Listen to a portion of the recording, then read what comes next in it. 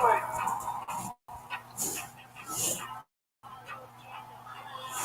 it feels good to be standing in this ring as the iMPACT World Champion. There's one man that has his rematch, and that man is Sami Callihan. Get your ass out here and let's have this rematch. Yeah, buddy.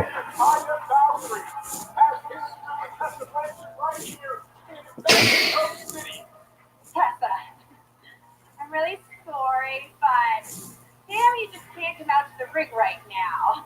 You haven't faced a woman in like 8 or 9 months. I mean, honestly, probably since I won the knockout championship from you. Yeah, I couldn't watch iMPACT last week. Yeah. Do you remember how I became X Division champion? It was you and I up on that ladder. Well, I ended up on top. And I know damn well that I could do it again.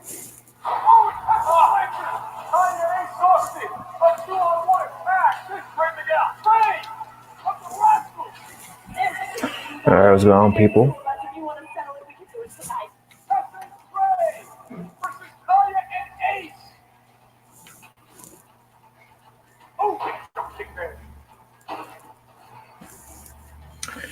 Just showing a recap.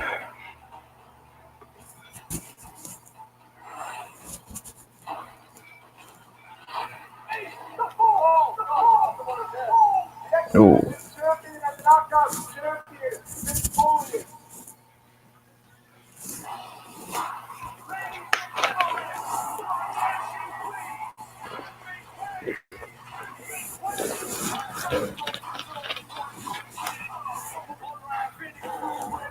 Yeah. Yeah.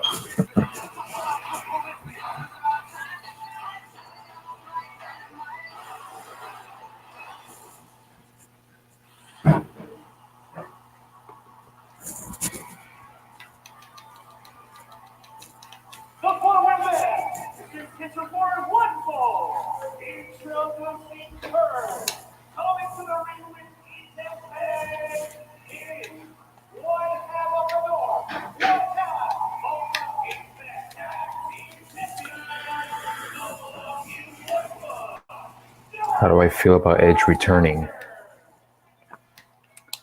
It's pretty cool. Yeah, I saw the clip of it yesterday. I didn't see the pay-per-view, but that was a cool moment. You got a huge pop. I also saw the clip with Randy Orton. Yeah, that was crazy. Randy Orton the heel for the 100th time.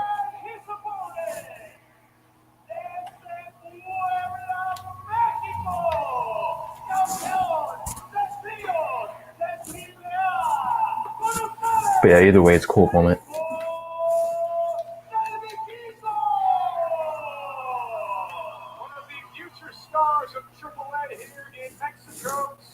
So much for retirement, though.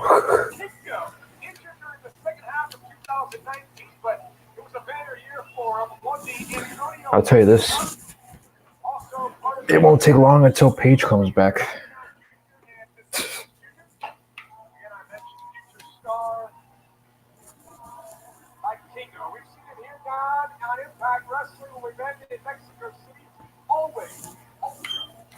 The Kingo. We invite you to join another conversation tonight, folks. Use the hashtag iMPACT on Access TV or iMPACT. Join us on Facebook, Twitter, and Instagram. Of course, be sure to check out our award-winning YouTube channel.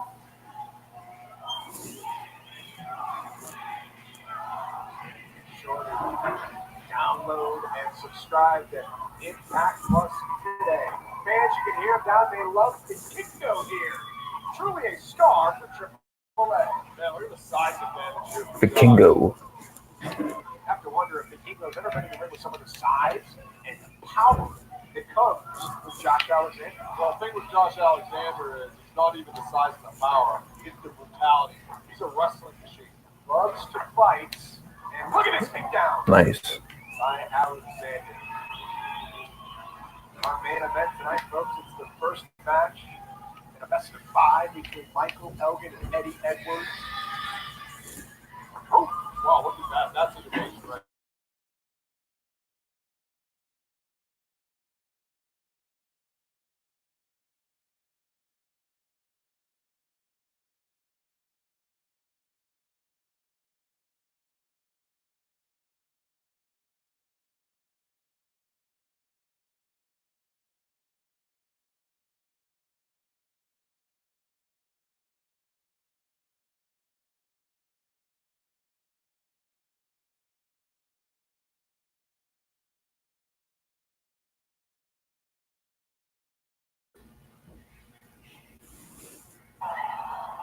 Being set this matchup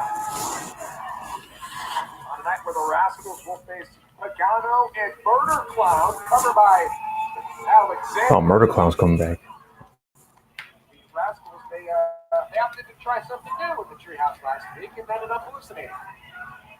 She invited us to that party. How about face their demons tonight? Pagano and Murder Clown.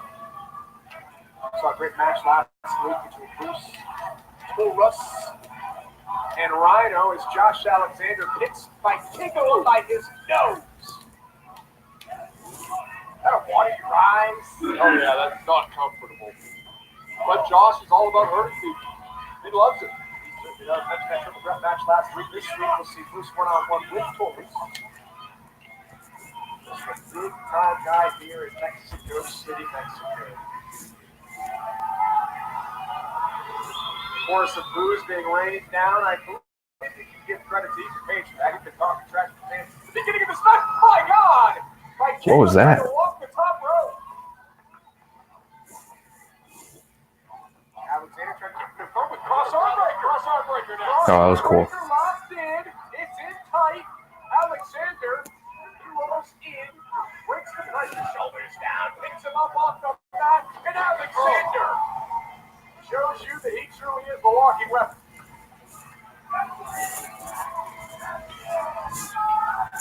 Immediately following this match, folks, we'll hear from the Knockouts champion.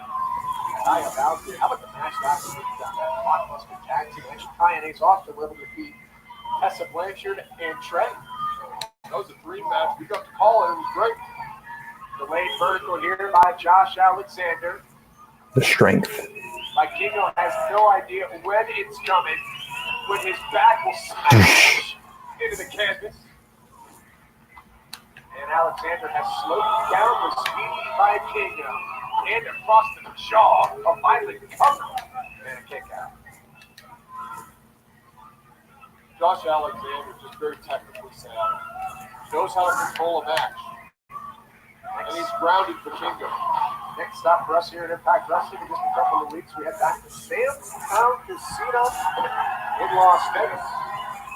Tickets, titanium packages at samstownlv.com. Maybe you and I will go bowling at Sam's Town. That'd be great. Meet you there. You know, it's a great bowler who's won the titanium. When is Moose or Michael Elgin gonna get a shot? Let me guess. Robinson. Conan. Oh, yeah. You know, Conan. I think Michael Elgin had a shot against him. They lost. Not Baby Yoda. No, like Moose, he faced Austin Aries, but never won the title. By Kingo, back down from Josh Alexander. Oh, Josh.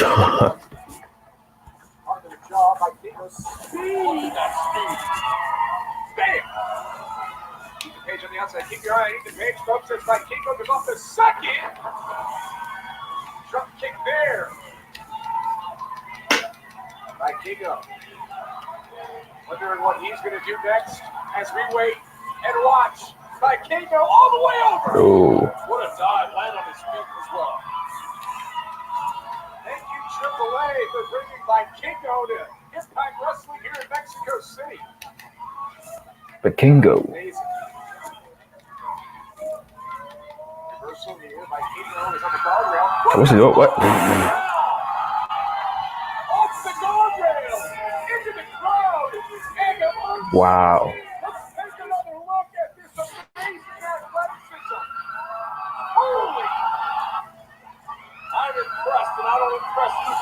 But Kingo jumped on the barricade onto the upper barricade and then did like a flip on him. Like Kingo's got to get back on his feet, turn his attention to Alexander inside the ring. Hey, speak to Steve. That was cool. Like Kingo hobbles back towards the ring. Don, would it be a huge upset for Mike Kingo to beat Josh Alexander? Massive upset. Off the top rope. Nope. Alexander caught him. Josh Alexander trying to turn Mike Kingo around. Mike Kingo spins free. Grabs at his knee and lower back yet again. Oh! The longer this match goes, the more it favors Alexander? I believe so. Reversal. Mike Kingo steps up to the top rope. Big time. Kick there to Alexander. Alexander put it on Mike Kingo. Gotta play the perfect game against Josh Alexander if you want to be victorious. Mike Kingo. Oh!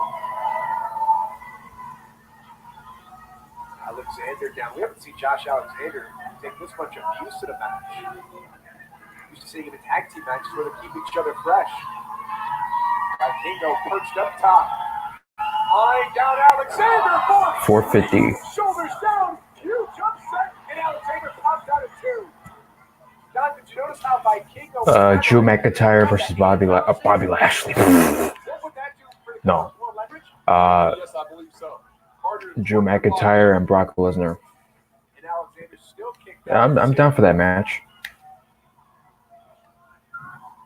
Ethan Page is going to have to use one of those tricks that he has up his sleeves. Alexander mouth wide open. Let's see how they do the match, though. Another shot to the wrist there by Mike Kingo. Standing on the But yeah, good for McIntyre. top, looking for the run up. Good job, he caught it. Alexander was waiting for the mistake.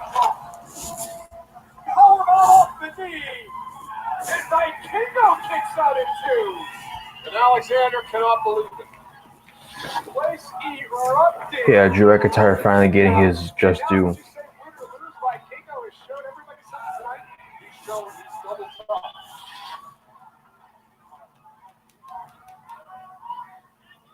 Alexander up first.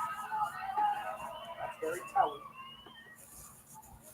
Josh Alexander with a quick double head here. Double under him. Oh. Closes him down.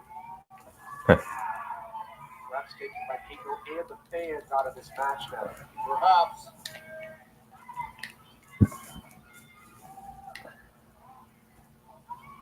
Josh Alexander showing his power. He's got tremendous leg strength, doesn't he? Really does. Mike Kingo trying to fight free.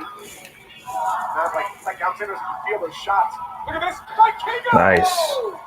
Popped the run off the second. Josh gets the boot up. Itsuguri. Alexander chases him in. Looking for a jump in by Kingo with an elbow. 2. Nope. Can't escape. Look at this. Shoulders down. He may have him here. And Alexander kicked out at 2. Mike Kingo misses with the boot. Josh Alexander. Shoulders down. Mike Kingo escapes. Jackknife cover. And there's the bridge. Brought him up. Now the double underhook. Oh, Josh Alexander. Wow. nice Hurricanrana. Mike Kingo steals one from Alexander.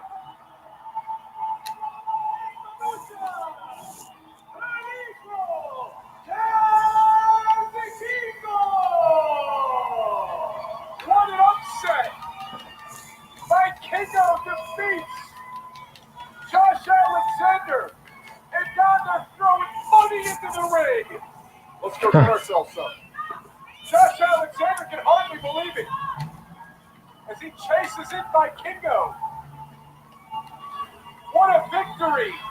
What a way to kick off what promises to be an unpredictable night in Mexico City.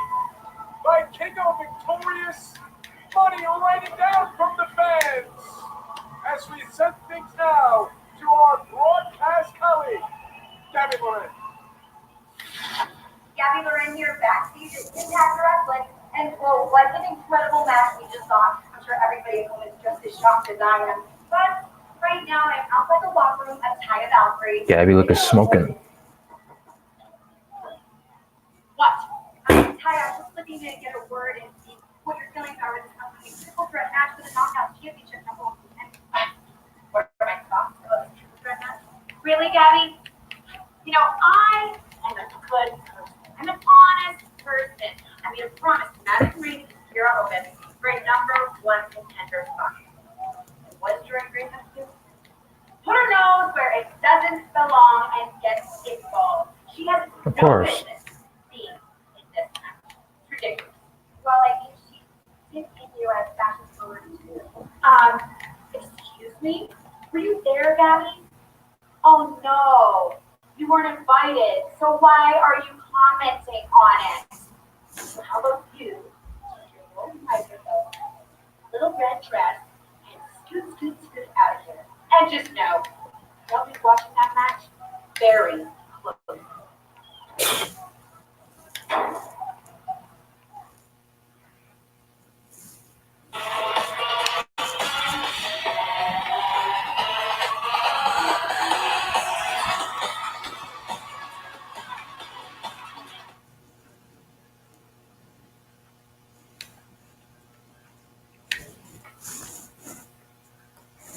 Yo, I'm just like, why is she so mean though? Like, poor Gabby. Hey, okay, guys. So the first match of the night is Josh Alexander versus Vikingo. Vikingo, bro. He's one of my favorites. But come on, but we can't take away from Josh Alexander, right? Because he's fantastic. And but anyway, the size advantage for Josh is incredibly just there's a big difference. It's enormous.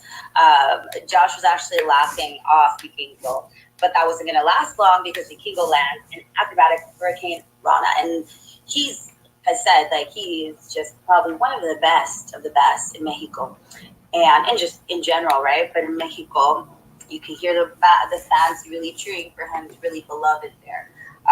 So Josh was underestimating him for a little bit. Vikingo came close to making a Josh tap actually. So with a cross arm breaker, but Josh breaks free and slams down hard to the mat. Vikingo wouldn't back down as he's an incredible speed. Okay, you see he's super fast. He dives and completely over the ropes to knock Josh Alexander completely down. So then he one-ups himself as he moonsaults off of the guardrail. Vikingo was close to making Josh tap out again. He's almost victorious as he lands the 450, but Josh tapped out at 2.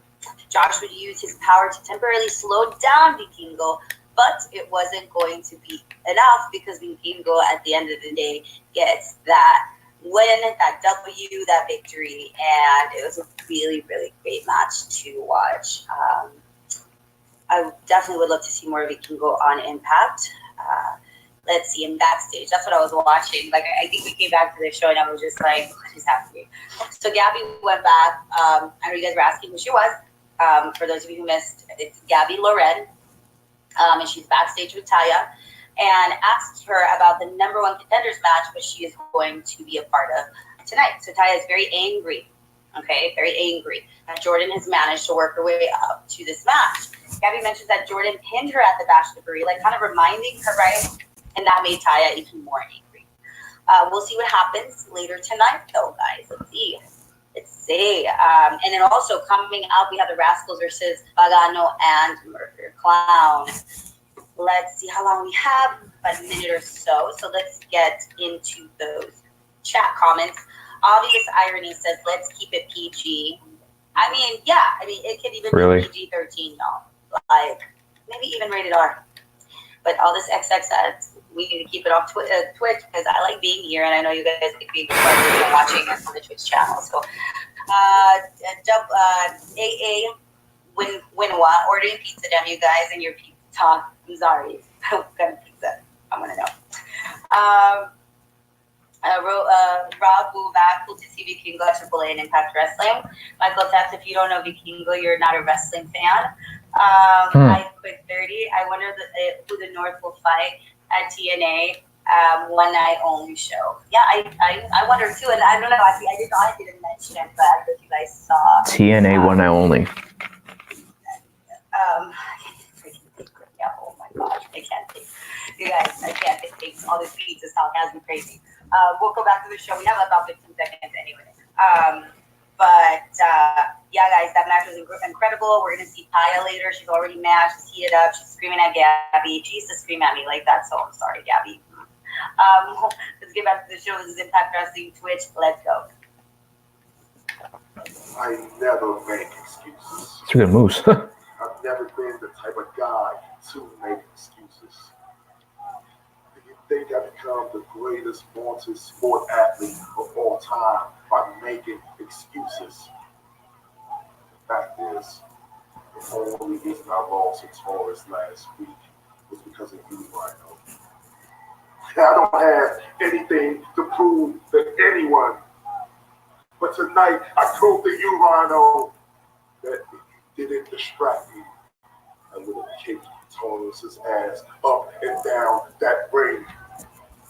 I hope you're watching, Rhino, because when I'm done with him, you're... I don't need anything. Well, you're next. Still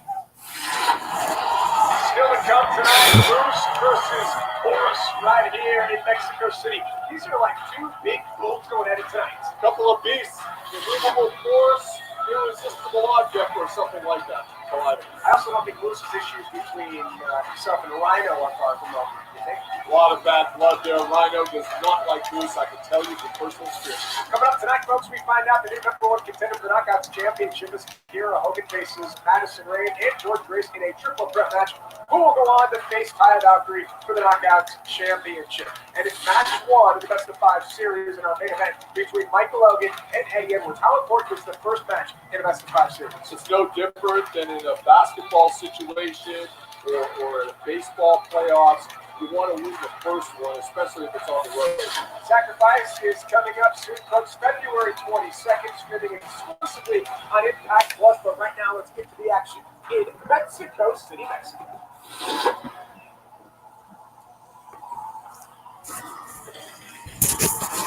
What's up? Where's the rest of the crew at? I don't even know. Robert usually joins after the show, so he's probably watching Impact right now. As far as everybody else, I don't know where they're at. Last week at the Treehouse, opted to try something new. I have no idea. Saw Pagano and Murder Clown, and they faced their demons here tonight. Don't know where they're at. We've already seen one major upset earlier tonight when Josh Alexander was defeated by Kingo. What's going to happen here? Not sure this would be considered an upset here in Mexico. We'll talk more about that in a second.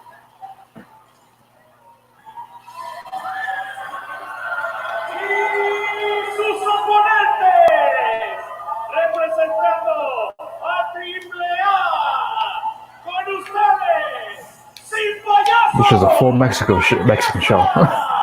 Aquí está, Pagano.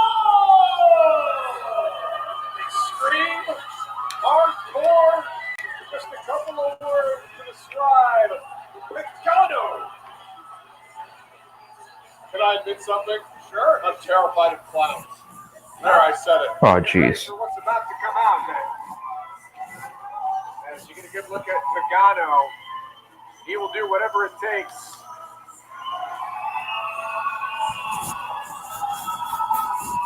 He would have fit in with you guys in ECW back in the day.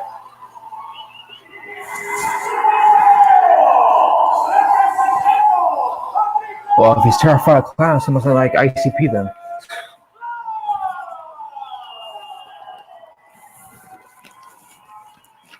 Murder Clown. Or watching It movies or Joker movies. Further explanation necessary. He's a clown. Yeah. He enjoys murder. Boom, boom. Must not be a fan of the Joker. Cruiserweights. Yeah, or Pennywise. Murder Clown. Murder Clown. The look on Dez's face tells the whole So the Rascals are going to be fighting Murder Clown. John, you freaked out a bit? I am a little bit freaked out. How do you think the Rascals feel? Murder chant ringing out through the crowd here in Toronto, Mexico. Close the gap quickly. Perhaps Murder Clown can challenge Ace Austin. Well, look at this press slam. So I got some Impact Wrestling guys against the Mexican guys. And the Rascals are in trouble early. Wentz, he needs to make a tag. And Dez wants no part of this. I believe a tag was made. Nice Rana there out of the buckle from Wentz. Is Dez legal? Wait. Wentz fires away. Oh, kicks the deal. Yeah. Wentz with it up. And a little Rascal hello to the fans here in Mexico. You know, it's not often, Don, that the Rascals are in a match where they're not beloved by the fans. No, well, it's an interesting crowd here. They support murders and clowns. What? Dez, excuse me, introduced himself. Oh, wow. Okay. And here comes the So, in other words, Mexicans love murder and clowns. Gotcha.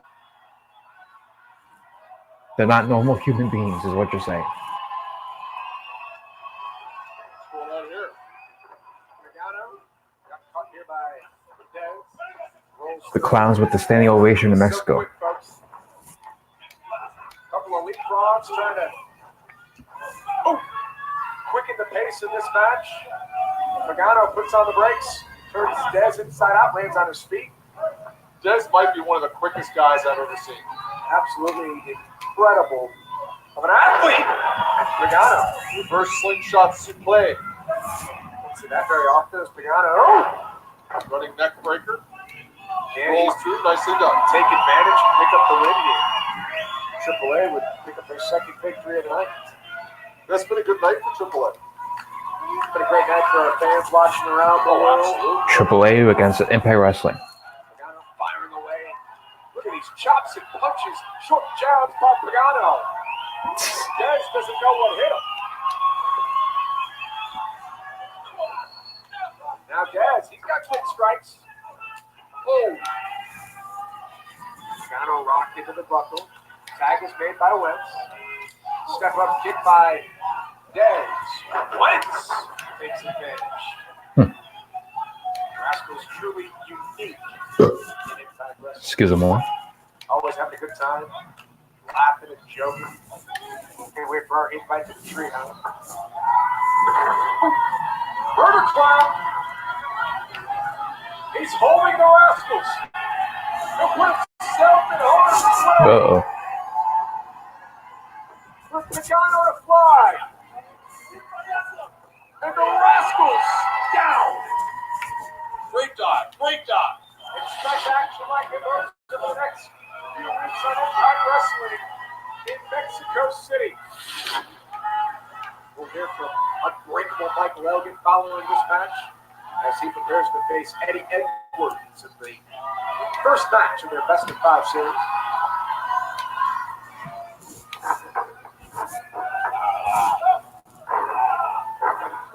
Dez tries to land on his feet, suffers a boot from Pagano. Murder Clown has Dez locked up. Pagano drops the leg. Great double team. Have they done enough? Pagano taking his time out and he covers with one hand and Wentz breaks that up. Oh! Chop. Chop. Pagano just keeps on coming, doesn't he? Give a kiss. What? Right hand. Wentz set for the right, and Pagano goes into Murder Clown. Murder Clown. As Wentz up. Here comes Pagano. Bam! Nice. Wentz rolls all the way to the other side of the ring. Clowns have been dominant tonight against the Rascals. Yes, they have. What is Murder Clown going to do here?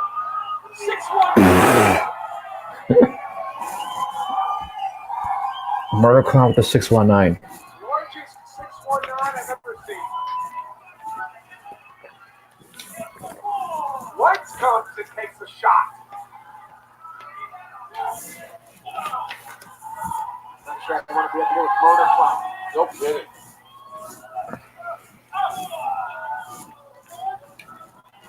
Can the Rascals pull this off?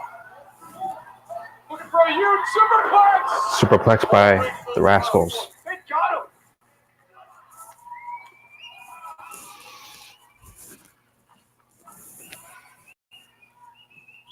Let's Swan time. Nice. Nez on the other side. Got him. Oh my God. Shoulders down. And the Rascals roll to victory. Are your winners, and win. The Rascals survive their demons. Pagano and Murder Clown. That was a signature victory in Mexico City for the Rascals. Their trip to Mexico not over yet, but a big time win for the Rascals here tonight. And they can celebrate here in Mexico City. Ladies and gentlemen, big time main event still to come tonight as Eddie Edwards goes one-on-one with this man tonight. I thought I was getting through to you. I thought I was Like starting Rogan. to see the man I used to know, the man you used to be. But Eddie, I was wrong. You walk around thinking you're the proud owner of the Call Your Shot trophy when it's rightfully mine. Eddie, I beat you 3 times. You tapped out and hard to kill. And tonight we start a best of 5 series, but I don't need 5 matches because I beat you 3 matches in a row. Since I've come to Impact, there's been one goal. That's the World Championship. And with that trophy, the Call Your Shot trophy, I call the shot for what's already mine. The World Championship. Interesting. Oh, joy. Oh, wait, never mind. I was going to say. Never mind.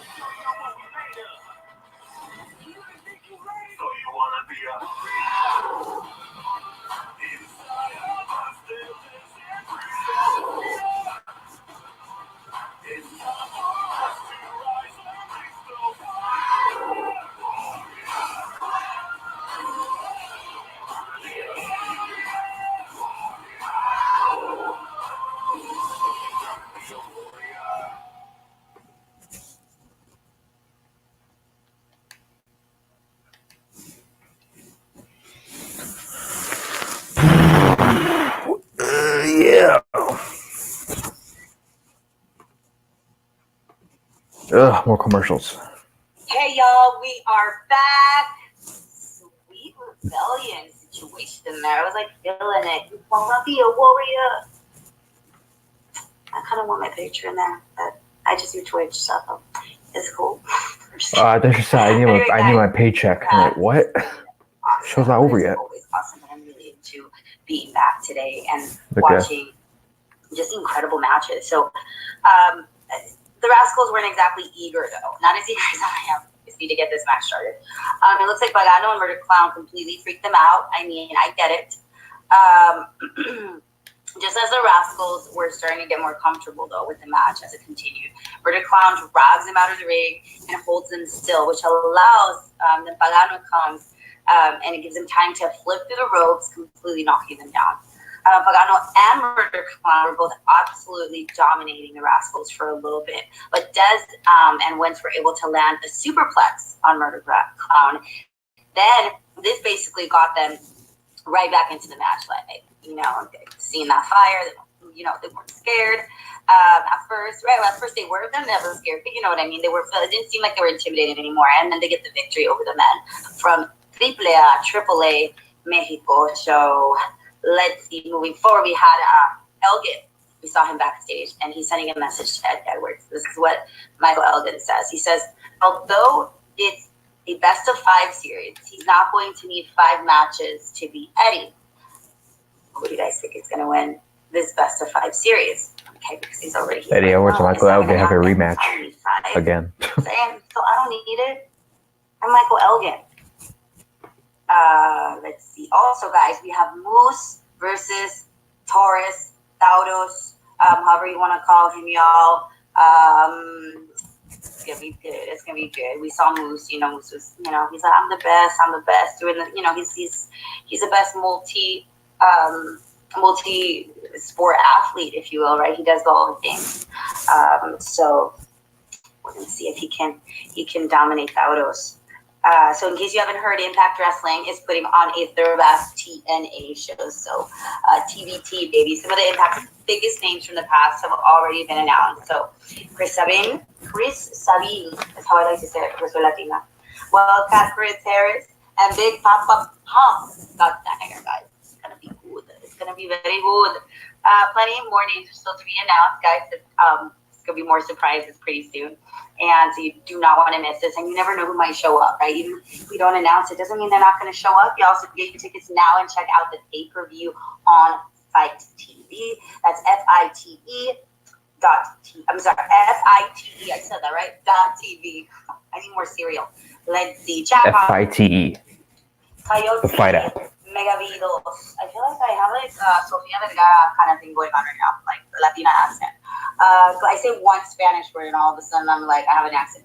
Glad Chris Sabin, Sabin. Oh my God, I can't talk. Sabin, I want to call him because I always say that. And Wildcat Chris Harris are coming back to the TNA show. Yeah. So you excited? Are you excited? _Shmesh. Subscribe with Twitch Prime. Smash. Subscribe for 2 months. Ship 018 Crazy. Subscribe at tier 1. Oh, we got 15 seconds. Don't rush me. Knucklehead MVP. Subscribe with Twitch Prime. And Lighty K. Knucklehead Lighty MVP. K, subscribe at tier 1. And you've been with us for 12 months. And you're on our 12-month streak. Thank you so much.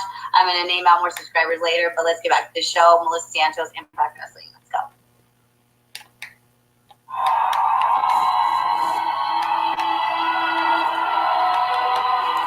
Here comes the legend, the myth, the Moose.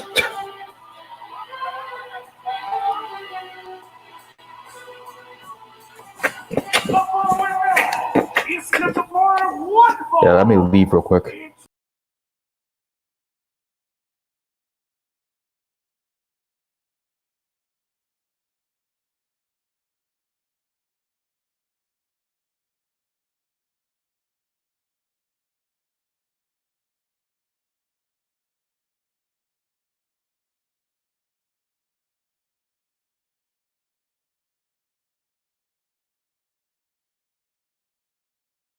All right.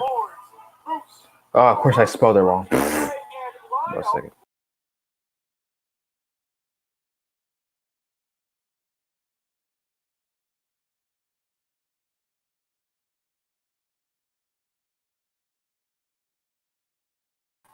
Okay, here we go. I hope they have some TNA OGs like Low Key, Alex Skipper, Shark Boy, Suicide, etc. Oh yeah, man.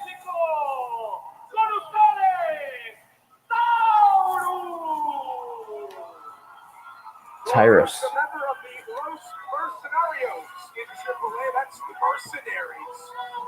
This is a heavy hitter. Oh yeah, carrying one of his championships from AAA.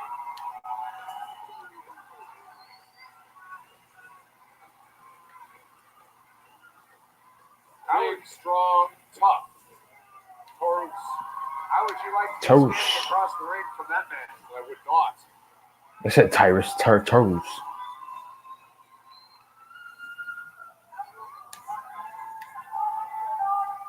Moose. Taurus. This should be a heavyweight collision, folks. Moose versus Taurus. new to Moose to hear these fans here in Mexico chanting for his opponent. Moose is a guy who gets very affected by what the fans say and do towards him, so I'm sure it affects him a lot. But there's that other side of Moose that wants to prove a point. He wants to prove to everyone that he's the best big man in all of wrestling. Well, you might be right about that, but when you call yourself Mr. Impact Wrestling, you put the target on your back. I understand that Moose was telling quite a few Yeah, he hasn't become world champion, so you can't really say it. Could beat Floyd Mayweather in a fight. Well, I'd like to see that, wouldn't you? That would be tough. I'm sure we'd all pay money to see that. Oh, absolutely. Right now, Moose has his hands full with Taurus. Who did you say Moose against Floyd Mayweather? Oh!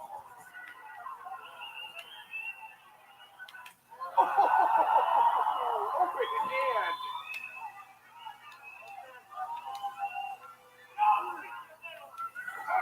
Moose puts on the brakes. Kick to the midsection. Moose has been doing his Macho Man Randy Savage impressions lately.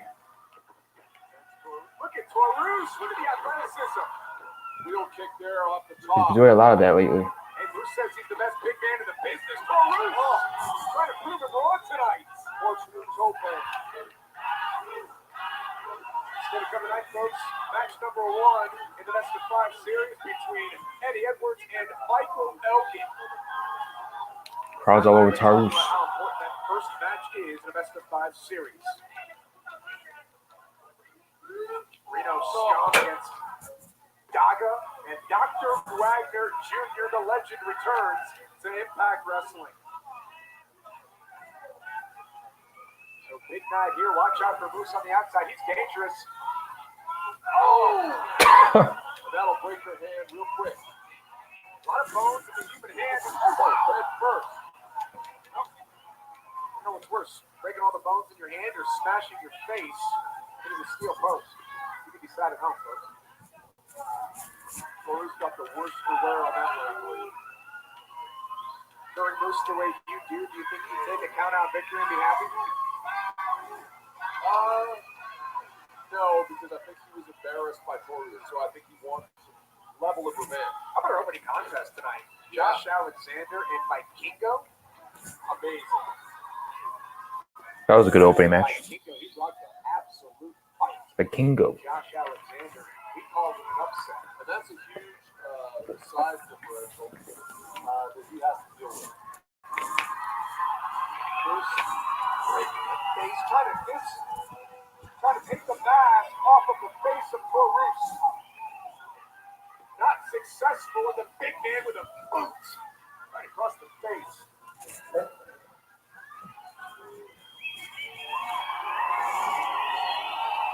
Very Crowd not liking Moose. Rip the mask off of the luchador, especially in Mexico. Moose loves to be the center of attention. He would love to make headlines all throughout Mexico tomorrow for taking the mask off of Taurus. You know, that'd be hanging on the wall at Moose's house as soon as he gets home. You got a big house, too? I was going to say, which house would you put? Well, that's it. There's that to choose. There's, what, 5 of them? You got 2 in Atlanta. Recently built one in Florida. Tries to Bentley when he's in Florida. He likes to spend the money. Got a lot. Moose has 5 houses. Okay. Still collecting a check, I understand. Good for him. Great look there at the boots across the side of the face. Moose has really slowed this match down, hasn't he? He's also one of the highest paid wrestlers here at Impact. Yeah, he lets everybody know on social media almost every week. Hopefully the IRS isn't listening when he's doing that. When I saw a smirk on your face, I knew something was coming. Look at this guy. Hopefully the IRS is not listening. What's the problem with this? Too much showboating, not enough taking care of business. And he said that he needs representation. He does. I pity the fool who has to deal with Moose on a daily basis, but you probably have yourself a world champion. And 10%? 10. I'd take 25. You get into that NFL money? The 10 is for him. Taurus. Oh, we're having a good time here, folks, in Mexico City, Mexico. King said the same for Taurus, but he picked the ankle of Moose. 619. Another 619 for the night.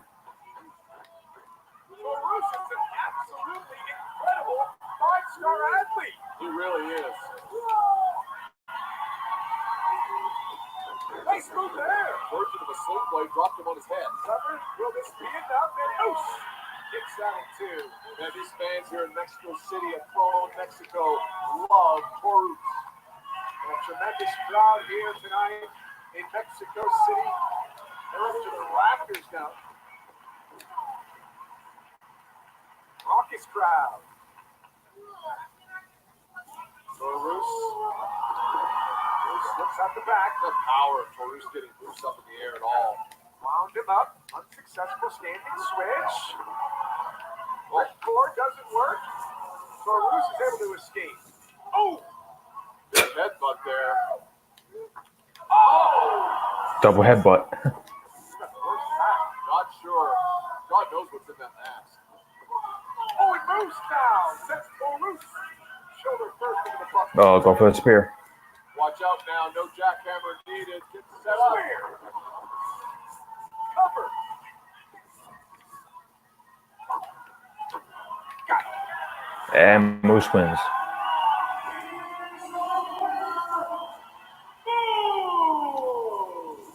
Now we say each and every week that Bruce continues to show the world. Wait a second. Oh, Rhino. There's a rhino in the ring. Turn around, Bruce. And come face to face with a gore. Gore. Not broken in half. Rhino should have won the triple threat match last week. And delivers a devastating That was cool. gore to Bruce. Going up tonight on Impact Wrestling in Mexico City, a #1 contenders match. One of these 3 knockouts will leave tonight knowing they are next in line to challenge for the Knockouts Championship. Madison Rayne versus Kiera Hogan versus Jordan Grace. Also tonight, Reno Skunk taking on Gaga and the legendary Dr. Wagner Jr. Plus match #1 in the best-of-5 series between Michael Hogan and Eddie Edwards. It all goes. They're having another match, Eddie Edwards and Michael Elgin.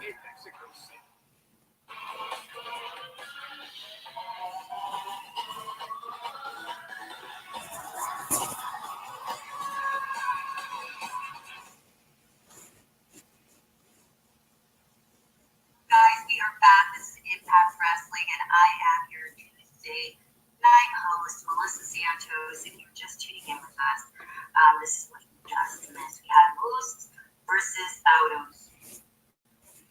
Excuse me. This was a rematch from last week.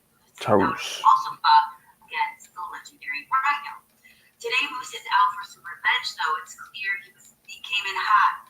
Moose was showboating, to the crowd. That's not new, right? So Moose was doing what Moose does, which made Taurus very, very angry. And he would go on a rampage. Like, he didn't, like, it was almost like disrespectful, like, you're in my house, right? Like, this is Mexico, this is where I do my thing. And he came close to making Moose tap, but Moose would kick out at 2. He came close to, so Taurus would also land a huge headbutt. You guys missed that. For those of you tuning in right now, but if you saw what that is. Moose stays on his feet long enough to nail his no jackhammer needed and gets the victory, though, over Taurus. And after the match was over, we saw Rhino coming to the ring. He completely surprises Moose with the gore and flat and down into the ground. El piso, and el ring, and el piso is into the ground. Let's see the chat comments to see what you guys thought about that. The yellow here, I think the font. No sé qué. What the hell? See, the Impact Wrestling is the best wrestling show in the world. Josh the Boss, 1996. I like that old wrestlers are returning for cameos. Makes Impact feel like home. I know that was pretty sweet. I like. Well, hopefully that's what TNA home from back from home does. I would love low-key for the reunion. Davey Richards. Low-key, a lot of people low-key would like that too. Coyote, Mega V2, it would be cool if Jeff Jarrett returned. Doom Tribe, Weedy Shark Boy, and Jack with cool hands.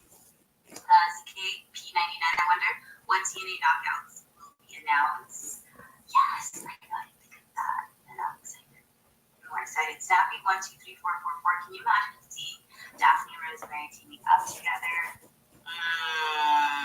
That would be really nice. You have some good ideas. That'd be pretty cool, actually. You need to be booking these. Subscribers at tier 1, but for real. Considering people have compared those two to each other. 12 months, currently on a 12-month streak. Jono's 37. You've subscribed at tier 1 and 19 months. Currently on a 19-month streak. You haven't stopped since we started. We love that. We appreciate it. So we got about 30 seconds here. Mackpie1166 subscribed to Twitch Prime, and you're here 11 months with us. Davon, I'm just gonna go real quick through these. Davon EB subscribed. BCC0224 subscribed, 8 months. Baby the Grumpy Veteran, Twitch Prime, 8 months. Also Daniel William Clark, Twitch Prime, 10 months, 3-month streak. And one more tier _shot subscribe with Twitch Prime, and you've subscribed for 11 months. Thank you so much. And with that, let's get back to the show. With Dr. Presley, I'm Melissa Satchel. Let's go. Michael Aldi, you say you don't like to do a lot of talking. Yeah, leading up to Hard to Kill, you were talking. You were talking, saying how you were going to take my college hustle. And you were talking. But in the end, I was victorious when I walked out. My trophy.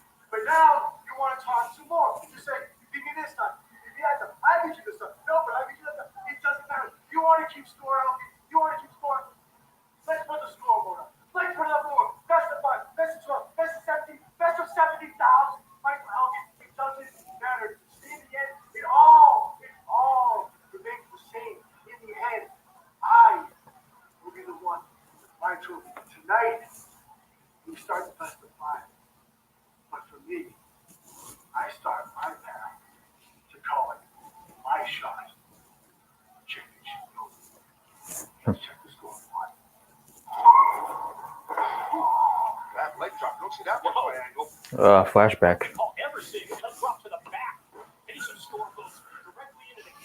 Kurt Angle and James Storm. Now, Kurt Angle, man, he paces himself. He takes his time and he picks the spot and he just hits you with a stinging, nasty move. Doesn't give him that short clothesline. He level. Dropped him. Another pin attempt and another 2 count is scored.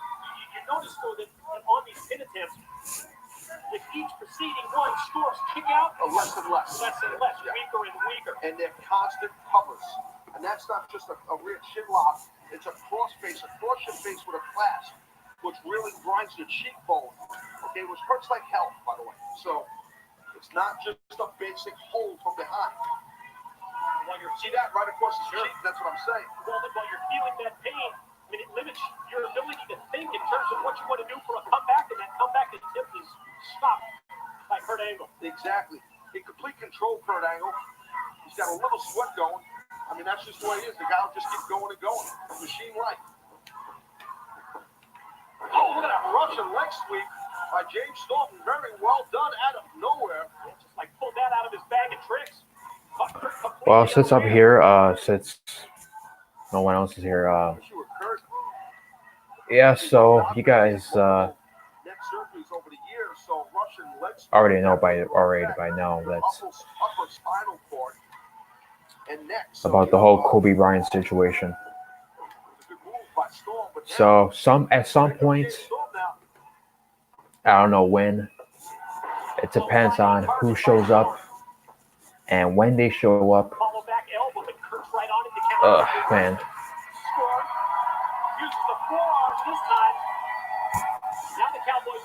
Yeah, I tried doing a stream on Sunday night, but there's somebody from the asylum who wanted to talk about it, about the Kobe Bryant death,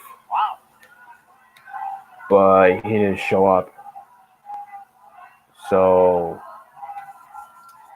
I don't know when we're gonna do it. Robert right now is at his nephew's You know that when Kurt does that, is able to hit that first suplex, there's the potential for others to follow, and that's number 2 for his birthday party. Okay, so Robert just messaged me saying that You want to talk about the Royal Rumble, so okay. That's the art of the throw. That's how you do the throw. The grip is everything. Sucking that grip in tight is the beginning of a successful suplex.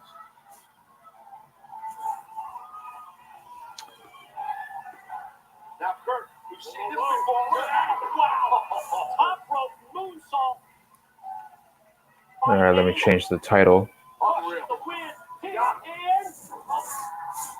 of nowhere. Just I think that's just moonsault. but is that just reactions on the part of Okay, here we go. to get the shoulder up? It could be, but Kurt, he knows some of that moonsault himself, and that one ankle lock. Patented submission move. There we go. Storm was able to roll on his back, use the free leg, and then duck the clothesline. Boom, and then the DDT. Here we go. Step up. Oh. Both men so close to victory repeated times in this very Okay. competitive match.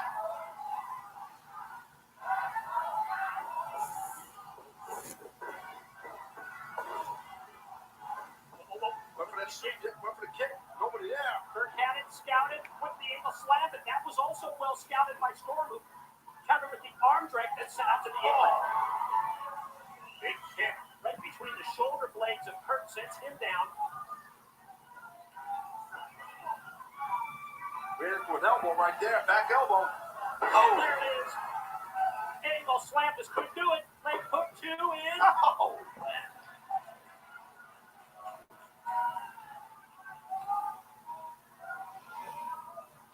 That kick out has Angle talking to himself. As the straps come down, and the Olympic gold medalist signifies that he's going to take it to another level. Look up in the corner. We saw him do this in Tennessee. And Storm's. Yeah, they did pretty good at that bar when Storm's buddies kicked him on the face. Oh. Goes for it, and Storm counters. Oh. Straight down cutter style. Pin. Here we go. Oh! All right, there we go. Yeah, Kurt's in a lot of trouble there, man. Let's change it. Both men fighting through the pain and fighting through the fatigue of this match. Now, James Storm, I think he realizes he's in a great spot. Good opportunity. Kurt's not moving much at all.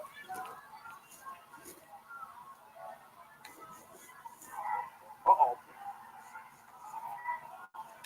Well, that's one way to stop him. Seems like Storm. Yeah, right now they're just showing the recap of Kurt Angle and James Storm. Top rope elbow drop.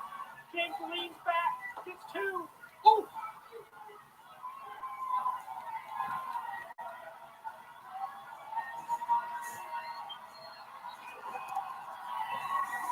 Kurt on the defensive at this point. Storm feeding off the crowd at Genesis. Heads to the corner. And with Angle in his sights, you know that it's last call time. Oh, Kurt pulled the referee. Oh, wow, smart. Kurt pulled the referee. Earl Hebner in the way. Oh, The low blow. First by Angle. Then the kick directly to the head. And the follow cover for the 3 count. Silver winner, Kurt Angle! Joey Ryan, I spoke with Oh, Rob God. Van Dam last week, right after your match with Maximo, and he had some not so flattering things to say about you. Surprise, surprise, Gabby.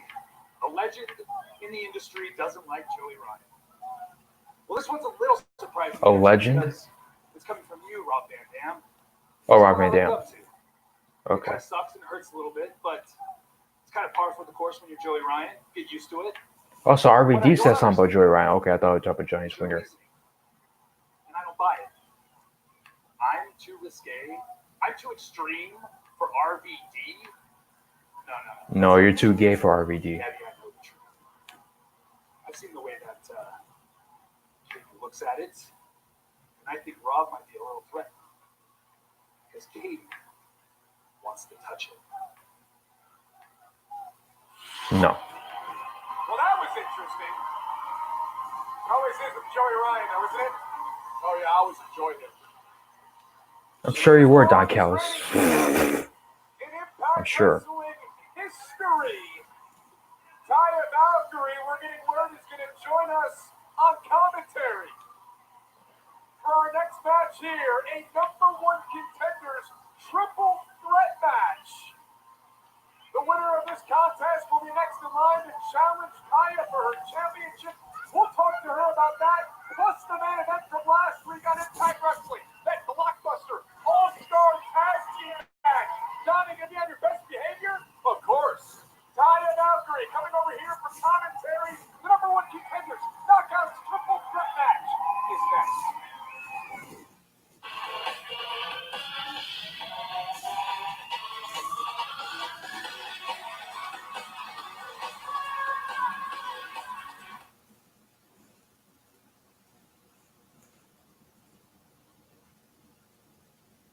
Hey y'all, we are back. I'm Melissa Santos. I'm your host of Twitch here with Impact Wrestling every Tuesday night.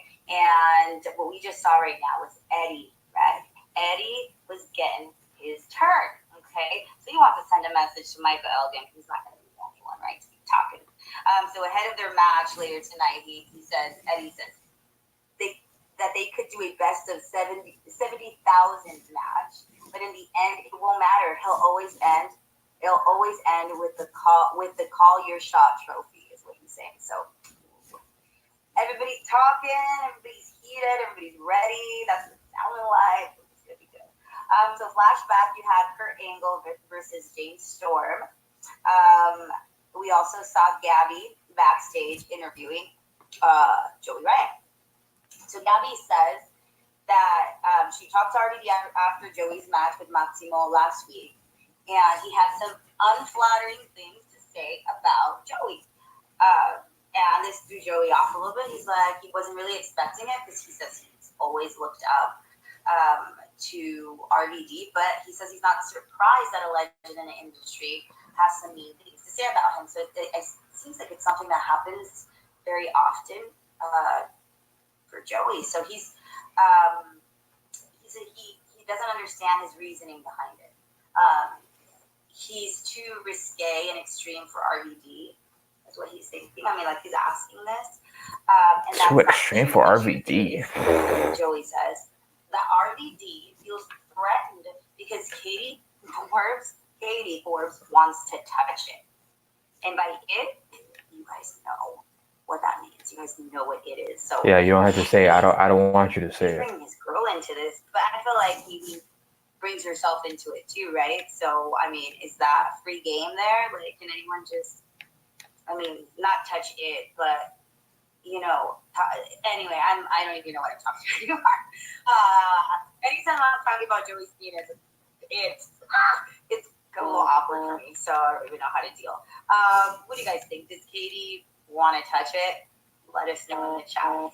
I do not know, nor do I give a fuck. For the knockout title, and we'll have Taya Valkyrie at the commentary table with Josh and Dawn. If you're just tuning in, you just why is Joy Ryan still even here? Like, honestly. And she just joined the commentary team, so that's about to go down. Let's see. So on March 28th, Impact's most violent event returns. It's Lockdown Live on Impact Plus, only on the Impact Plus app. Every single match will be held inside a steel cage. So get your tickets now at ImpactWrestling.com, or you can sign up at ImpactPlus.tv and get your first month free. So try it free. Free's good. I like free. It's good. Subscribers, Josh_Matthew_is_Bay. I think you like Josh Matthews. I'm not sure. Subscribe with Twitch Prime, and you've been with us 10 months. Yes. I like being one of those noisemakers that the morning show people on the radio use, like clap, clap, clap. Resolution, subscribe at tier 1, and you've been with us for 4 months. And Dark and Warlow, subscribe with Twitch Prime, and you've been with us 3 months. And I see Kid 1977. There's a comment here. Give me a second. And NJ Breezy Babe, subscribe at tier 1, and you've been with us 13 months, and you're currently on a 13-month streak. Thank you so much, guys. Let's get back to the show. I'm Melissa Santos, Impact Wrestling. Let's go. Yeah, people are joking that, oh, Melissa's gonna get the Twitch banned again and all that. It's like, that's the thing. They get banned for the RVD thing, but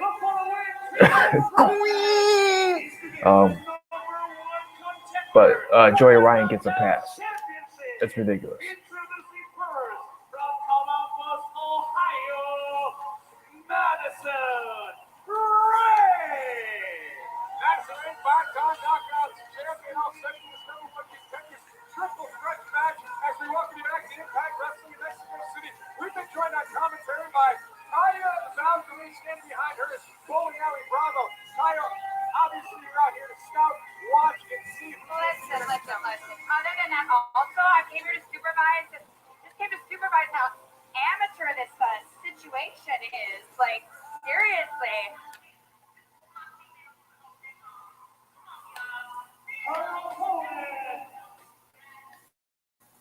Atlanta, Georgia, Kira Hogan.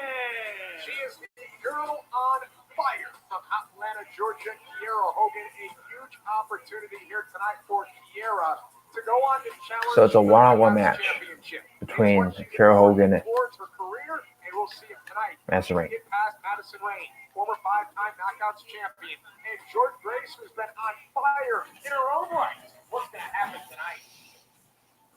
And Jordan Grace. Okay. Triple threat.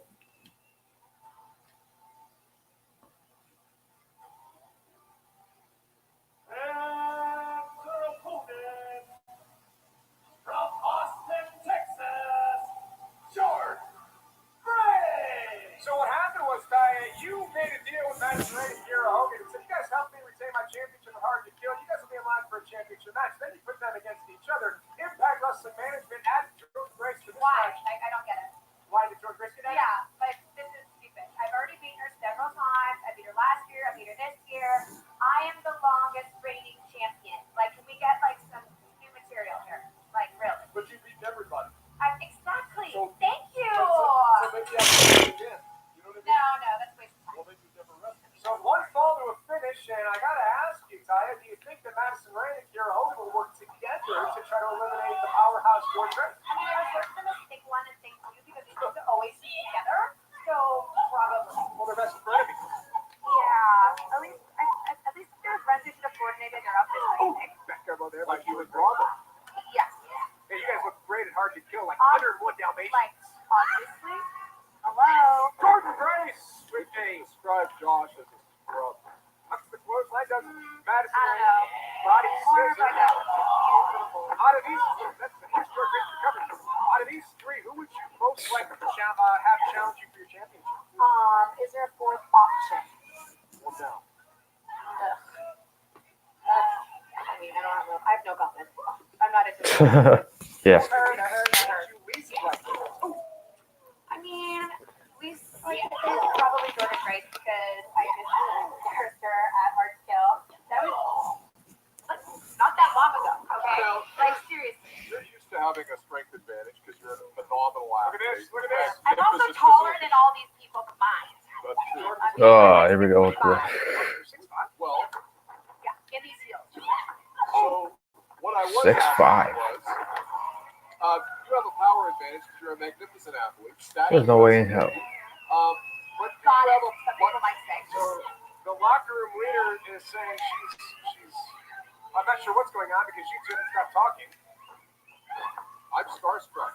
Madison Ray now. Well, that was interesting. Madison's massive. Like a little chihuahua. She also never stops talking. Former five-time knockouts champion here and Impact Go on and Wrestling. talk. Maybe she has an unhappy home life. I don't know. Just for I a never really husband. asked her about her life because I'm just not They have interested. Doc House taking shots at her husband. Snap bear there Josh by Matthews. Kiera Hogan. Oh, Ugh. That's great. Maybe she's got a husband at home who just sits on the couch and never says anything, so she has to talk to other people. Probably doesn't have a lot of friends. well, Madison and Kiera can't decide who should go for the cover on Jordan Grace. Remember, folks, it is one fall to a finish. Like, The they're winner just is taking shots at number Josh one Matthews. for the Knockouts Championship. Big commentary by Taya Valkyrie. Right? Taya calls it like she's seen Oh, There it is. sliding line by Madison Ray. Breaking I fourth like this. walls. Look at thing one. Look at thing one and thing two going on. It's 72 degrees in Mexico City, yet you have a faux fur jacket on. I mean, And not earmuffs. everybody can be as cool as me, Josh. Especially. That's not full fur. Bravo slaughtered a family of badgers earlier today, so that she could have this coat. No. No. Okay. That didn't happen. Were they wild Animal-friendly badgers? environment. Okay, Okay. just checking. Please. See, Don, you're upsetting our A guests. badger is not a pet. Parisian vermin. faux fur. Parisian faux fur. As Yeah. Jordan Grace uses her strength to get back to her feet. Madison Rain still trying to Still can't get it, huh? hang on, waist lock Kiera Hogan.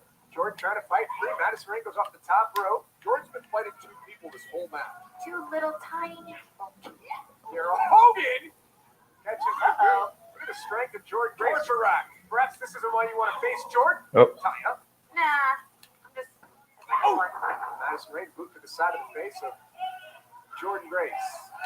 I mean, I will give her that. She is taking on two little tiny people at once. Would you say that Jordan Grace might have your number, Ty? No. Okay, No. just checking. Nobody has my number. It's unlisted. Very good. That's how celebrities do it, Don. Yeah. I mean, you guys wouldn't know about that, but that's how we do it. You take a private jet down here to Mexico City? And can Don and I ride home with you? I have a private jet just for me. Is Bravo Bravo, allowed in there? no. Really? No Bravo. How does No, Bravo get around? no Mr. Bingo. I mean, he's, in like Viva Aerobus, which is like the worst airline in Mexico. Viva Airbus? Yeah, Never heard of that one. exactly. Oh, that was, wow. that was nasty. Little face rearrangement. Very nasty. Rearranging the face of Jordan Grace. She just said that. I'm reiterating fact. Yeah. Why don't you just repeat everything Taya says? You could be the next Bravo. The next Bravo. I don't think you're qualified. Why is Bravo standing behind us, by the way? Because he's supervising the situation. Oh, we Oh my God. of Jordan Grace. See, this is what you might have to deal with. And Ty, the more she hangs around, and the more she has matches with you, perhaps the closer Jordan will get to taking the championship. Yeah, I don't know. But that was a lot. She looks angry now. Look at that face. Anger. And She's he's an in angry my. person. Jordan Grace, the slap in the face of Madison Rain. Coach line to Kiera Hogan. Oh, And yikes. Jordan Grace. Getting to go here is Jordan. Throwing them around like tiny little Confidence. tennis Zero. balls. Like, I don't know. I didn't know what now? Like tiny tennis balls. Oh God. Dropper here from Jordan Grace. Madison Rain comes flying and breaks it up. Jules dropped her on her head there. Jordan Grace. I mean, the braids must make it. I don't know. Like Jordan Grace is definitely winning this match. Madison ran into the buckle here. Jordan Grace comes up empty. Madison trying to get something going. Jordan gets the boot face up. right in the bush. Kiera Hogan. Thanks for coming. What's going on No here? one likes that. Jordan Grace will look to be Grace's driver to win this match. Looking to go up top there. You felt that the power of Jordan coming up the top rope with those sentons. What's that feel like? It's indescribable because it's just not a fun time. Maybe you should try it sometime. I should try it. That's the cover by Kiera and That's it. Madison. Count, you idiot. Only one person can win. You can't have a double Ladies, cover. what's going on here? Miscommunication. Kiera, maybe she was into the cover first, but now they're just We're barking. bickering. We're bickering. Thought they were best friends. Referee has hands full. Jordan Grace So hold. takes out Madison Rain. Oh, And God. now Jordan What's Grace. happening? This is a submission hold. Grace has Madison Rain's arm, and she's choking out Kiera Hogan. I've never Wait seen a second. something like this coming from Jordan before. If Kiera taps, does Madison win? That's an interesting question, Josh. This is interesting strategy. Well, Madison Rain, she didn't think she was going to win a Kiera tap because she was blocking the arm. I mean, this is a That's actually a nice strategy. Frustration Really? starting to set Yeah. in. We are Digging into that joined here in reservoir of commentary. tricks. There's Johnny Bravo and Mr. Mundo. Kiera Hogan fights free. Double team move. Nope. Nope, not a misfire. Oh, Now there waist lock. you go. Shoulders down. Jordan Grace that close. Kiera Hogan with a Head roundhouse. kick. Oh, Oh, slip up. empty. Oh, Super. Bye-bye, Pharaoh. who are you most impressed with in this match so far? I'm not really impressed with anybody because the only person that impresses me is myself.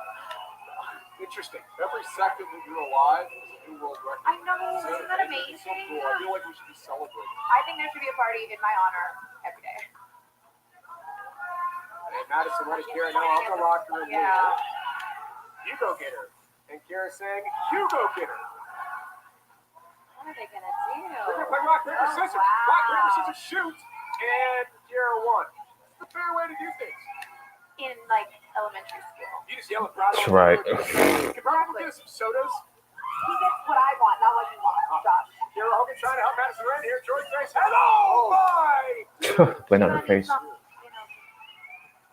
Reconstruction out of that. George Grace. Locked and loaded. Grace. Piper. And George Grace is heading on to face for the Knockouts Championship.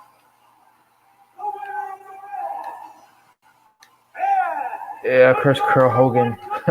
Robert's not gonna like this that she took the pinfall. Not Madison Rayne. I knew Jordan Grace was gonna win, but didn't know who was gonna get pinned. Should have known better though. Ty is very upset. For those of you tuned in, your greatest X Division champion of all time has a special little history lesson for you. Let's take a look back. Hard to Kill, where I successfully retained the X Division championship by defeating Trey Miguel. And then last week in Mexico, I defeated Trey yet again. So as far as the champion's concerned, Trey is now back of the line. And the Ace Division is moving on to bigger and better things. Not only did I defeat Trey, but I also defeated the iMPACT World Champion, Tessa Blanchard, because that match was a tag team match. And that's not the first time I defeated her either, because if you take a look back, Bound for Glory, it was her and I standing across from each other on top of that ladder when I knocked her ass down and became X Division champion. So That he did. Next? Well, what's next? We're gonna knock Tessa Blanchard back down to the glass ceiling that she thinks she's shattered. And when it's all crumbling down, the world will chant only one thing: Ace is up.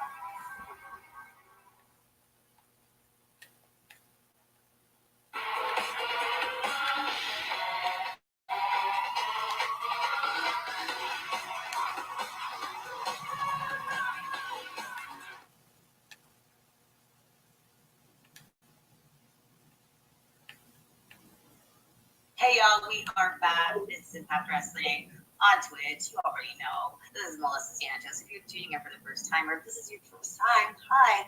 Welcome to the Twitch show. Number one contenders match for the Knockouts title. So it was 2 against 1. As Kira and Madison were working together. I mean, kind of, right? To take down Jordan. They work together when they want to, right?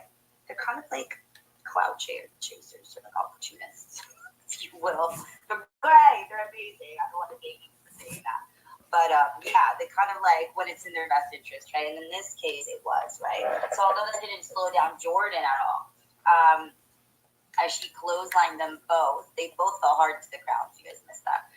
Kira and Madison start to put a beating on Jordan as Kira drop kicks her in the face, and then the sliding line by Madison. Then Jordan gets back up. She gets into that match as she lands a suplex on both Madison and Kira again. Madison and Kira get Jordan in a pin, but their plan backfires as they decide who will be the one to pin her and get a victory.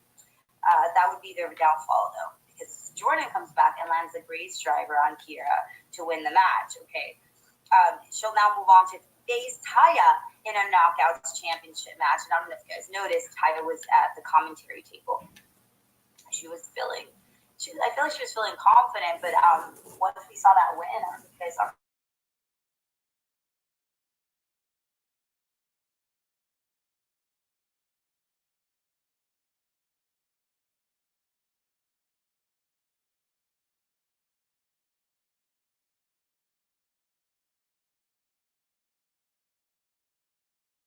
This next match between Jordan and Taya, let us know in the chats. And we're going to get back here in about a minute. So get in those chats. I'm curious to see what you guys think. Lots of locker room. So apparently there's a lot of you guys chanting for Madison. Let's see. Why? There's a lot of that going on. Let's see. Why Madison? Wins. We have, nope, we didn't notice that she was on commentary. You didn't? Oh, dude, you can get some glasses. Jordan wins. Let's see. Taya got a root for the hometown gal. Paige will go on AEW. Sad to see him, but he's always AEW. How do you even like? Oh my gosh, I don't even know why I did that. Moving on. This week, but guys, let's focus on Impact based to win. Let's say Cage versus World's Greatest Tag Team. I'm down. When does Mel get a title shot? Yeah. What do you think is going? Yeah, so that person in Twitch chat is talking about how Take over the Knockout Championship. it's no big loss that Brian Cage is going to AEW because So we got to go like Jordan's with the when because his run in Impact Wrestling was disappointing. I'll tell you one thing though, Impact Wrestling did more for Brian Cage than WWE would have ever done. And plus, he was undefeated for a good while, and then he became the world champion. It took a little while for him to become world champion, but he became world champion. Impact. Oh my god. Like he main evented Bound for Glory. Jordan, Grace for champion. So it looks like So how is his run disappointing? Equally, I would say for Taya and Jordan. Let me see how long we got going on here. Okay, guys, let's get back to the show. I went over a little bit. Let's go.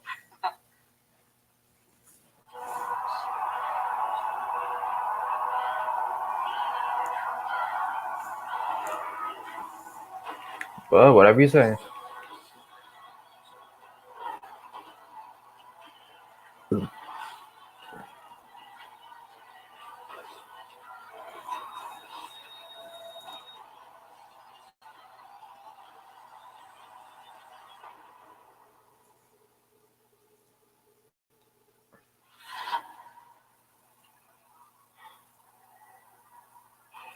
Bad debut for the Impact Connection last week. Yeah, what happened? What happened? We need to work on our teamwork here. We gotta get a plan together. You wanna win those belts, right? You're not a tag team. No, you're right. We're not a tag team. We gotta become a cohesive unit. We gotta work on some stuff, man. You gotta put some time in on swing time in on. Man, what you talking about? I used to think it was cool back in ECW, but now you're up in ECW. That stuff getting in my business. I got one tag team partner and one only, and that's Rich Swan, not Johnny Swinger. Thank you. Swan. Good. Good. I was pretty cool in ECW. No.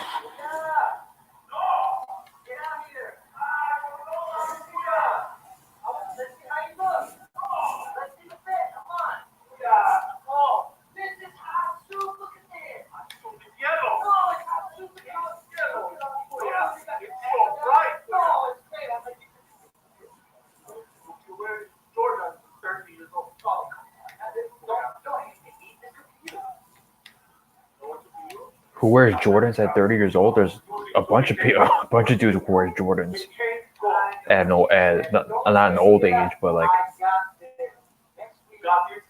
people in their 30s, their 40s. Hey, what's that all about?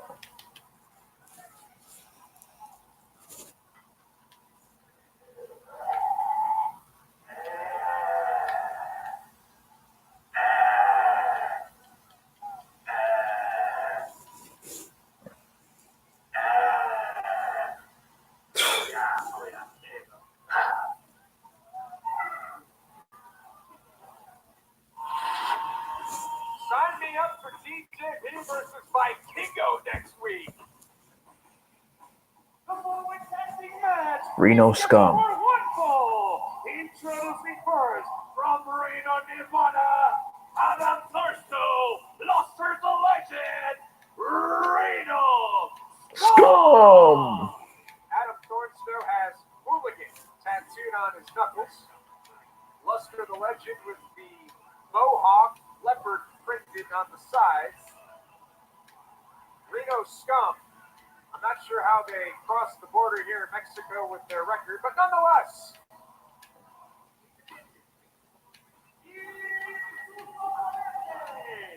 Presentando primero de Coacalco, México.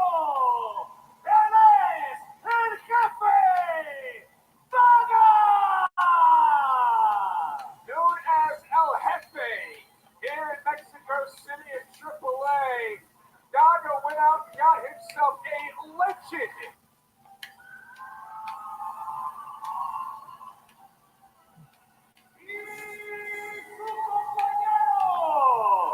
Llegando al cuadrilátero, acompañado por el galeno del mar.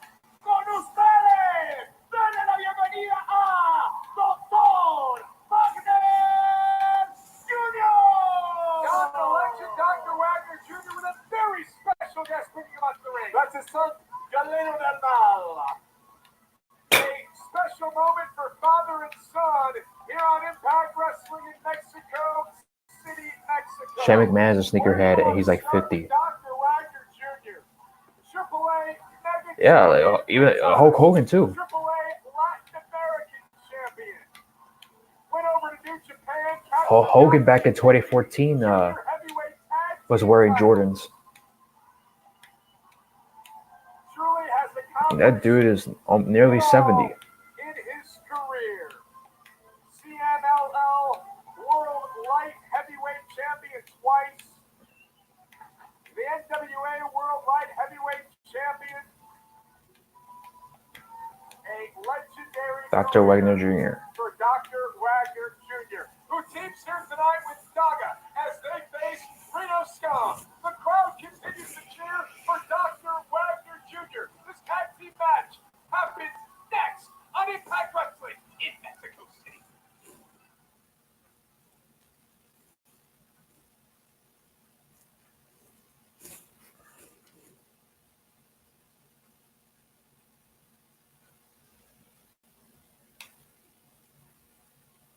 Hey guys, we are back. This is Impact Wrestling on Twitch, but you already know. I'm your host, Melissa Santos, and Jody is still trying to convince Willie to join him in a new tag team. No. Willie wants nothing to do with Swinger. He already has a tag team partner and he's with Rich Swann. Willie says he used to think Swinger was cool back at ECW, but now he's just a creepy old man trying to get to his business.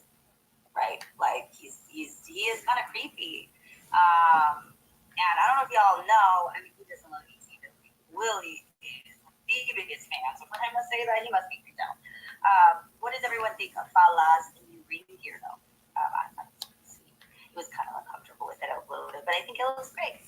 We also learned that next week we'll see TJP go up against Vikingo in a match that should be absolutely fantastic. I'm excited to watch that. They are both incredibly athletic, quick. I'm excited to see what they bring to that ring. Now we saw Reno Scum versus Daga and Dr. Wagner Jr. about to get started. We saw them enter. I think we also saw it was Dr. Wagner Jr.'s son, tall guy, right? Yeah, looks like he's continuing that legacy, right? And Juanico 1989 says Taya versus Gabby. Poor Gabby's already getting thrown into the mix, huh? Hitman, Owen. Oh, I said what you did there. Swinger is amazing. Jono's 37. Swinger's amazing. TJP and Fala enter one giant stable. Moon Bear 3000 says, I hate Reno Scum. Really? Why? That's not nice. That's not nice. Gonna get through a bunch of these on behalf. Y'all are in there doing your thing, and they're really involved in the chat today. I love it.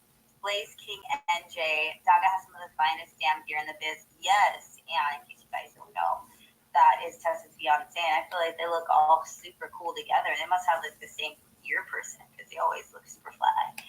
AO Productions, Madison is very underrated. 864 Keith, Uncle Ref look like the guy from the Backstreet Boys. What guy from the Backstreet Boys? Because I love the Backstreet Boys. I need to go take a better look at it. Troquero Q, Ace Drugs, he like it burns when he peeks. These are funny. Michael Temps Ace doesn't lose. Alan PK X Ace versus future world champ. Mr. Fourth, Amazing Grace. Miley's Vance, you're yes, Jordan. And let's see. Ninja 0126. I wouldn't mind having Madison Rain go for the Knockouts Championship at least one last time. That's pretty cool, man. I think that's great. I think that's something that I would feel like could see happening in the near future. And I love that you guys are almost projecting it, right? Like, I feel like you guys do that. You guys are good. Anyway, let's get back to the show. Let's get back to Wrestling. I'm your host, Santos. Let's go.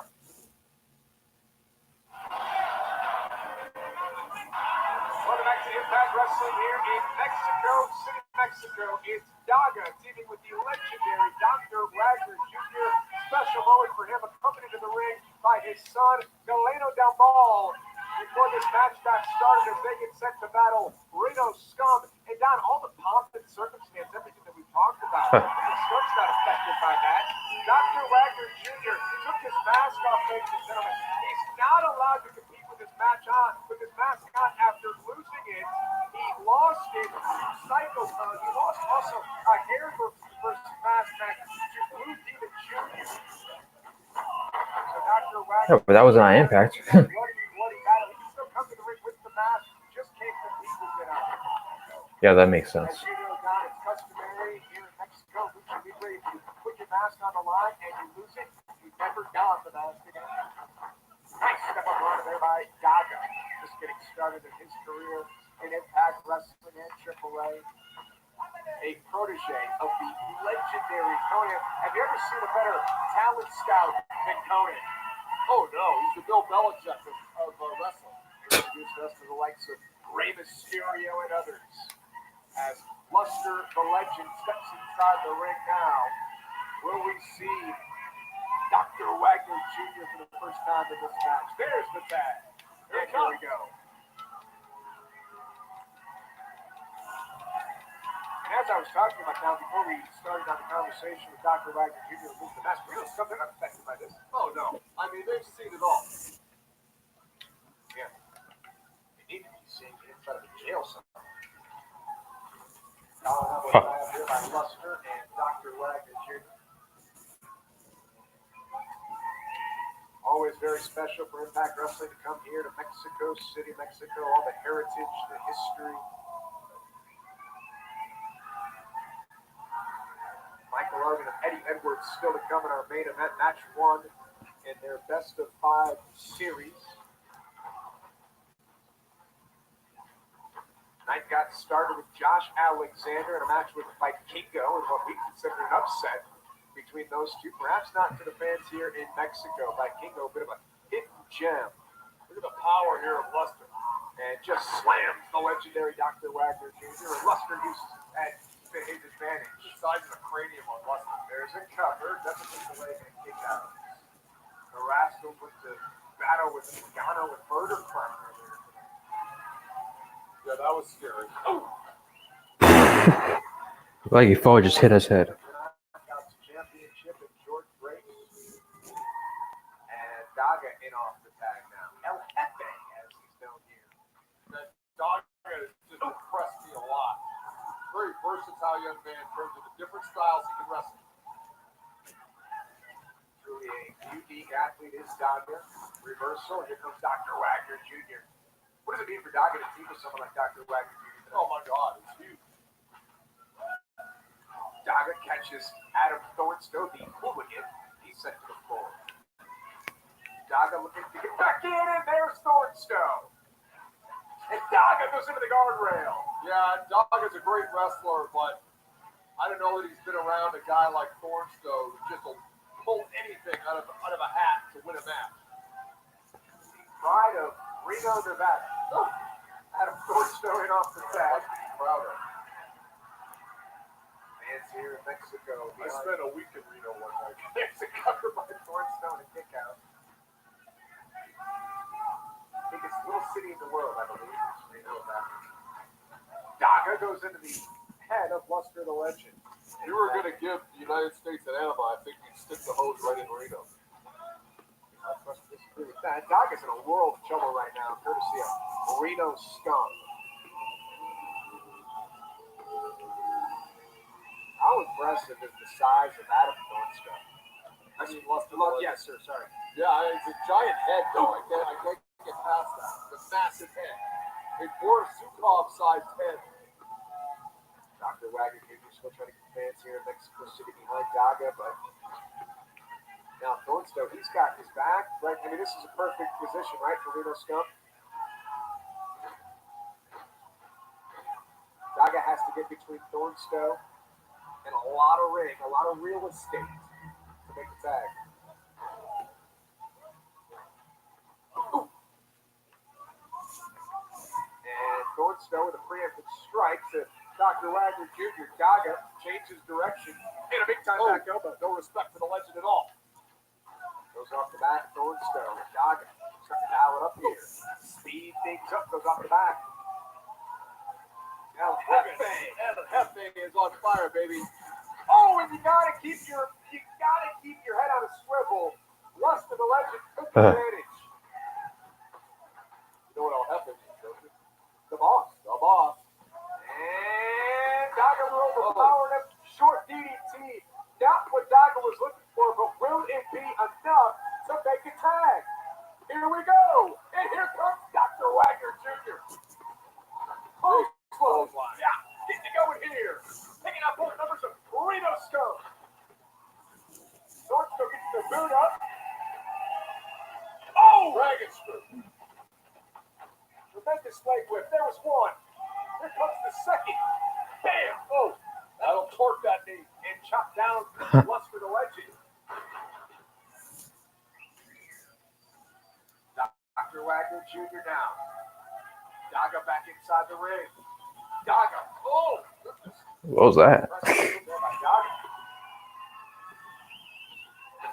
Daga takes out Luster. Tremendous corkscrew dive. Let's take another look at this amazing athleticism. Inside the ring. Thornstowe. Boom. Got caught. Dr. Wagner Jr.'s got him up. Mission open run. Here we go.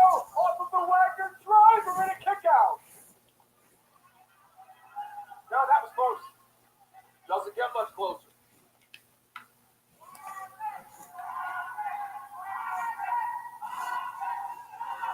Dr. Wagner Jr. now makes the tag. Daga legal with a disoriented Adam Thornstowe. Reversal by Thornstowe.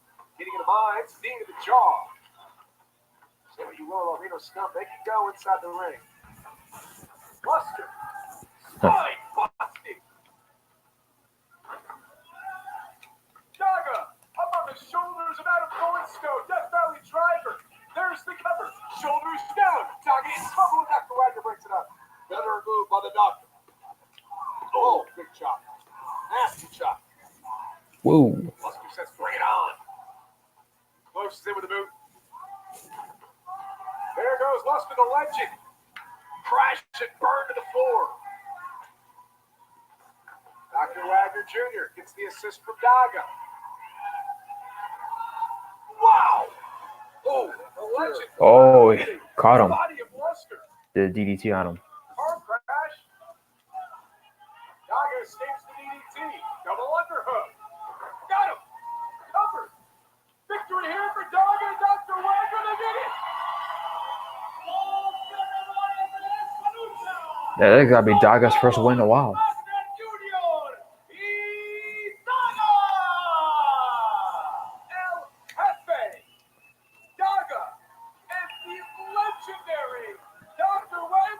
Oh, wait a minute, what? That's OVE. OVE. That's OVE. OVE. David J. Christopher. They're attacking the Mexicans. Daga and Dr. Wagner Jr. Hey, look at Reno Scum. They're holding Glenn the ball. The son of Dr. Wagner Jr. on the outside. Gonna make him watch it. Sick.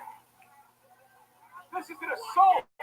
There's the son of Dr. Wagner Jr. being forced to watch this brutal attack. Look at Fulton.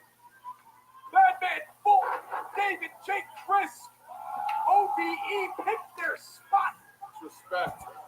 Damn. Poor Dave Chris. Putting that mask on like a toque, like a beanie. Up next, it's our main event. Match number 1 in the best of 5 series between the arch rivals. Michael Elgin steps inside the ring with Eddie Edwards. So that's the main event, huh? Edwards defeated his nemesis. Find out next, folks. Our main event. Very important. Match number 1.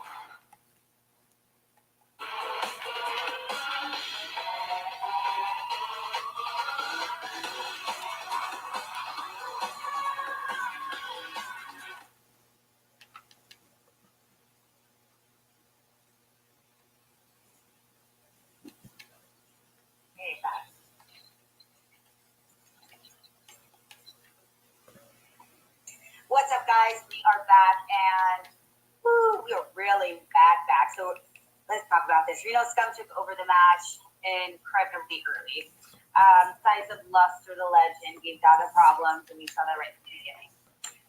Hold on, let me turn y'all off because I can hear myself talking. Annoying.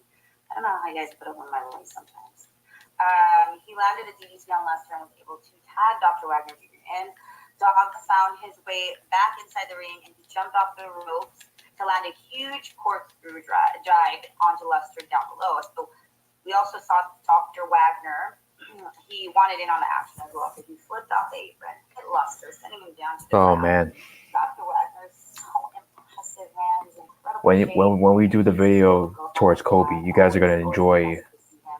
You guys are gonna appreciate the thumbnail because we just found a very cool picture for a thumbnail for that video. So you guys will appreciate that.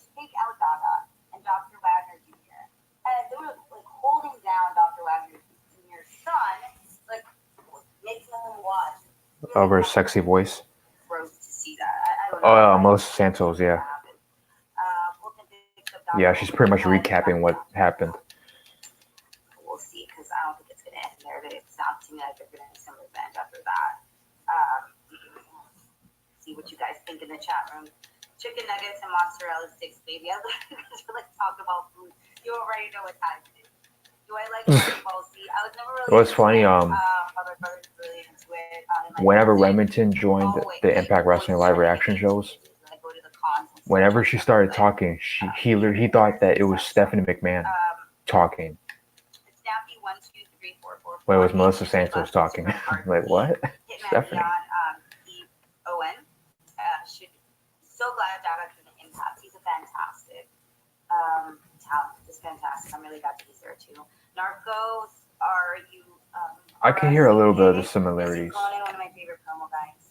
Not by much though. He's fantastic. He's just fantastic. Period. And then we have Michael Tepp saying Wagner versus Elgin.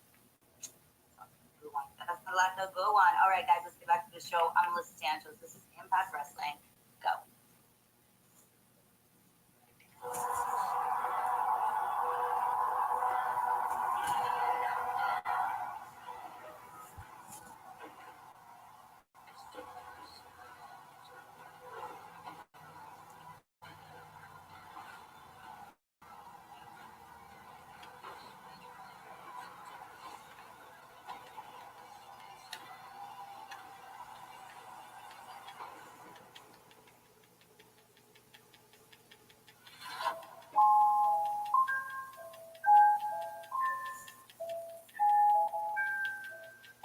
Susie.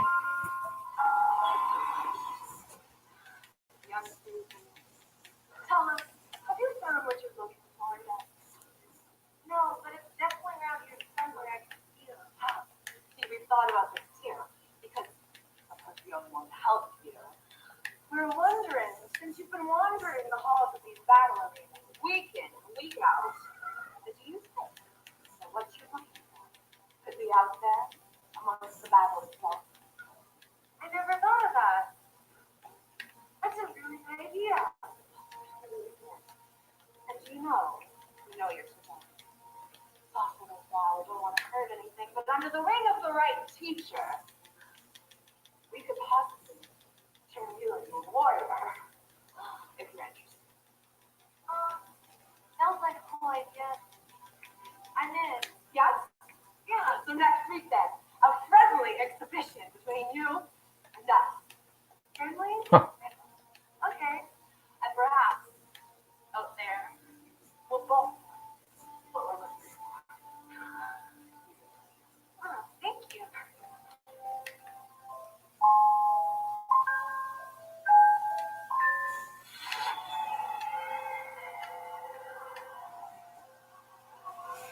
All right, main event time.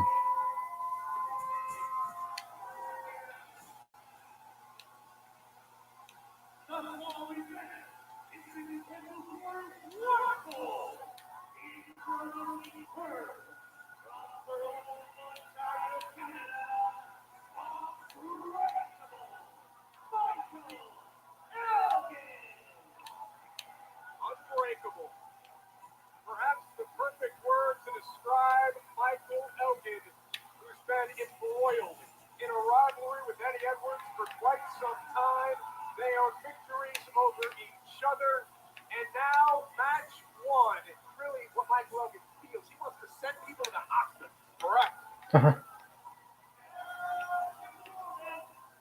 Boston, Massachusetts, Eddie Edwards. Eddie Edwards reclaimed the Call Your Shot trophy earlier this month at Hard to Kill in Dallas live on pay-per-view. Michael Elgin thought he had the match won. He had a submission hold on Eddie Edwards. Eddie Edwards was reaching for the bottom rope. He planted it with his hand. Perhaps Elgin missed that part. Eddie's hand then came down to the canvas, maybe looking like what could have been a tap out. Elgin breaks the hold, argues with the referee. Eddie Edwards picks up the win. Yeah, I mean, mental error in a way by Michael Elgin, you know? And he's not happy about it.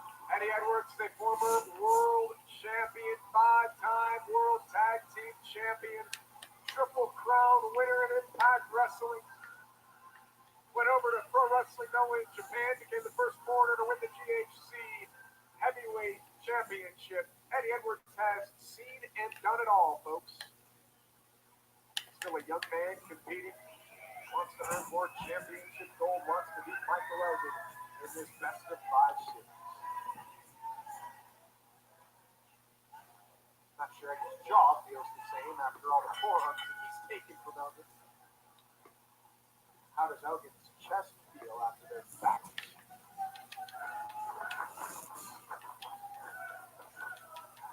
Standing switch. And there's a bit of a separation now.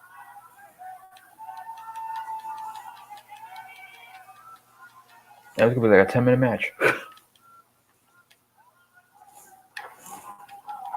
I get the feeling down as the fans settle in, this is going to be a long match between these two.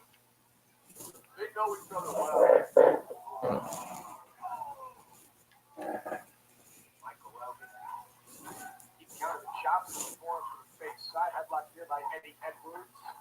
Elgin shoots him off. Shoulder tackle. There goes Elgin in the rope. Steady trying to pick up the knee of Michael Elgin. Side headlock takedown. That great left knee of Elgin. Eddie not wasting time going right after it. And now, trying to do a single leg crab on that bad leg. Dragon attempt coming. No. Steps over. Crossface. Shake to Michael Elgin, but Elgin's got it blocked. And Michael Elgin trying to reach the bottom ropes here, and he does. So Eddie will not be able to lock in the submission hold.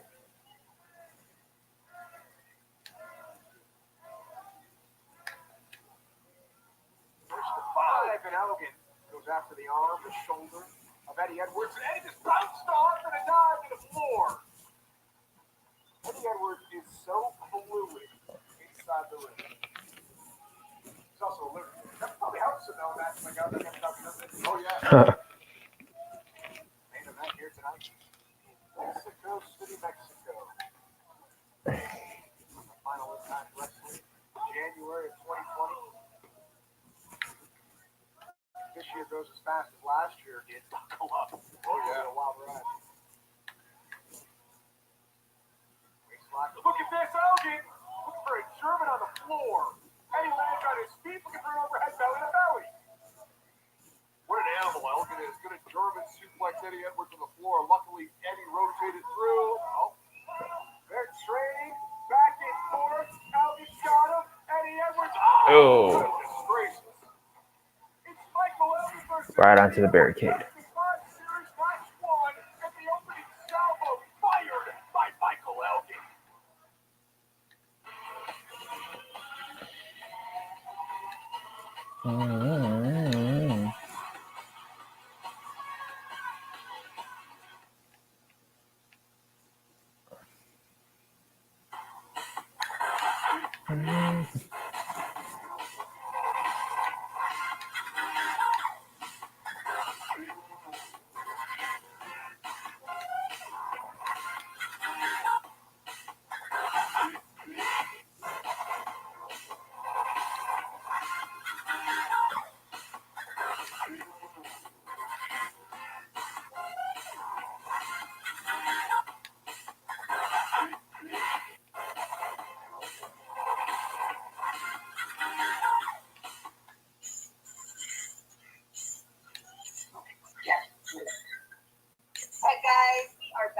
She's listening to I'm your host. What you guys all she's listening to the music too. Huge pop for the guy who said that Brian Cage just like go through eating. Anyway, guys.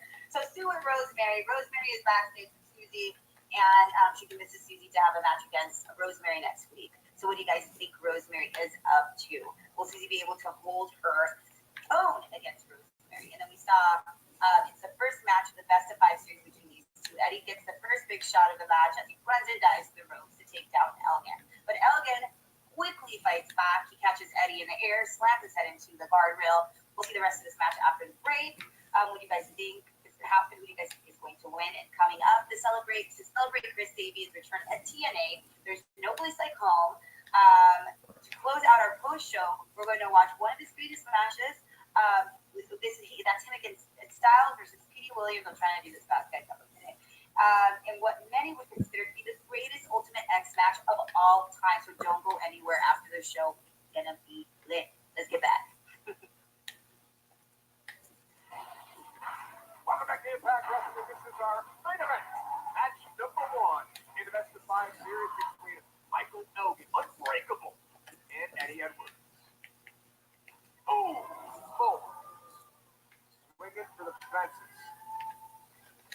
It's Michael Elgin. Gets the boot up. Elgin counters. These two know each other so well at this point. Eddie closes the gap quickly. I'll say this, Eddie has a quickness advantage over Elgin. It's probably a brawling advantage, but Blue Thunderbound! So you give those advantages to Eddie Edwards, brawling and quickness. Yeah, and then with Elgin, I'd say clearly power. And I actually think Elgin might have evolved now into a better technical wrestler. Ever since Eddie had that catastrophic eye injury, he's really lost some of that technical wrestling, chosen to focus more on brawling. You can't argue with it. He's been very successful. As we wait and watch and wonder what will happen here next between these two, their battles have been absolutely phenomenal. Have laid it all on the line against each other.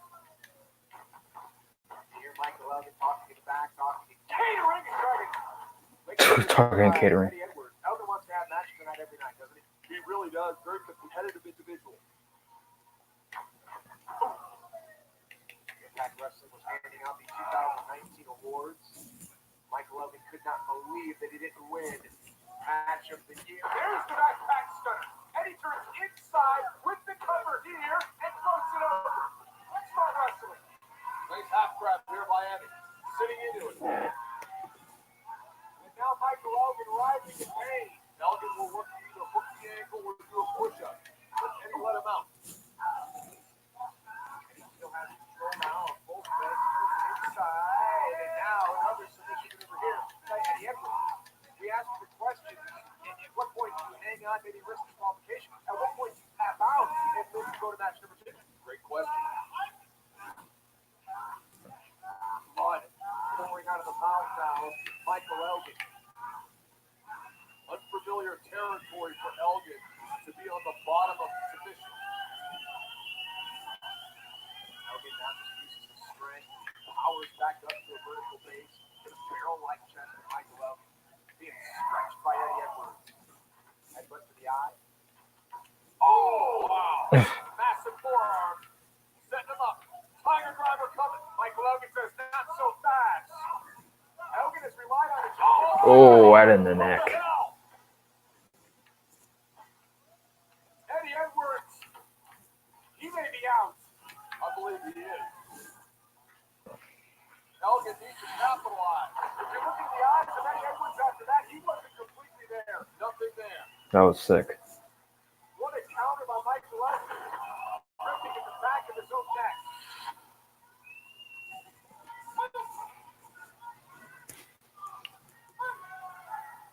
Both men down. We haven't talked about the fact that match was going to end in a draw. Imagine that. Elgin and raised. Usually he rips off the elbow pad at this point. Instead, he's going to drive it into the face of Eddie Edwards. Oh! Notice the quick punching at his knee there now? Yeah, I did. Eddie suplex. Oh, Elgin on his feet. Elgin spins out. Ducks the line. Not sure what Elgin was looking for there. And he was able to counter. German suplex. Ends on. Eddie Edwards is going for the ride. 3 German suplexes. Oh! Wow, just knocked him over. Turned him inside out. And Elgin, bam! Shot to the back of the neck. Here's the cover by Elgin. Elgin and a kick out by Eddie Edwards. Talked about the importance of match number 1 in a series like this. Best of 5, first of 3 wins.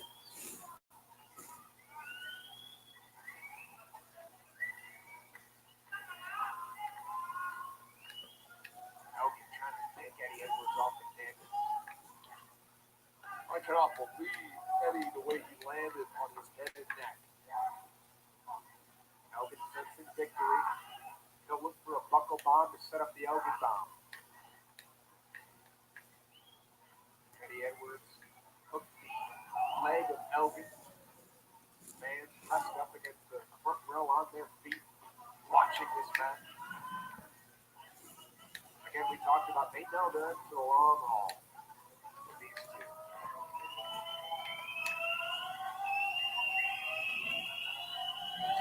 Eddie Edwards. What's he gonna do? Forearm. These two have allowed each other big shots throughout this rivalry. Chop. Almost like, Oh, Pele. a test between them, a game between them. Michael Elgin. Eddie got the line.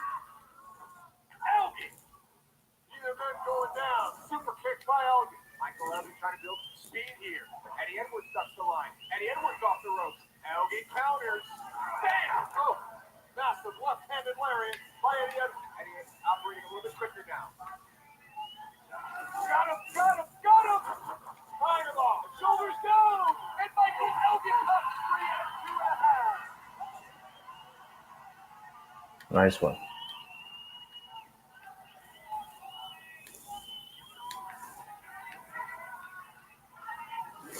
Eddie Edwards down. Michael Elgin down. What's it going to take to win this match?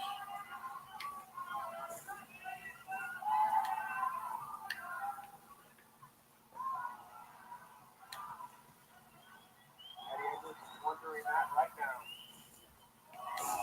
You've seen him go for the backpack stunner twice. He connected once.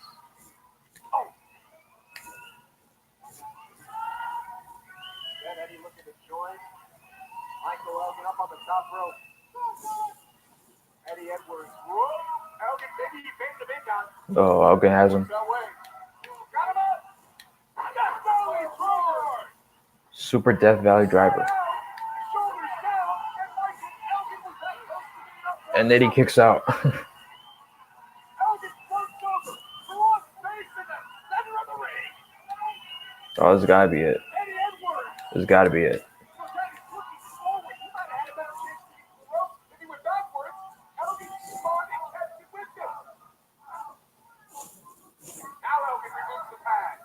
Firing away. Oh, horrible clubbing elbows to the side of the head. Eddie Edwards puts the fence. Eddie is fading, maybe out. He's out. They need to stop this now.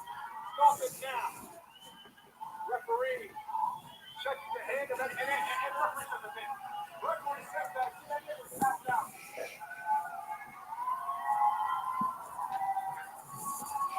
Michael Elgin wins.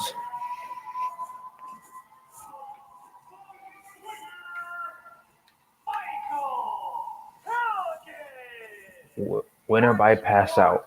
In the best of 5 series goes to Michael Elgin. And what sort of message does Unbreakable send here tonight? With Eddie Edwards passing out. Michael Elgin victorious on a newsworthy and monumental night here in Mexico City. We await match number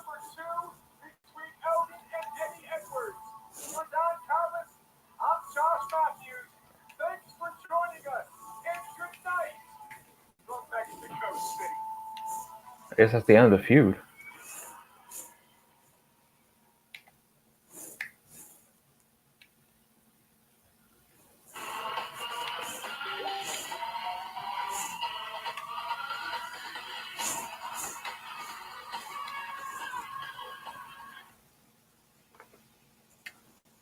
So yeah, that's pretty much it for Impact tonight.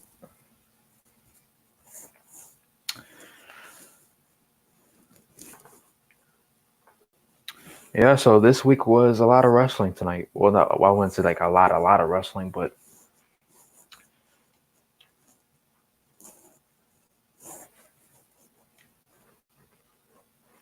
yeah, pretty much the show is pretty much all good matches, pretty much. Um, yeah, so as far as a rating for the show, I'm gonna give it a 7 for this week.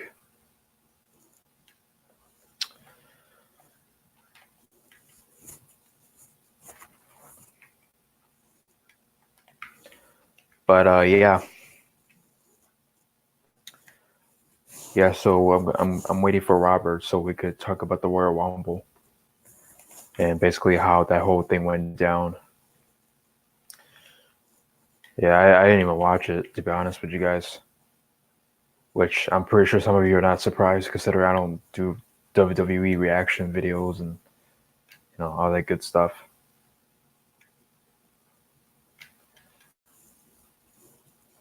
Also, we got some Asylum shows that we're gonna eventually talk about whenever we get the crew together. Whenever that is, because that's been much.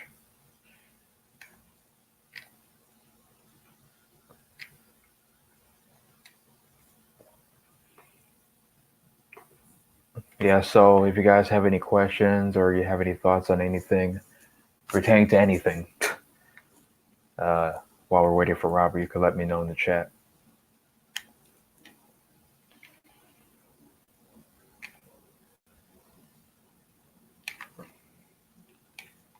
But yeah, pretty much all I saw over Return to the Rumble was seeing the clip of Edge that was censored, and basically the pop that he got, and when he was spearing people. That was a cool moment.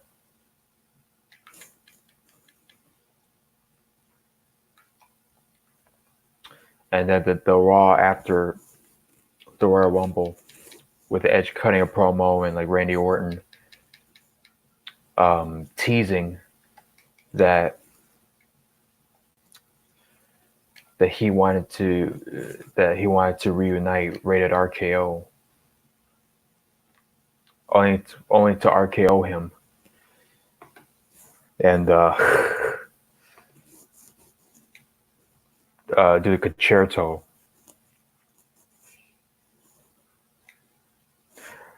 That was so funny, that clip that I saw of Edge getting attacked by Orton and the people's reaction to like, leave him alone. That's funny, but do you think AEW should bring back the logo in the middle of the ring?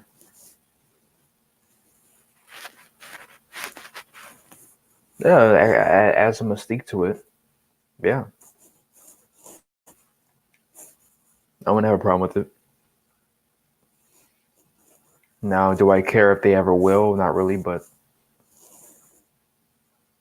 that'd be nice though.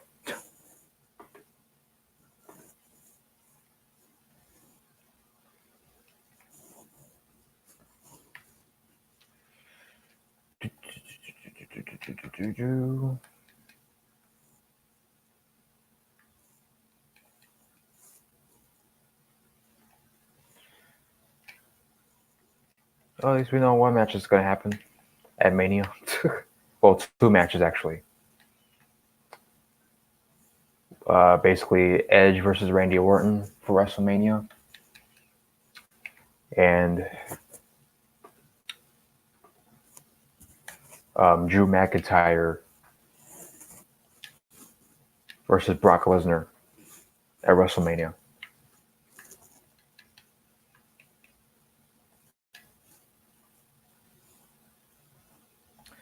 And The Fiend, he'll definitely defend the title at Mania. Which, I mean, it might be Roman Reigns again, but we'll see about that.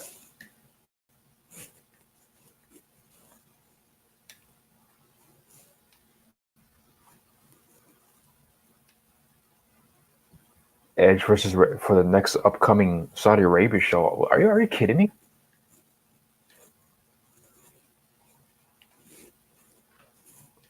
Are you saying that's actually happening, or you're saying like, what if that were to happen? Well, obviously, if it were to happen, it'd be stupid. But they might. If they do, that'll be dumb. Like,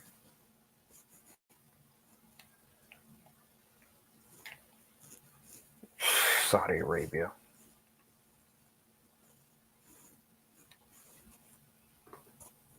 Ridiculous.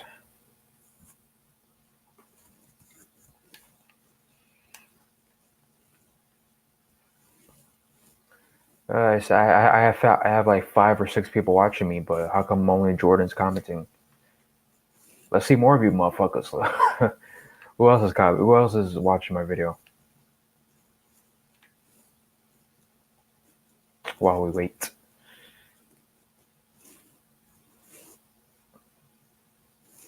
I see Jordan.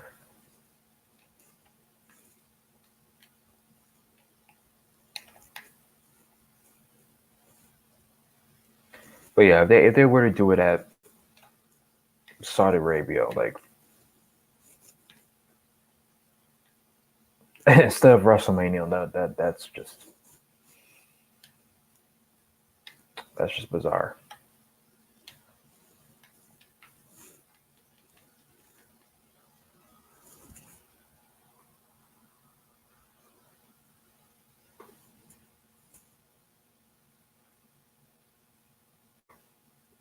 Let's see here.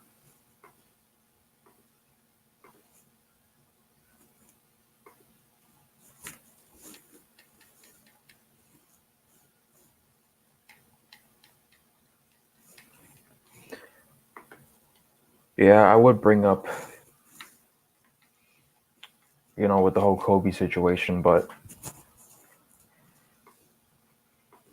I was gonna save it like as far as like our entire opinion on the whole thing, and then when it pertains to the reactions to this as well, we were gonna save all that for either like a separate video or one of the topics for our next Asylum show. We already got some topics lined up. I'm still deciding on whether or not, because I was planning on doing the video Sunday night because I was getting off of work at 10 at the same time the Royal Rumble ended. And I was going to have a couple, like 4 people on the video and only 2 people showed. But I mean, eventually we're going to talk about it. It's just only a matter of when.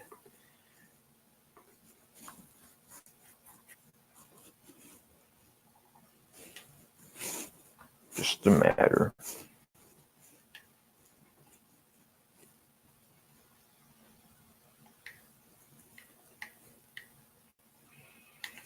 But yeah, the thumbnail of that video, you guys are going to really appreciate.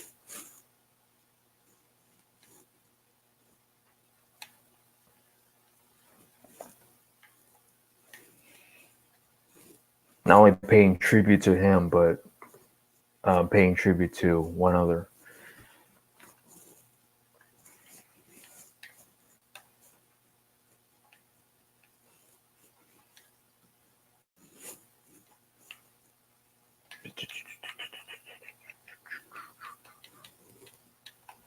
Just keep waiting, just keep waiting, just keep waiting, waiting.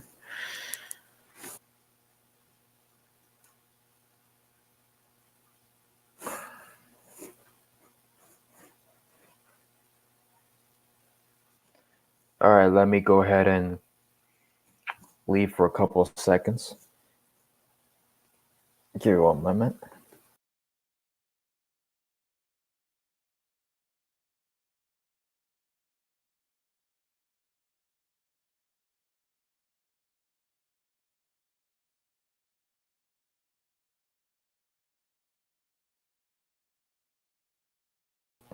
There we go.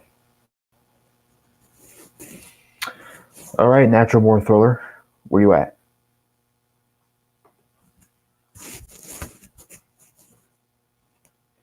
Where is you at?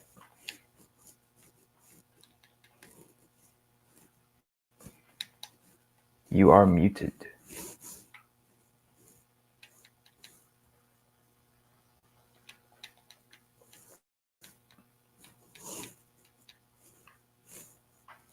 He left.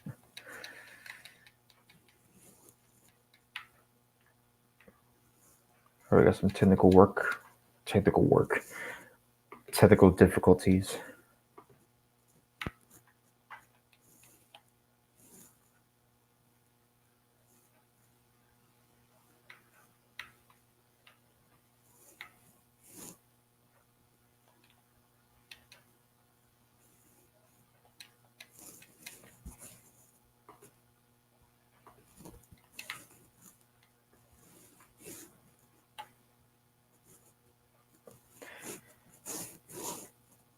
What's this?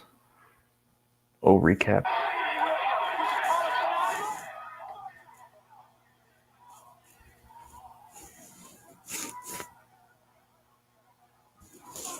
Now look at a little recap of AJ Styles and Christopher Daniels against America's Most Wanted.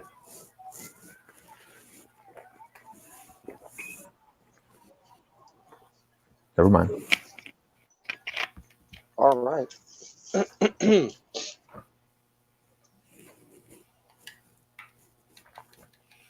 Robert is overrated, huh? Well, yeah, Jordan was asking, is he overrated? Am I overrated? I don't know. It depends. It depends. He left. Am I overrated? Let's see. Let me leave. My fault. I refreshed the page by mistake. But yeah, am I overrated? Yeah, you guys told me in the chat. You think I'm overrated? Yeah, a member of Natural Born, member of the Asylum. Am I the only one that's overrated on the show? Of the members. But yeah, unfortunately I didn't watch the show tonight. But at the same time, it's kind of fortunate I didn't watch the show after last week. But not because of the whole Twitch thing. It's something else pertains to the show. But because you watched it from Access TV. Mm-hmm. So you so I guess something. Oh yeah, I think you told me about it too. Well, I think I actually missed the show, if I'm not mistaken, because I missed the show. Because I think I may have, I don't know, I probably was sleeping during that time, and I completely forgot about the show. It was like with last week too, what pertains to AEW Dynamite. So hey, at least I avoid watching any commercials from Impact Wrestling because I decided to watch it the next day, which is good. Because and nothing against commercials overall, just the commercials of this day and age right now, it's just not that good. Yeah. But anyways, but besides that, but as far as tonight's show, I will try to catch it tomorrow whenever I can, to see how that show played out.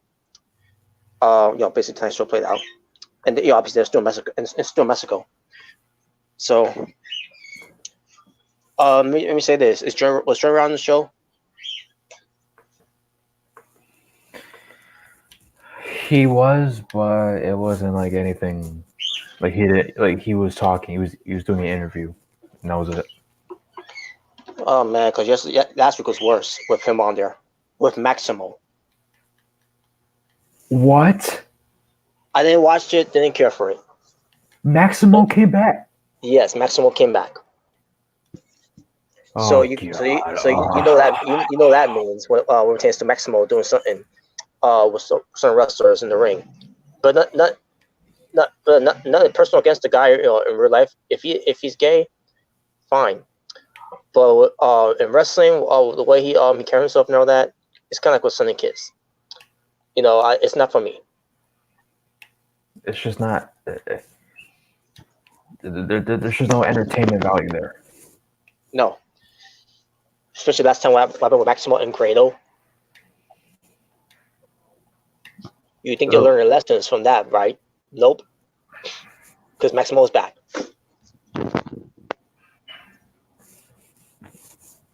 Now, was it worse, or was it was just as bad?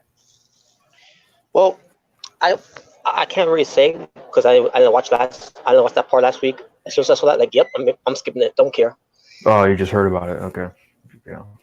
Yeah, it could, so he may have kissed his dick. He may have grabbed his dick, whatever. I don't care. But it's not my cup of tea. So I'm glad I didn't watch it. The rest of the things I did watch on Impact Wrestling last week, but the one for Joey Ryan and Maximo, that's one I didn't watch. And I'm glad I didn't watch.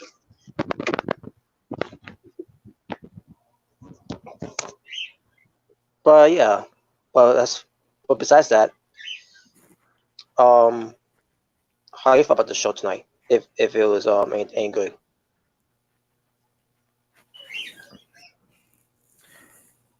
I said it before you showed up here. I mean, it was pretty much all wrestling.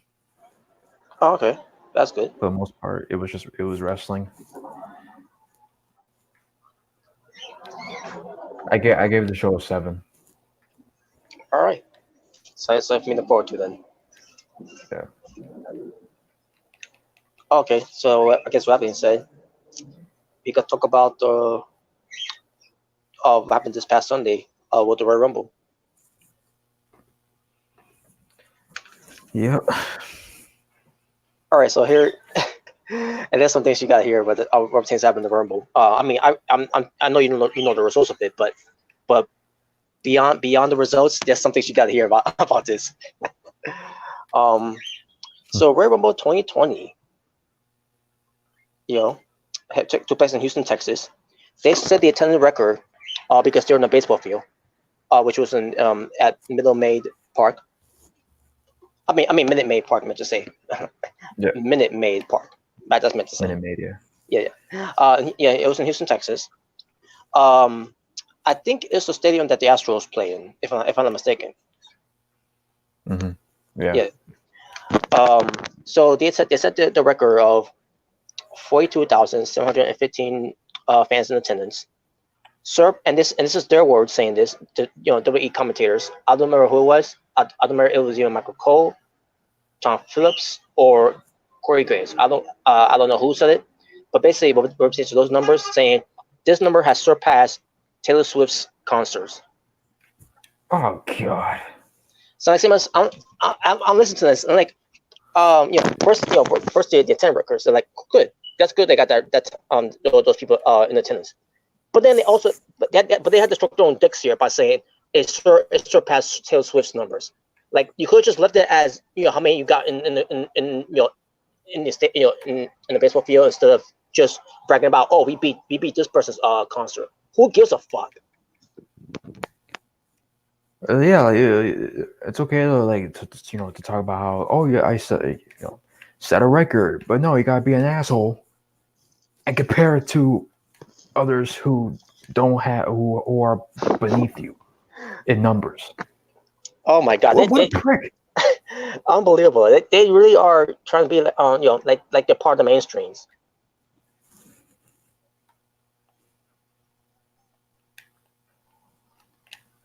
So, like, what is these people's problems? Like, they gotta brag about, oh yeah, we beat Taylor Swift in the numbers. Like, what? Can you imagine, them saying this back in the days when WrestleMania had 93,000 whatever, which that was not the real number anyways. Well, here's the thing: they didn't have to. Yeah, they didn't have to say at that time. Because All they had to do is say the Maple Leaf numbers, which it wasn't the real number anyways. But hey, at least they got the but it was like somewhere from 80,000 something they had. But hey, it's a good accomplishment. But you didn't hear anything back then when they say, "Oh, we beat Kiss's concert number, whatever," or Michael Jackson's number. Like seriously, who gives a fuck? And of all people, you pick Taylor Swift. Yeah, like really Taylor Swift. Why? Because she had a recent concert. Both that's why they went after her. Like I don't get it.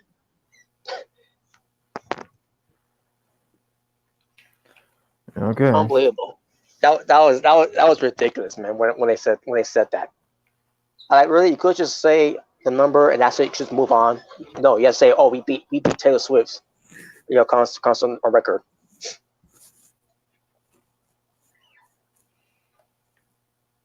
Unbelievable. That was ridiculous. But anyways, so yeah, the show. First of all, you have Michael Cole, Corey Graves for SmackDown, Tom Phillips, Jerry Lawler for Raw. What pertains to the Rumble matches, what pertains for the women's, Jerry Lawler, Tom Phillips. For the men's, Michael Cole, Corey Graves, and a special guest commentator for the men's Rumble was Booker T. Sucker.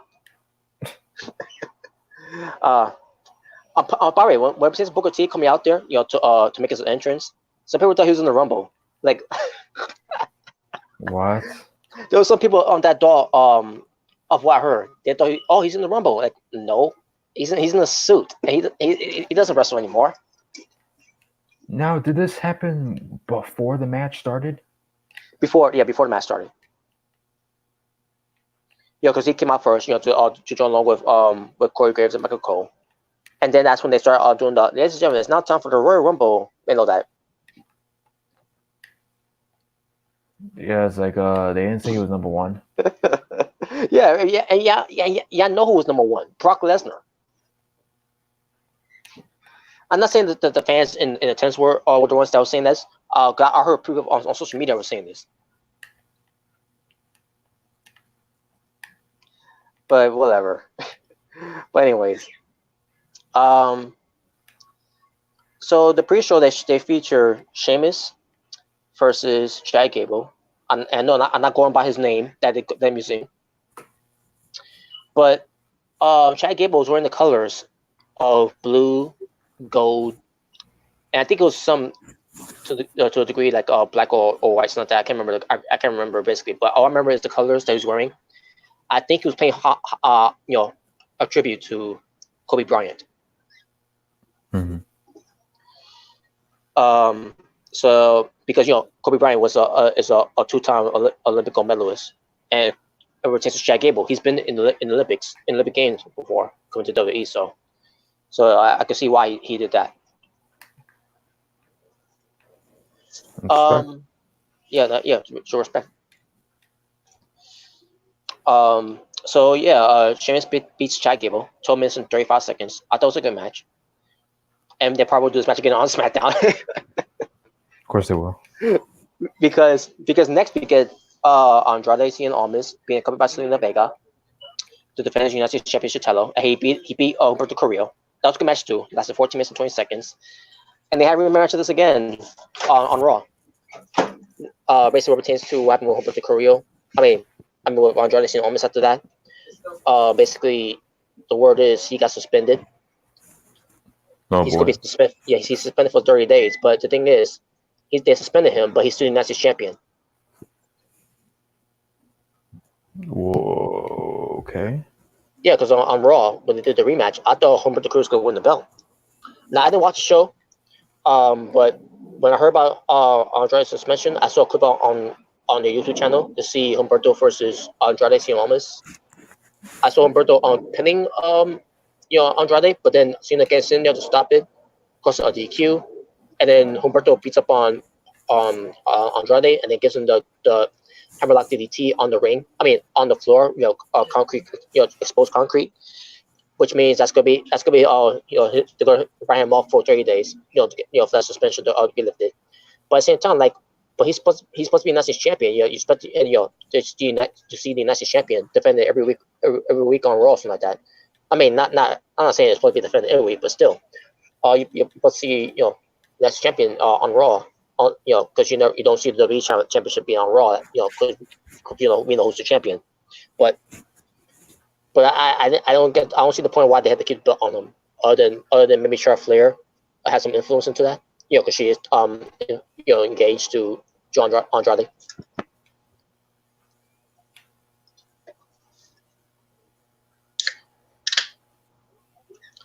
But either way, he's still the champion. I don't know what it's gonna if this means it's gonna strip him for a bit of it next week or whatever, but I don't know. And to be honest with you folks, I don't care. Because I don't watch it anyway, so whatever place they got next for that belt, they could do whatever. And yeah, but the main show itself, Roman Reigns defeats King Corbin in the Falls Count Anywhere match, 21 minutes and 20 seconds.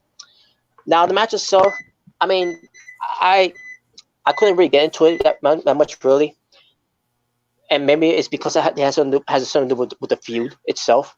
Because on the show, before the match started, they literally showed a replay of Roman Reigns, with the whole thing with King Corbin and Dolph Ziggler and others, pouring dog food on him. Why? I don't know why.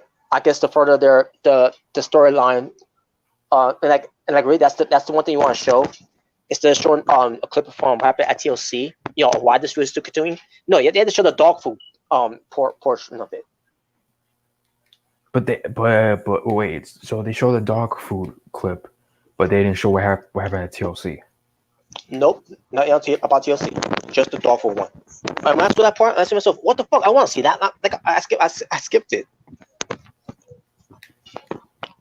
How you're gonna show something that happened you're not gonna show what happened on the last pay-per-view, but you're only gonna show what happened on SmackDown. Yeah, something happened before TLC happened. Like, seriously, what the hell? No one wants to see that shit, and no one doesn't want to be reminded about that segment.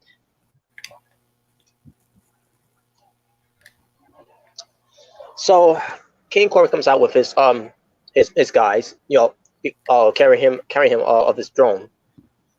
Also, Roman Reigns stops that. They start fighting, it's a post-count match. They fight just in the ring. They fall outside the ring. They fall into the crowd. Rude and Ziggler came out of nowhere, and they had the Usos come out to even the odds. Now, have you seen the Usos haircut?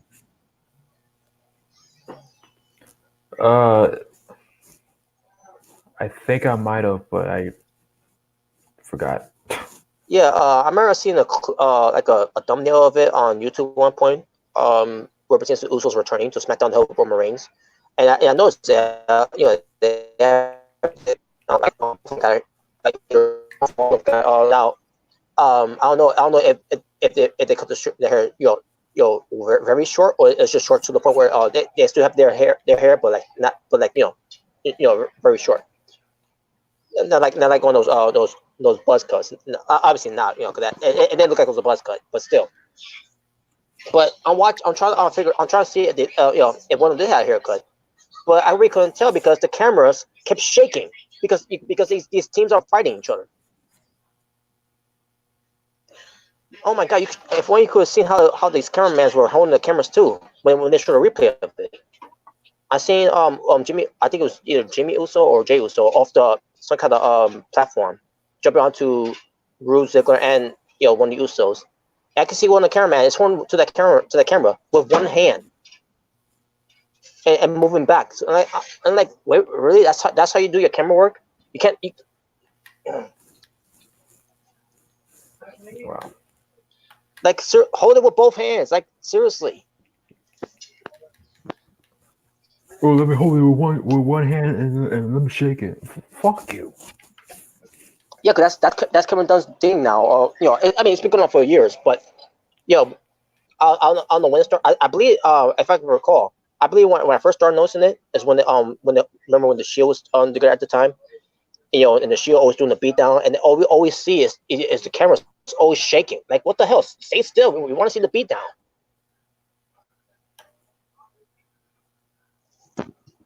And here, this was no different.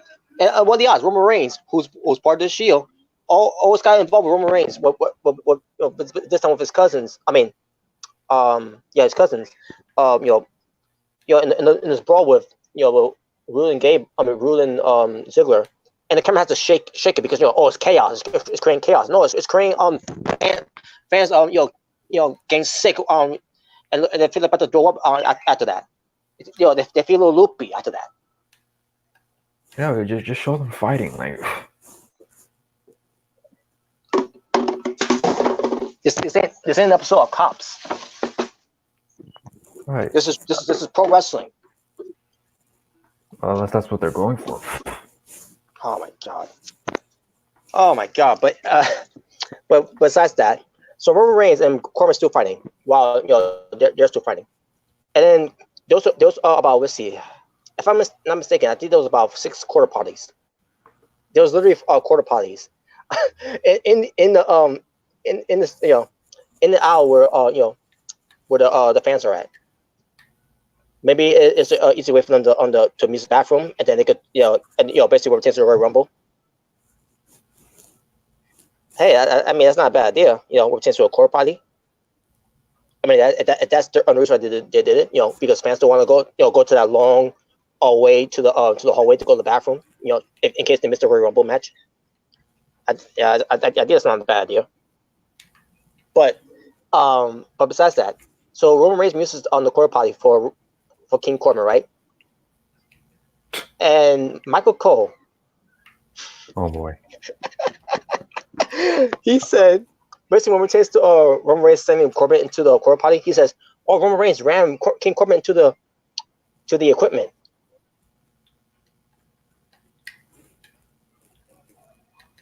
Really? He called the quarter party equipment. Like, what the hell? Why isn't this guy fired yet? Oh my god. Yeah, oh my god. I thought that was hilarious when he said that. Like, really? You can't say quarter party? I'm pretty sure Corey Graves may have said it. But Michael Cole, he said, "Oh, Reigns ran Corbin to the equipment." Why? It's not equipment. Oh my god. Yeah, I couldn't believe I heard that. But anyways, in the end, they were also, I forgot what they were on, but basically Roman Reigns got the better of Corbin with a Superman punch, and then Roman Reigns hits Corbin with the worst spear I've ever seen in my entire life. I believe you. Maybe because of the platform they were on, maybe he was fear of his life. I don't know, but that was not a good spear. But that was the end of the match, though. And as far as the match, for my take on it, I really couldn't get into it. I mean, I get it; they were doing some stuff. Represents the false count anywhere. They did use some weapons, and you got some involvements, but I really couldn't get into that much. Not just because of the feud, but basically because on that Sunday, I was, in my mind, I was thinking about, I'm still in the shock of what happened with the whole thing with Kobe Bryant, and not just with Kobe Bryant, but also with his daughter and other passengers that were on that helicopter crash. On that helicopter crash. So yeah, I was really having a hard time getting into the show after hearing of it. But then I got over it a little bit once I got to the men's rumble, and the other things happened with just the rest of the show. But basically, all I could think about is what happened with on that incident.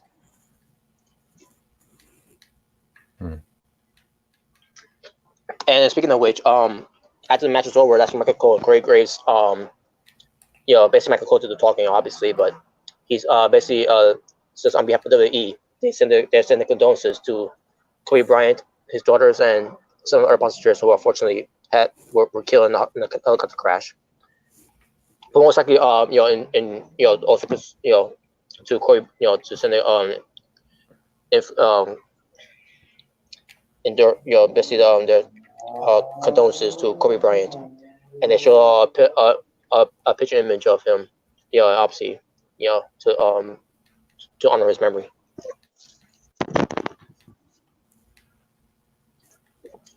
But we'll talk more. We'll talk more about that Kobe Bryant thing when we do a separate video of it. Whenever. But moving on to here we go. Yes. So we get to the Dirty Women's Royal Rumble match. It lasted 54 minutes and 20 seconds. So whoever wins this match gets to go to WrestleMania 36 to face the women's champions of their choosing from either Raw or SmackDown. Yeah, Alexa Bliss coming in number one. She lasted 26 minutes and 34 seconds. After the 3 eliminations, she's coming from SmackDown. She got eliminated by Bianca Belair, who was in the match in number 2 from NXT. She was in it for 33 minutes and 20 seconds and with 8 eliminations. I'm like, wow, that's a record right there. But someone ends up tying her too. I'll get to her later too. But then she later on got eliminated by, of all people, Charlotte Flair. And I like, I'll get to Charlotte Flair later too. But yeah. But coming to the Women's Rumble, at the scenes, next to myself, I got feelings it's gonna be a good Women's Rumble until we get to some certain things that happen there too. But they have Molly Holly, who's going in by Mighty Molly, the superhero character. Yeah. So she goes in as Mighty Molly. She gets eliminated by Bianca Belair in 10 minutes and 21 seconds with no eliminations, by the way.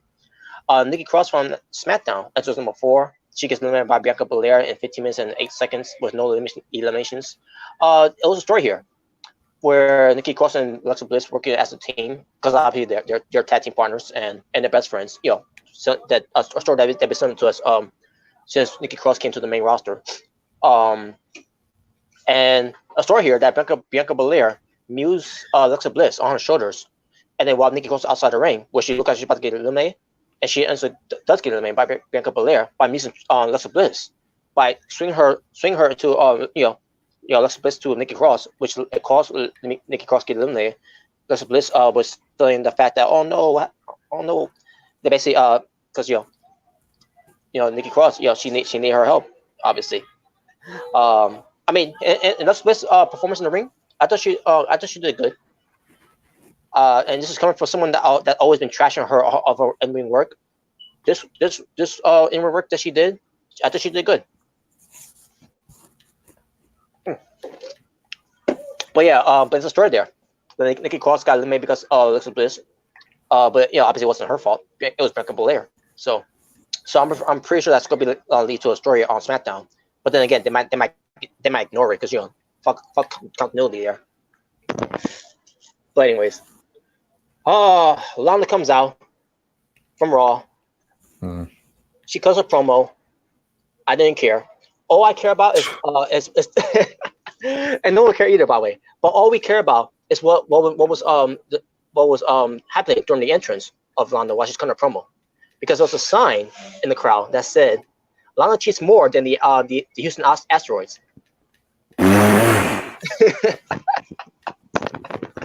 That was a sign of the night. That right there was the sign of the night. Oh man, Lana cheats more than the Houston Astros. Wow. Yes, that was hilarious. So Lana comes out. She's in it for 2 minutes and 29 seconds. Excuse me. And then we get number 6, Mercedes Martinez. You remember her? Oh yeah. Hell yeah. And she's part of NXT, by the way. Which it kind of baffles me. AEW, you had her on your shows and you didn't sign her? Yeah. I don't know what happened there. But there is also, we have, on the other side of the story here, with chance to Mercedes Martinez. She does want to go to WWE though. So I guess this is her way. This is her way, to finally get in there, because in WWE too, by the way, not just how about AEW or W2 as well, because she was there before too on NXT. And for some reason they didn't sign her at the time. when AEW wasn't around. So I don't know what changed their minds. Oh yeah, I know, AEW effect. Of course. But it's whatever though. But yeah, Mercedes Martinez, I didn't think she was gonna be in the Rumble, and sure enough, she was. I mean, she didn't get that much of a reaction, because I'm pretty sure no one know who she was. But I saw a couple of people I saw in the crowd that they know who she was. And it's a shame too, because she's been around in the indie circuit. She's captured so many championships. In women's wrestling, and I'm surprised no one, not everyone know who she was. I'm not saying that she didn't get a big reaction, but there was some minor reaction for her. But I thought she did good in the Rumble though, until she got eliminated by Mandy Rose and Serena Deville, Fire and Desire in 8 minutes and 14 seconds with no eliminations. Oh yeah, I forgot Lana got eliminated too by Liv Morgan. Oh yeah, I already mentioned that by the way. 2 minutes and 29 seconds with no eliminations, but Liv Morgan eliminates her. And by the way, Lana's outfit was basically to pay it's inspired by Captain Marvel. And I've seen this and I say to myself, I still don't like you, Lana. Well, the problem I have with it is she's the one who's wearing it. Oh God, yeah. Because there's nothing Captain Marvel about Lana. Nope, not exactly. But Liv Morgan, her outfit, my God, have you seen her outfit? Her letter overall outfit. Mm-hmm. Oh, I mean her bodysuit, but yeah, that looks nice. But yeah, Liv Morgan eliminates Lana, and then also Liv Morgan from Raw gets eliminated by Lana, who's already out the Rumble in 44 seconds with 1 eliminations, and they start fighting. And I say, so okay, can we move on from them, please? Who cares about this? Nothing against Liv Morgan, because Liv Morgan is a victim of bad creative, because she should not be involved with this at all. This is supposed to be Lana, Rusev, and Lashley's. Why does Liv Morgan have to be the one suffering this? It's beyond me. I don't understand why they punish her for this. But hey, at least we got Liv Morgan back on TV though, right? That's the best thing we could say, right? Yeah. Even though they've been unplugging her with this new character, which we don't know what was supposed to be about, and then they give us this. Yeah, same thing for certain. We'll get to that later. Mm-hmm. So then Mandy Rose comes out, and my God, her outfit. I don't know how WWE allow her to go out there like that, but hey, props to that. Props to them for giving that pass. That was I love that outfit that she wore. Whew. That's a good way to. My God, but yeah, she's from SmackDown though. Oh, sorry about that. Randy Rose from SmackDown gets eliminated by Bianca Belair in 8 minutes and 49 seconds with 1 elimination that she had. But oh yeah, there was a moment here, by the way. Mandy Rose was she was going to be eliminated by Alexa Bliss, right? All of a sudden she falls off, and all of a sudden on the outside she lands on Otis, who was out there. Holy shit! Oh man, that was hilarious, and the crowd were into it, by the way. And Mandy Rose got back in, to continue on, and Otis stayed there until we'll get to happen later. Now wait a minute. Yeah. Didn't the same thing happen on SmackDown? Oh yeah, when I saw let's see, a GIF of it, I think, or I think a clip of it. I can't remember how I saw it, but Mandy Rose was on the top turnbuckle, and she got pushed up by Nikki Cross, and then she lands on top of Otis, and the Otis was doing something with his tongue to Mandy Rose. Oh man. Oh yeah. And by the way, for those who don't know about this whole thing with Mandy Rose and Otis thing, it's a thing they've been doing with each other on Instagram before they got to the main roster. Basically during that time on NXT, and then when Mandy Rose was gone, and Mandy Rose did some things with Otis on Instagram. Basically with some Instagram photos or videos, whatever. They basically obviously they're friends, but they're doing some interaction where are those two dating and stuff like that? Because some people were saying are they dating? Like, no, Mandy Rose is dating someone else. Like it's just them trolling. It was just them trolling. That they're dating, And WWE, what are the odds? They decided to capitalize on that. After all this time they had all this and Mandy Rose on the main roster, for like a year now. Now all of a sudden they want to capitalize on that. Basically a year later. Yeah, of all things to capitalize on, they capitalize on that. Like, okay. Yeah, man, they're always late to the dance. Well, not only that, but they capitalize on the most random things. But then when it comes to something that might potentially be good outside of the ring, they don't use it. Nope. Exactly. Oh man. But then we had Candice Ray from NXT.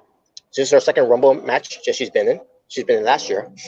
She got eliminated by Bianca Belair in 9 minutes and 1 second with no eliminations. And number 10, Sonya Deville from SmackDown. She gets eliminated by Bianca Belair in 5 minutes and 31 seconds with one elimination she had. Now, here's the thing with Sonya Deville and Mandy Rose. They did an interview backstage with them where Sonya Deville said that if it becomes between her and Sonya at the end of the Rumble, she will gladly eliminate herself so that Mandy Rose could win. Yeah, there was a story there. And what WWE did in this Rumble, they didn't even capitalize on it. Wow. Yeah. Now they're not going to capitalize on Mandy Rose and Sonya Deville when it pertains to that, but they'll capitalize on Mandy Rose and Otis. Mm-hmm. Yep. Because here's the thing too. Mandy Rose was caught by Otis on the outside again, and then when Sonya Deville got outside, I guess because Sonya Deville landed on top of Mandy Rose and Otis, it was too much for Otis to carry. Even though even though Otis' thing is about him, what since being heavy machinery, Otis is always about stakes and weights, right? Stakes and weights, yeah. And he couldn't even carry those two. Basically, he collapsed. Wow. But the problem here is that Mandy Rose and Sonya Deville, they didn't even try to do anything where it pertains to Mandy Rose trying to eliminate Sonya Deville or the other way around. No, they just had working together, and and the thing is they went to the end because that was it for them. They got eliminated just like that. They didn't want to capitalize on that story. Like why even do the backstage interview for them in the first place? You could have done it. Could have been anyone else that could have done that interview backstage, but you did with those two. But I'll get to more about that later too. When we get to the men's. Kairi Sane from Raw. She enters as number 11, goes in and was in it for 5 minutes and 22 seconds, no eliminations. She got eliminated by Alexa Bliss. You have Mia Yim coming in as number 12 from NXT. She gets eliminated by Alexa Bliss in 6 minutes and 30 seconds with no eliminations. And then we get to number 13, Dana Brooke from SmackDown, and no one cared. For 3 years in a row, Dana Brooke comes in and no one cares. And on top of that, she was not that good, as usual. But she gets eliminated by Bianca Belair in 5 minutes and 26 seconds with no eliminations. We get number 14, Tamina, and no one definitely didn't care. But she's on SmackDown, and I think that's the thing too. I didn't know she was on SmackDown. Yeah, here's Tamina, who's been away from TV, and we didn't even know where brand she was on until finally we get confirmations on Royal Rumble. She's part of SmackDown. Like, well, I never seen her on SmackDown. Even though I don't watch the shows, but I don't remember people talk about her being on SmackDown. How is she on SmackDown? You just now decided to say, oh yeah, she's on SmackDown now. But she gets eliminated by Bianca Belair in 39 seconds. Wow. Wow. What a Rumble whatever. Number 15 was Dakota Kai from NXT. She gets eliminated by Chelsea Green in 1 minute and 32 seconds with no eliminations. I'll get to more about Dakota Kai later because there's a story here too that WWE don't want to capitalize either. I'll get to that later. Wow. But keep that in mind. So Justin Green comes in as number 16. She gets accompanied by Robert Stone who's formerly known as Robbie E. Chelsea Green gets in there, and 12 seconds, she's gone 12 seconds. by Alexa Bliss. Alexa Bliss. Yes, after eliminating Dakota Kai from the Rumble, she stands on the ropes, doing her thing, and then Alexa Bliss capitalizes on it and limits her in 12 seconds. Wow. What was the point of Chelsea Green? Here's an answer for that. She was in TNA. Oh crap! Oh, we'll get to someone from TNA later too. Oh man, it's going to involve the men's rumble. Yes. Mm-hmm. All right, number 17. Okay, number 17. Number 17 here is from my point of view, the fun was over because who comes out? Oh yeah, no boy. Here we go. Charlotte Flair. Yep. Who enters number 17 from Raw. And spoiler alert, she won the Rumble. I'll get to that later. 27 minutes and 19 seconds she was in it with 4 eliminations. As soon as she came out there, basically here's the thing. Bianca Belair was killing it in the Rumble, by the way. With eliminations, dominant, being the Iron Woman of the Rumble. And she got rid of everyone. And then when it came to number 17, when Charlotte Flair came out, my excitement was deflated.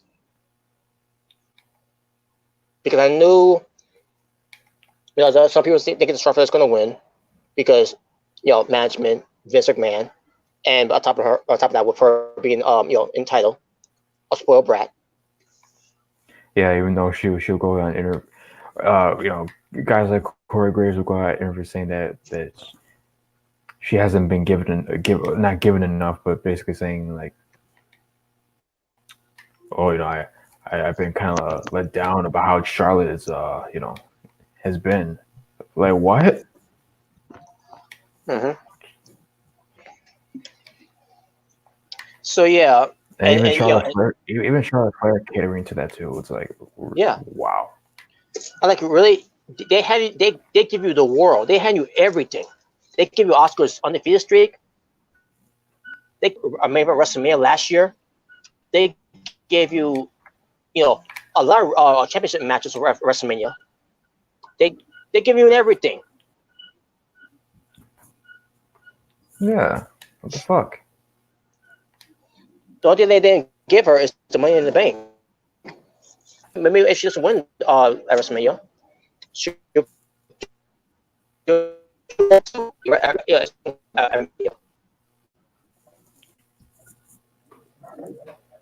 By the way, I gotta do some.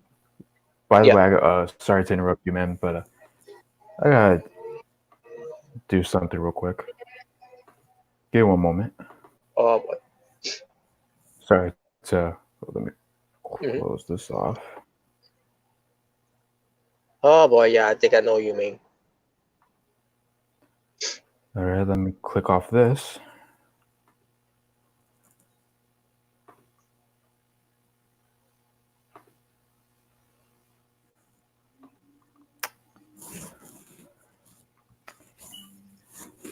And I want to say this too.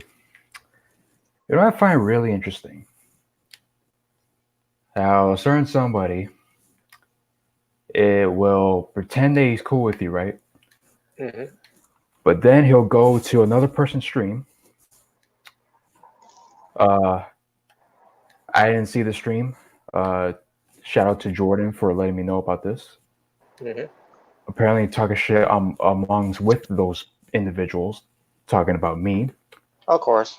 And also, going to Cringe City, even though that whole ordeal was, buried.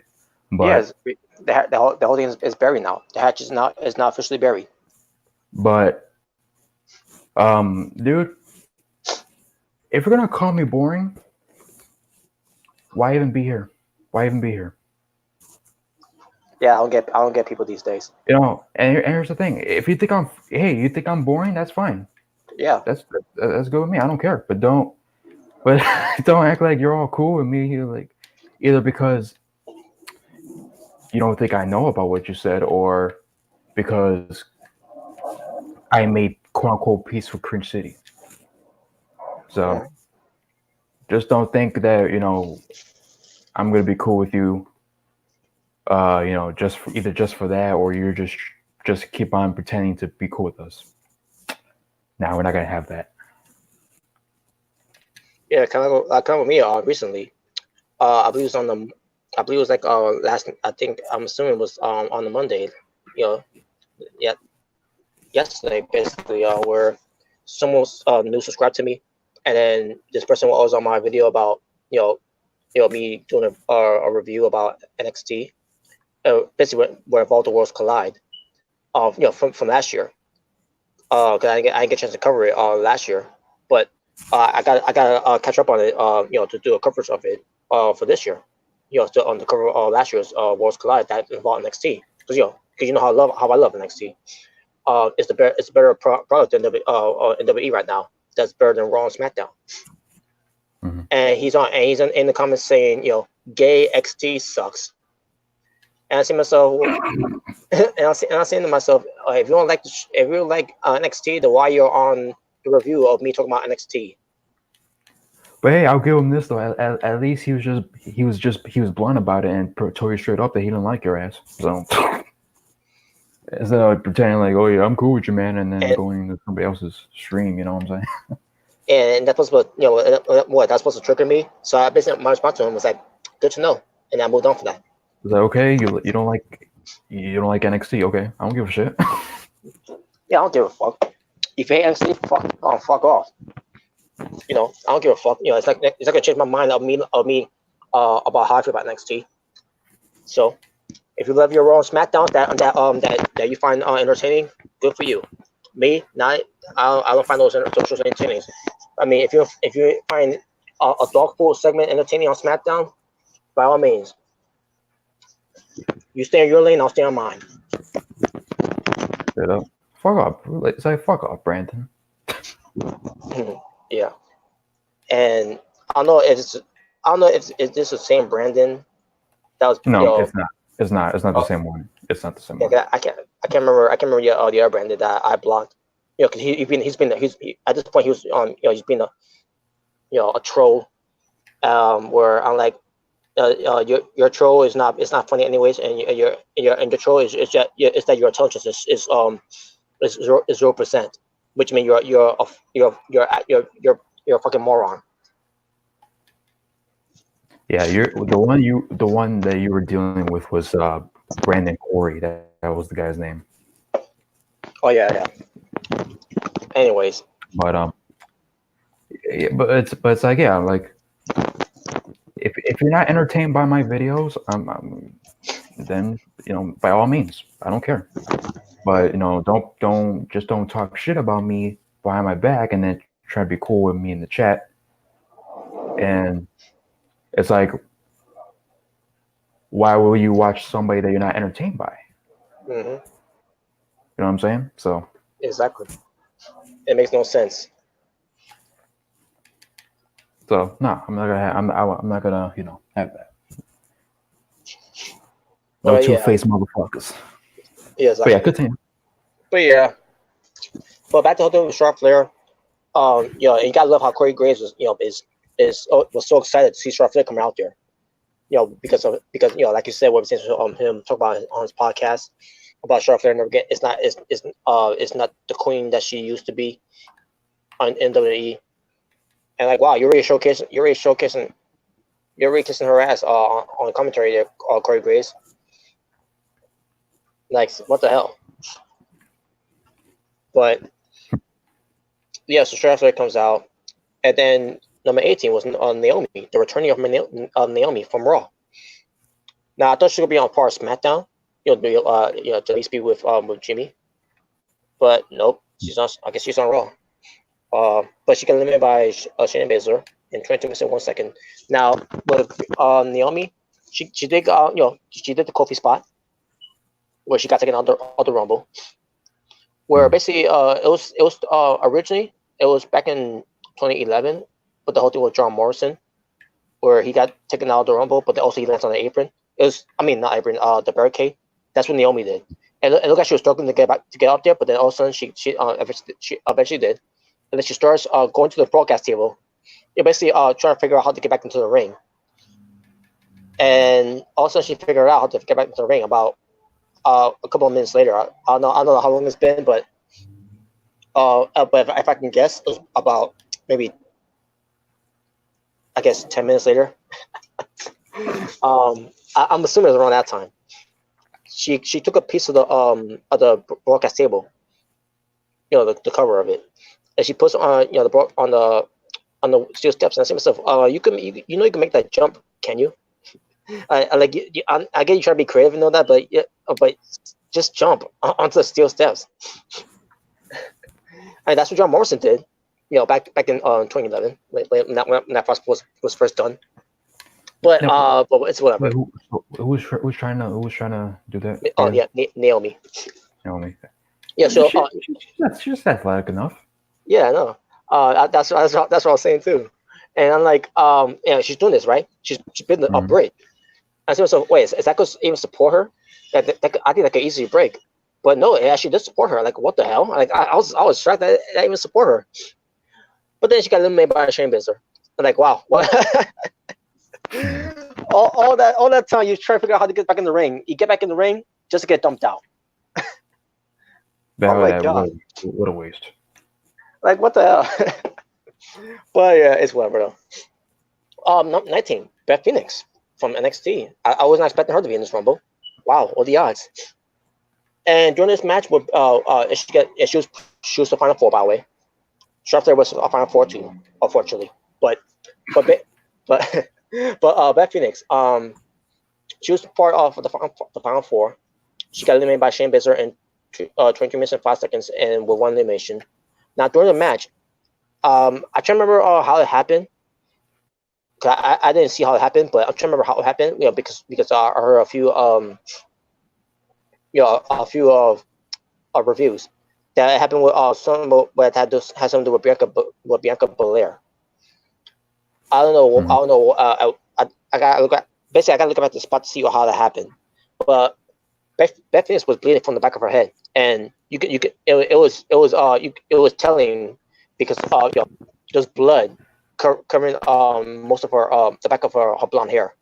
I'm like, wow, that's gonna release some stitches, and sure enough, it did. I don't remember how many it was, but yeah, Beth Phoenix was I don't know what happened to her again, but it looked pretty bad. And I see myself after seeing this, why didn't they take her out just to check up on her to see what if there was anything wrong? Like what happened with AJ Styles, which I'll get to him later too. But Beth Phoenix, it's a serious situation. She's freaking bleeding. It's like it wouldn't stop. But I don't know. I don't understand what happened there. I did saw someone with a towel from outside the ring. I thought it was a Charlotte Flair. I said, wait, really? A little blood on her face, like really? And then also I saw later on, more blood started pouring off from Beth Phoenix. I said, wait a minute, it's coming from Beth Phoenix. Like holy shit, what happened to her? Jesus. But after hearing about what happened with the whole thing with Beth Phoenix and Bianca Belair, she did wait to Beth Phoenix come back to career position. Obviously, when the match was almost over, she apologized to Beth Phoenix, and Beth said no sweat and all that. So basically, there's no hard feelings there because obviously, it was accidents happens, so not for Bianca Belair at all, and at least she apologized. Mm-hmm. But I'll get to more Beth Phoenix later because I can't figure out why they decided to not do anything with her while she was still in the ring. So we get number 20, Toni Storm from NXT UK. She gets eliminated by Shayna Baszler in 18 minutes and 40 seconds. Number 21, Kelly. She's coming out there smiling and saying stuff. Why are you smiling? And it was during this time when Kelly came out. That's when Bianca Belair got eliminated by Charlotte Flair.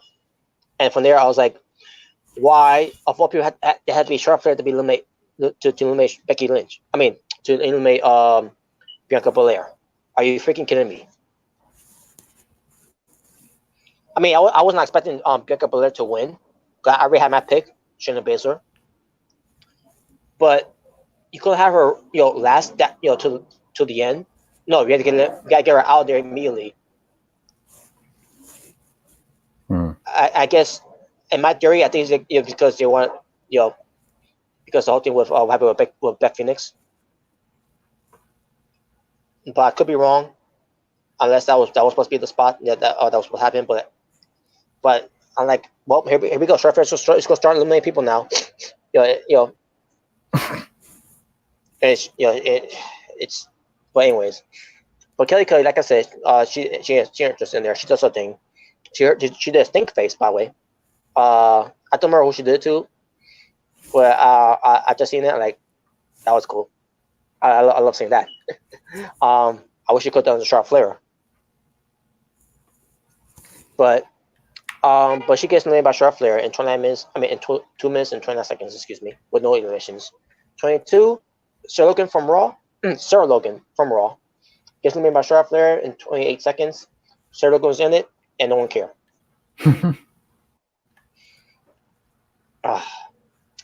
And yet she was part of the Riot Squad, but hey, but Liv Morgan had a better reaction than Sarah Logan did in the Rumble.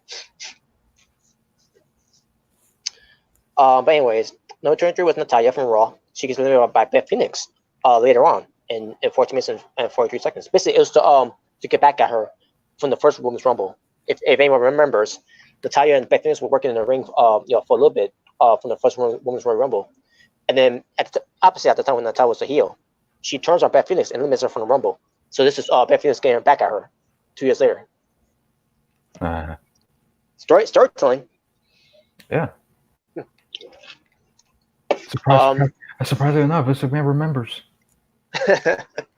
Well, I'm pretty sure someone else booked that one. I doubt Vince McMahon knows how. I doubt Vince McMahon knows how to even book a good Rumble. 2014, 2015. Just saying. Yeah, because I don't even remember. Also 2016. Terrible. And with the two ones, 15 and 16, it all involved protecting Roman Reigns. What are the odds? But anyways, yeah. So, 24, Xia Li, NXT. She gets eliminated by Shayna Baszler in 10 minutes and 49 seconds. Now, she was in it last year too, and she showcased how good she was until she was showcasing her moves to Tamina, and I will not forgive Tamina since then because she botched that spot. Because here you have a new up and coming woman wrestler in Xia Li from China. Showcasing her kung fu, to be the Chun Li of WWE. And then Tamina decides to screw it up by botching it, her spot. But in this, but obviously that's from last year. But this year, Xia Li, thank God Tamina didn't last that long in the Rumble because with no Tamina, that means Xia Li could do her thing, and she did. She did a good job. And there you go. That's how you showcase yourself there. But yeah. But then number 25 was Selena Vega. Her outfit, I'm assuming, is to inspire Molina from Mortal Kombat. But then again, I could be wrong because she didn't wear the half mask, to cover her mouth. But that's but with the clothes that she's wearing, I think she's trying to pay homage to Molina from Mortal Kombat. But she was from Raw. She gets eliminated by Shayna Baszler in 9 minutes and 31 seconds. Sashi Blackheart, number 26. She's from NXT. She's the one with the green hair. You remember her, right? Mm-hmm. Yeah. Yeah, she's the one with the green hair, with the helmet horns. Mm-hmm. And she's into Jonah Jet. So yeah, she's as far as her wrestling, I think it's decent. I don't remember seeing much about her, but based on her Impact Wrestling before, I thought she hang herself in the match pretty well. And then seeing her evolve for that one time, I thought she did good too. But now on NXT, she's going to develop more of her wrestling. So we'll see how and then push her too, or since her being on NXT. And I'll get to more of that later. In fact, let me get to it now. So Shotzi Blackheart, from NXT, she tries to eliminate Shayna Baszler. because there was a story there. Oh wait a minute, a story from NXT. So here's what happened on NXT. Shayna Baszler, made an appearance to be in the Women's Battle Royal from NXT to determine who's going to become the number one contender against Rhea Ripley for the NXT Women's Championship title at TakeOver Portland, which is going to be next month. So Shayna Baszler was, it was dominating that Battle Royal obviously until Shotzi Blackheart came from behind her and eliminated her. Basically, is it like a Maven eliminating the Undertaker type of way? That was the feeling. And then they had a match on NXT. Obviously, Shayna Baszler got her win back. I mean her get back. I meant to say not win back because Shotzi Blackheart didn't win the Battle Royal. It was Bianca Belair who won the Battle Royal. But basically, Shayna Baszler got her get back on Shotzi Blackheart. And then here in the Royal Rumble, they was doing that spot again, where Shotzi Blackheart was trying to eliminate Shayna Baszler, but Shayna Baszler knew better this time, and then she eliminated Shotzi Blackheart in 7 minutes and 57 seconds. So yeah, a story line, developing on the main roster in this Royal Rumble match between Shotzi Blackheart and Shayna Baszler. Wow, what the odds of that, huh? And I'm about to get to why that was important. Since what happened on NXT, and they should have capitalized on the main roster, but with this one they did. With Shotzi Blackheart and Shayna Baszler. Number 27 was Carmella from SmackDown. She gets eliminated by Shayna Baszler in 6 minutes and 36 seconds. Carmella's performance, I thought she was alright. And I love her outfit, by the way. But that's neither here or there. And also, I will always put over her moonwalk. Yeah. So, number 28, Tegan Nox from NXT. She gets eliminated by Shayna Baszler, 3 minutes and 50 seconds. Okay, so Tegan Nox is in a feud with her former best friend, Dakota Kai. And they're going to be wrestling each other on NXT this Wednesday. Now, the story with these two, Dakota Kai and Tegan Nox, they both have been friends since coming to WWE. Now, they could have been friends before that, but that's not here or there.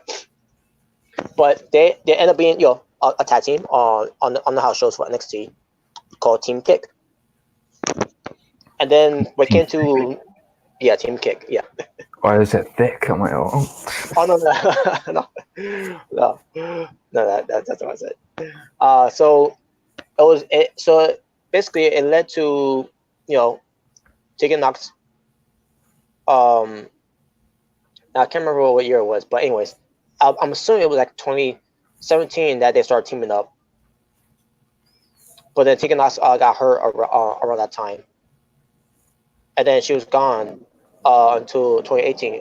She came back, and they ended up being teams again. And then she was part of the women's the Mae Young Classic until she got hurt again from her knee, from a different knee this time.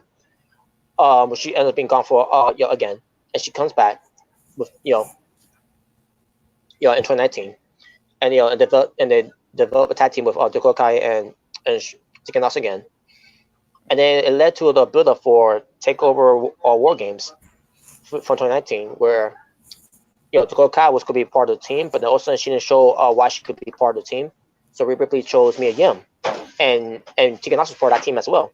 And Tegan Nox, because Dakota Kai felt like that Tegan Nox didn't stick up to her, stick up for that, to give her another chance that, right? So it led to TakeOver, where Mia Yim during the pre-show was attacked by, we don't know who it was, until we found out on the main show that it was Dakota Kai who's behind the attack after she attacked Tegan Nox, in the short cage that because she was supposed to be next to join along with her teams for the War Games, and basically taking out Tegan Nox, and Dakota Kai from there turned heel. And here we are, where Tegan Nox and Dakota Kai are now former best friends, and then they're gonna build up their feud, which I think it's too early for them to do, for this week on TV on NXT. But I think the match is gonna happen either way. Either if it's not gonna happen, or it's probably gonna happen, but it's probably gonna end by some screwy finish, and then they probably will build up more of it for TakeOver Portland. But the point is, You have Dakota Kai, who was earlier in the Rumble earlier, in number 15, and she gets eliminated in a minute and 30 seconds. And then you have Tegan Knox, who was in the Rumble in 28, in number 28. And I said to myself, wait a minute, why couldn't you have her be in there earlier to develop that storyline? But you do a storyline that which is not a big deal. We're chance to do this storyline. Sashi Blackheart doing this to Shane Baszler, but I guess it was it's for this purpose because it's the Royal Rumble. But still, it's all at the end of the day, it's all about stories. It's all about building a story here. Developing a story here in the Rumble, and you couldn't capitalize on that.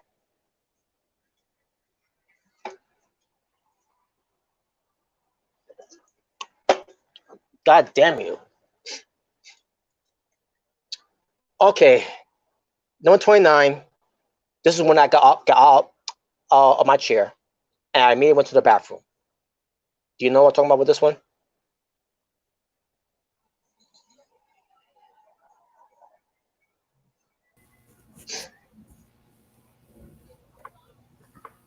Number 29. You know what I'm talking about with this one?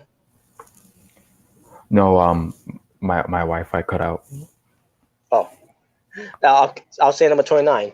When number 29 came out, I immediately got off my chair and went to the bathroom.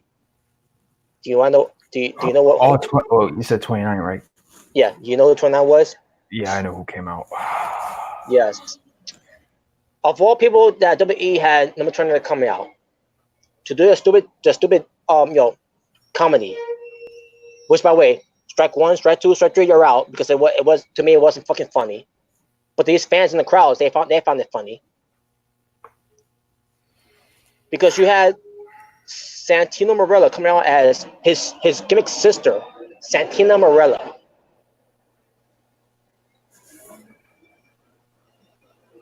This is the best that they can come up with for a slot. Are you fucking kidding me?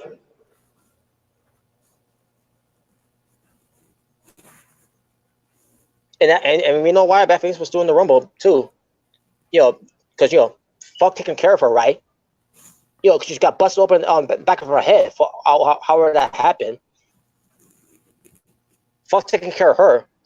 Meanwhile, you have Sheriff Flair, who you had someone ram her into the ring post. Yeah, they gave her the ring post protected spot because Nia Jax was not in his Rumble. Because we all know that ring post spot was supposed to be for Nia Jax. But anyways, they gave her the ring post spot, and she was out of the ring. They had her out of the ring, but you have Beth Phoenix still in the ring, knowing that she's been bleeding in the Rumble. Who knows how serious that could have been? Mm-hmm. And why I kept her there? So you could do the stupid spot with Beth Phoenix and Santina Marella that happened years ago. Who gives a fuck? Okay, and let's think about this too. So, what year did Santino? I'm gonna say fuck Santino. Santino did that spot at WrestleMania. Oh my god! I believe that was WrestleMania 25. I can't remember the year. I believe it was 2009. Yeah, so it's 2009. It's 2020, and nobody gives a flying fuck about Santina Marella. Not Santino himself, but the character, his transgender fucking version of himself. So fucking stupid. And what a waste of a spot that was. Because not only just a waste of spot to have the comedy skit in this Rumble match for the Santina character, but Santina, of what I heard, was pull out the Cobra, and instead of going after Natalya and Beth Phoenix with the Cobra, Santina did it to himself and eliminated himself. Mm-hmm. Thank God I missed it. Well, Warming here, he was in it for 1 minute and 1 second. So yeah, what a waste. And as I'm going to, and as we got to number 30, I'm saying so it could be one person, Shayna Baszler. And I'm saying so, wait a minute, where the fuck is Sasha Banks? So you didn't have Sasha for this Rumble, but you had Santina that only lasted a minute. God, man. Now there's word there that the reason why she was not in the Rumble, she was not medically clear, and also I'm assuming it was her birthday. I don't know, but let's if she was injured, then fine, I'll let that go. But if it was her birthday, I mean, what way to celebrate your birthday to be in the Rumble? To wrestle. Sasha Banks loves wrestling and all that, especially while I watch her WWE 24. Where she talks about how she loves wrestling and everything. But I mean, if that's how she wants to, if she wants to spend some birthday, doing birthday stuff, that's fine. Well, she was injured too, right? So yeah, but again, if she was injured, then I'll let that go. But Santina Marella, that's a dumb replacement. You gotta be fucking kidding me! And what's going on with Ruby Riott? What's going on with her? Why ain't she back yet?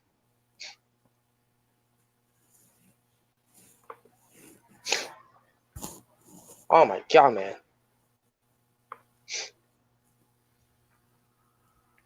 So, Shayna Baszler comes out from NXT, last woman. She gets eliminated by Charlotte Flair, unfortunately. 4 minutes and 27 seconds with 8 eliminations. So basically, she tied with Bianca Belair. Now, if I can recall, it was Shayna Baszler, Beth Phoenix, Charlotte Flair, and let's see. I think it was Natalia, who was also the final 4. Mm-hmm. So what does the Women's Rumble accomplish? Oh yeah, we want someone new to get behind, but instead we got the same old shit. Being in the same old spot. Charlotte Flair once again is getting an opportunity that she doesn't need because she's already established. She's already accomplished everything. You mean to tell me, after everything you did with Shayna Baszler, having her win the main event of Survivor Series against Bayley and Becky Lynch, the women's champions of different brands, and then the whole thing we did with her at the beginning, Bayley to make her tap out, and then the whole thing with Becky Lynch attacking Shayna Baszler being the sore loser. You think it's just gonna lead to Shayna Baszler, going to Royal Rumble to win the whole thing and to choose Becky Lynch for what she did to her at Survivor Series? And then at the end of the day, we don't get that. Instead, we get Charlotte Flair winning. Like why even put Shayna Baszler in there then? If she wasn't going to be winning the Rumble, why even put her in that spot? Now, here's something that I read randomly from someplace. I forgot.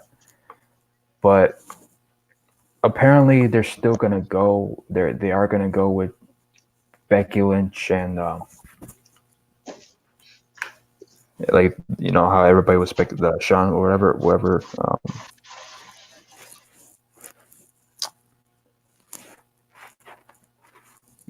Her name again? I forgot.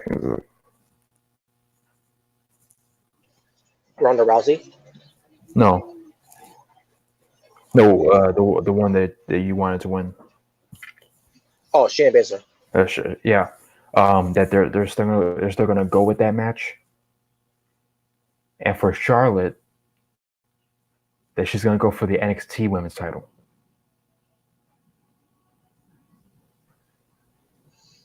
Yeah, I heard some people saying that too. It's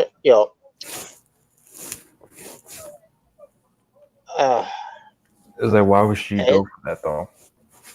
Well, and on top of that, we'll change to the NXT. Hear this very clearly, people.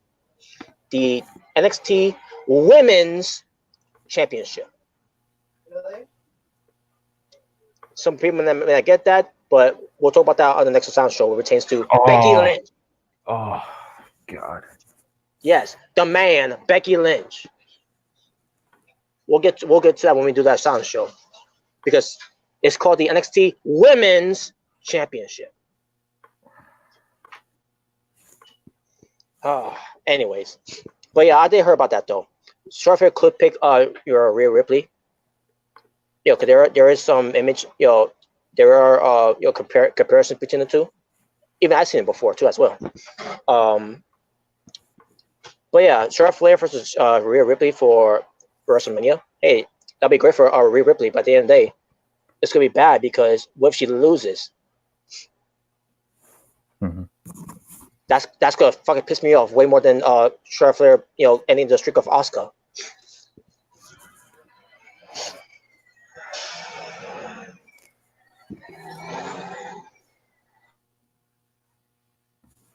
Yeah, what the hell's going on? Sorry about that. So yeah, so she could. So either way, Charlotte Flair could pick Becky Lynch, which we don't want to see anyways.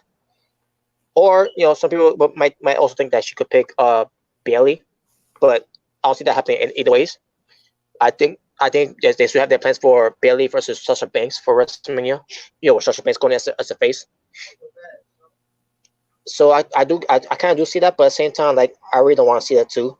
Charlotte Flair versus Rhea Ripley, knowing that they might go with Charlotte Flair to win.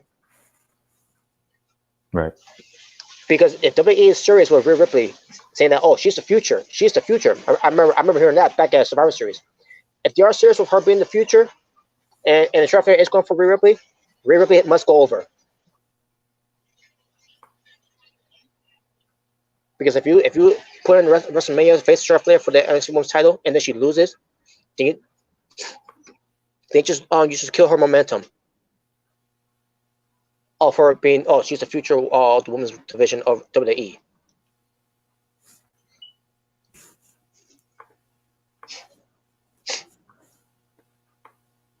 But there you go. But does that make me okay that Charlotte Flair won the Rumble? No, I'm still upset with that. Yeah, because it's Charlotte Flair again.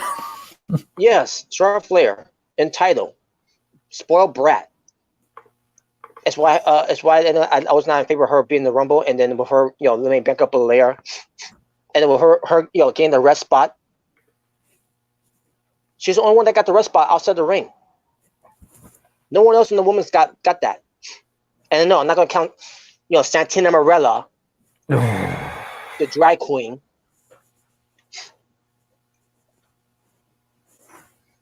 Unbelievable.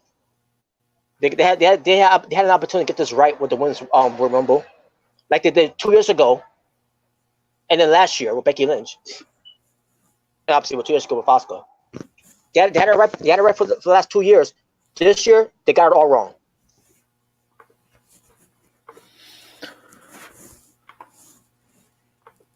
Unbelievable. So the next match was the NXT for the WWE SmackDown Women's Championship. 9 minutes and 20 seconds. Bayley defends it and she defeats Lacey Evans, and no one cared about the match. Moving on. Damn, Lacey Evans lost again? Yeah, and no one cared because the match sucked. Moving on. Well, some people care. Yeah. Go ahead. Well, here's the thing too. I guess people didn't care really because it was a bad placement to put on, because you just had a women's Royal Rumble, and on top of that, fans still are still upset that Charlotte Flair won. So in a way, this match really fall victim into that spot there. Kind of like what last year. Remember when AJ Styles and Daniel Bryan having the great match for the WWE Championship after the Women's Rumble, and fans, some fans felt deflated. Mm-hmm. And bad placement to put a match there. Yeah, I thought the match was good though, but fans just didn't care for it. Yeah, they just didn't care for it because you just had a women's Royal Rumble, especially when you had the man Becky Lynch winning. Daman. Jesus Christ. But yeah. So, but at the same time, based on our this match too, it wasn't that good anyways.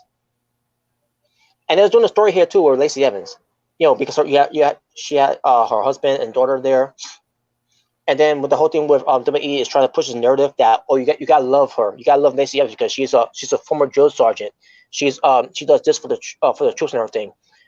And I didn't know that storyline was going on until I heard with some reviews of it, with other people, and I see myself, oh no, they John Cena her. That's what it is. That's what I feel like they're doing with her. Like, don't do this like you did with Cena. No, with Lacey Evans, it's different because Lacey Evans, she did, she did was in the military. She did serve, yeah. She did serve. John Cena didn't serve shit. Yeah, exactly. That's the big difference. But Lacey Evans, why would you do that to her? Why can't you just get her over organically without saying, oh, she's a former drill sergeant and you gotta love her because of that. You gotta like her because of that. Stop forcing people to like people that way. It's not gonna work. Why do you think it has to work with Cena? See, it's like they don't learn from their mistakes.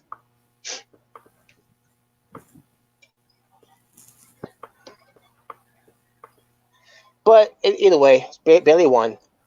And the storyline didn't really help Lacey Evans at all. And it's a shame because I like Lacey Evans. I think she has potential.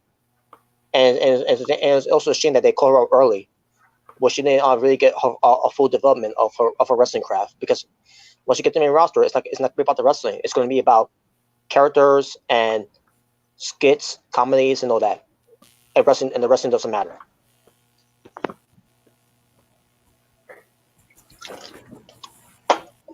So then we get to the next match. It's the strap match for the Universal Championship. It's not the Blueberry one. It's the Fiend's Universal title belt. 17 minutes and 35 seconds. The Fiend, Bray Wyatt, defeats Daniel Bryan to retain his WWE Championship. I mean, the Universal Championship. Match stuff I thought was good, and also fans were happy too because they ain't got no more red lighting. Yeah, everyone has always been complaining about, oh, we can't see the match because of the red lighting. Yeah. Now when I see it, I don't have a problem with that. It doesn't bother me. Maybe because I'm used to doing things in the dark. But that's not here to say. But in this match, it was called for because it's a strap match, and if there was a red line involved, you would not be seeing the lashes, the welts that Dan Brown was getting from the straps. So I guarantee you, if they would have done a red lining, you probably would never see the lashes and all that until the match is over. But besides that, the match itself I thought was good. And I was surprised. Of course, it's gonna be good. It's freaking Daniel Bryan, and the fans were into Daniel Bryan. They, remember how fans, were crapping on Seth Rollins, with him being a baby face and everything, and he's facing the Fiend Bray Wyatt at Hell in a Cell, and they don't care for Seth Rollins anyways. And obviously, because he buried himself for the comments that he made on Twitter and the interviews. But besides that, what pertains to his on-screen character, what is there to get behind Seth Rollins as a babyface?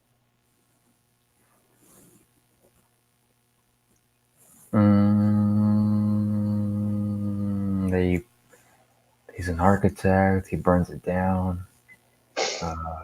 He's the Beast Slayer, even though you never really slayed him. You cheated to win. Until SummerSlam, but yeah.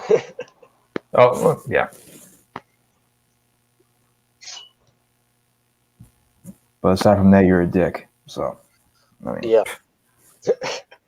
Now with CM Punk, with him being a babyface, where it's against like a Brock Lesnar, a Bray Wyatt, what's there is to get behind him as a babyface?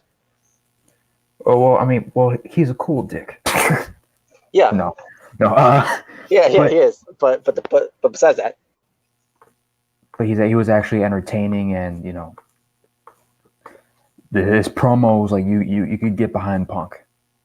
Yep, unlike Seth Rollins promos. Yeah.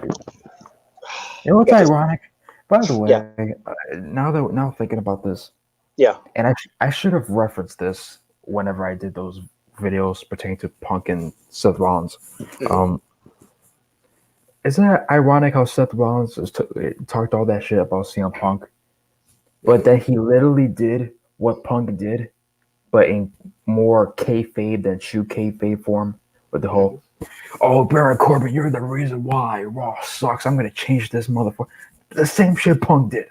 Mm-hmm. And here you are talking shit about Punk. Like, fuck off, dude. Yeah, no.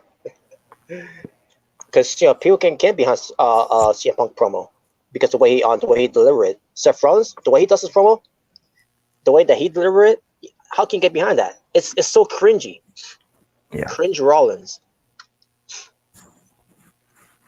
Now with him being a heel, you can you can sort of get behind that one because at least he could be a dick about it. Yeah. Now, what pertains to Daniel Bryan now, what's the thing that that fans can get behind him as a babyface? Who? You said Daniel Bryan? Yeah, Daniel Bryan. He's a nice guy. He just has this likable thing about him. Plus him being a good wrestler. Like he plays the underdog character, like. Exactly. Yeah. He's going promos too. Fans could get behind his promos too. Way better than Seth Rollins. Yeah, he's way better on the mic than Seth. Exactly. And why am I mentioning this? Or pertains to Seth Rollins and Daniel Bryan, or the difference with this whole thing? Because when Seth Rollins was facing the Fiend Bray Wyatt, the Fiend, the fans wanted to see the Fiend beat Seth Rollins. Because there's nothing to get behind Seth Rollins as a babyface, especially when he was the champion. And plus, Seth Rollins was champion, and they wanted Bray Wyatt to win the belt. Yeah. Yeah, because obviously with his character, it's over than anything that's ever been over in WWE until they started to do the stupid finish that they had on the cell, which we still never get over that. It did, just because they gave the belt to him at Saudi Arabia, what was it? Crown Jewel. Just because they give him the belt right there doesn't excuse of why they didn't just pull trigger from the one that held the cell. And plus they didn't think that Daniel Bryan was going to win the belt, so they're like, yeah. Now with Daniel Bryan in this match there, and the same thing what happened with Daniel Bryan in the Fiend Bray Wyatt from Survivor Series too. Fans wanted to see Bryan to beat the Fiend because where it takes to Daniel Bryan being a babyface, he knows how to do it well. He knows how to do the job of being a babyface. Seth Rollins can't. And fans wanted to see Daniel Bryan beat the Fiend Bray Wyatt. Daniel Bryan, to a degree, despite how over and how popular the Fiend character has been, with Bray Wyatt's new persona, Daniel Bryan is still over, no matter what. No matter if he's a heel or back to being a babyface, beard or no beard, whatever, old look, new look, it doesn't matter. He's still over because there's something to get behind him. What pertains to what he does, what he can do. And plus, with the Fiend beating Daniel Bryan, it wasn't going to be a big backlash with the fans. Like, oh my God, Daniel Bryan didn't beat the Fiend. Fuck WWE. Fuck what they did. Like they weren't going to do that. And in this case, it didn't happen because obviously at the end of the day, Daniel Bryan didn't win. But it was still a great match where fans got on the edge of their seats and if Daniel Bryan he's got a chance, he's gonna beat the Fiend. He's finally gonna beat the Fiend, and when he did it, it was like and and that was it. There was no backlash. There was no riot going on. Like fuck this bull that he should have won. But I guarantee you, folks, when the time comes to WrestleMania, it will happen when Roman Reigns beats him. Yeah, because let's go. Let's just go right back to Roman. Like, I'll get to Roman Reigns later too, or to that too. But yeah, this match I thought was good. And Dan Bryan, he was being carried out, but then he started walking on his own backstage, and fans were behind him. They still applaud him. Great job, Dan Bryan. And now where does he go from here? My guess, he probably will do something with him and Shinsuke Nakamura. If Nakamura is still the current champion, if they don't get the belt from Braun Strowman, or just a man's idea. Yeah, 18-second revenge WrestleMania. oh god. Yes, you know what I'm talking about. Sheamus versus Dan Bryan. Yeah, revenge from something that happened 8 years ago. Oh man, so that could be the two possibilities that could happen. Either Bryan faces Nakamura for the Intercontinental title, or Dan Bryan could get revenge on Sheamus for the 18-second loss of WrestleMania. The fact that was even a consideration at the time, like, Yeah, and especially with the crowd reaction Daniel Bryan was getting after the whole screwed and all that would have been a terrible idea.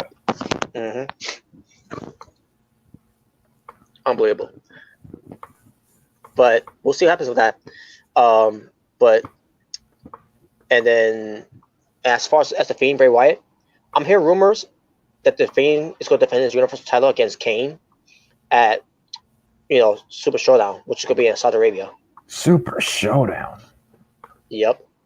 And it's on February, by the way, next month. On February? Yeah, this early. During the road to WrestleMania. They're getting the show at Saudi Arabia. And also another thing, Jordan brought up something too, pertaining to. Oh, what if his Edge versus Randy Orton at Saudi Arabia? I think it's going to be WrestleMania. Yeah, but then again, it might. We'll see. And also, we're pertaining to Saudi Arabia too. I think it's going to be Taker and Sting. What? That's a rumor I'm hearing. Taker and Sting is going to be in Saudi Arabia. It's the WrestleMania. Why? Oh my god! What the fuck? I don't get it. Like, really? Why can't you just do the WrestleMania match? That's what people want to see. That's a WrestleMania worthy match. Taker and Sting. Yes. Why wouldn't you have it at WrestleMania? You're gonna have it at a garbage ass country who treats people like garbage. 100-degree fucking weather. Everybody's gonna be sweating all over the place. Why are you in that situation? Yeah, Sting's face paint's gonna be it's gonna drip in all over his face.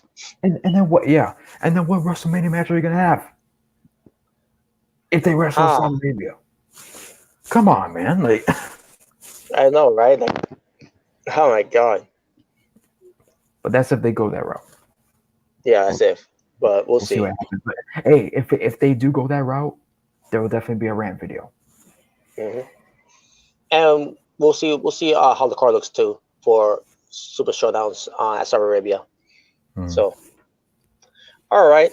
Then we get to the Man, Becky Lynch, defending her Raw Women's Championship. When it comes to NXT, Women's Championship, I'm surprised they didn't, take away the word women's from the Raw Women's Championship. Okay, and like, what were they gonna have it be named if Becky Lynch wanted it? You got me, because some parents, I'll talk more about it, but I'll talk just a little bit here, because how you gonna call the women's NXT Championship the NXT Championship when there's another NXT Championship title that Adam Cole is wearing right now? Yeah, what are you gonna call that one? People that's gonna be confusing on the card. Exactly. and then on top of that too, they did the same thing with the NXT UK Women's Championship when they took away that name too. NXT, but you got the NXT UK Championship title too that you just remade. Like what the fuck's wrong with you? Like because of what Becky Lynch said, you want to take the name the name women's out there. And also, she's not even in NXT. I don't know what happened. When we just her on doing the backstage thing because it was obviously last week. Like what the hell? Like what did I miss? Was something I missed? What she said there? Like seriously? Because I don't care for the show anyways. For numerous reasons. Because Paige is there. I fucking hate Paige, folks. Yeah, she knows already, but I fucking hate Paige. And also, she might have kids out there that she doesn't know of.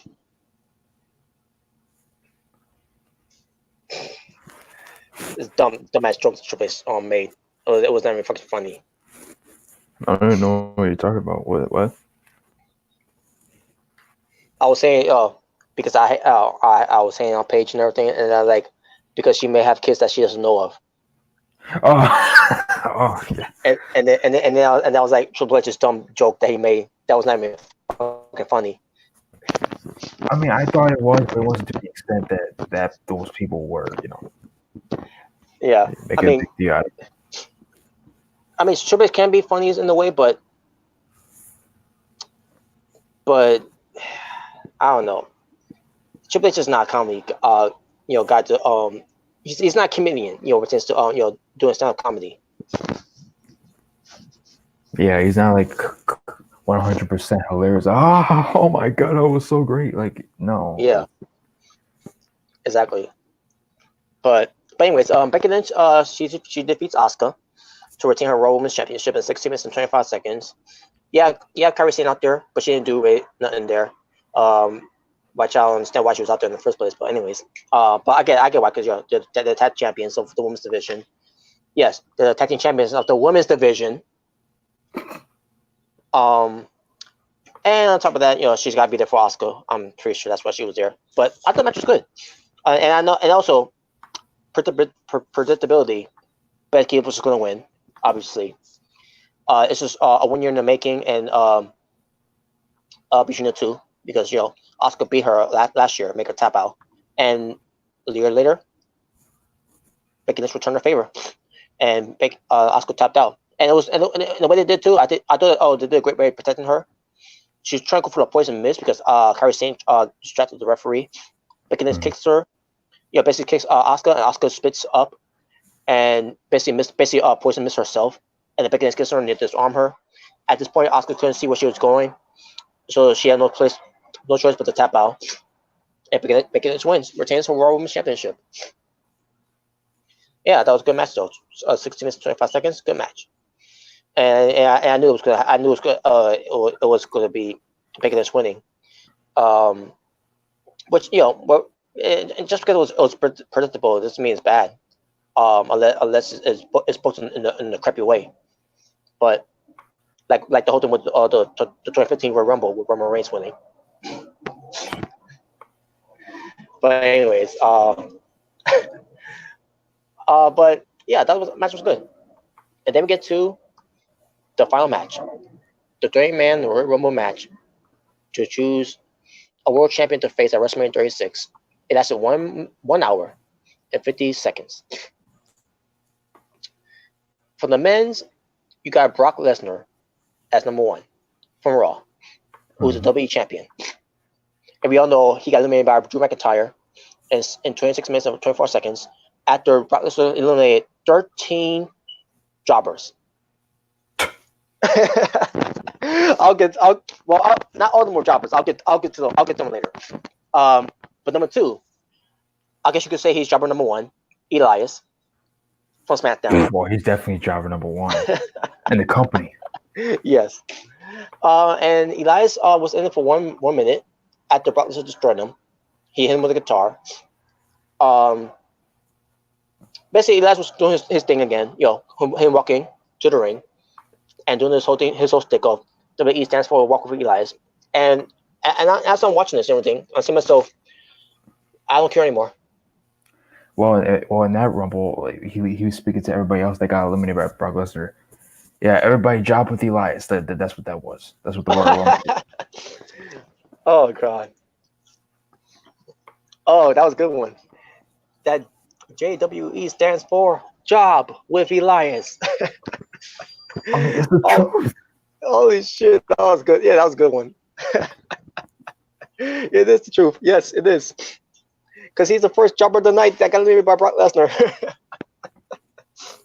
And plus, him jobbing compared to everything else that he's done in the company as well. So Yes. Oh man. But hey, he signed a new contract with them, a new deal. He loves what they're doing with him, and yeah, it's a shame. I thought Elias got a great talent. Not just with his character, but also he could show some great talent. He could do it in the ring, but I guess he doesn't care about that. I guess he gets paid as well for doing his playing the guitar gimmick thing. yeah, same thing for another individual that we're gonna get to later on. Oh boy.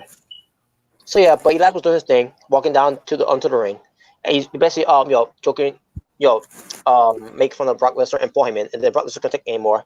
He ran after him, beat him up, gets in the ring, beats him up again, guitar shot because of pull him in, and then he was gone. So job with Elias, number 1 was intact. Number 3 was Eric Rowan. He brought his cage. We still don't know what's in there, and be honest, we don't care. But Mojo Rawley cared because there was a video of it about what's wrong with you. Oh my God, what that? Like, who cares? Who cares who's in the cage? Like, yeah, it could be a headless sheep, and we still won't care.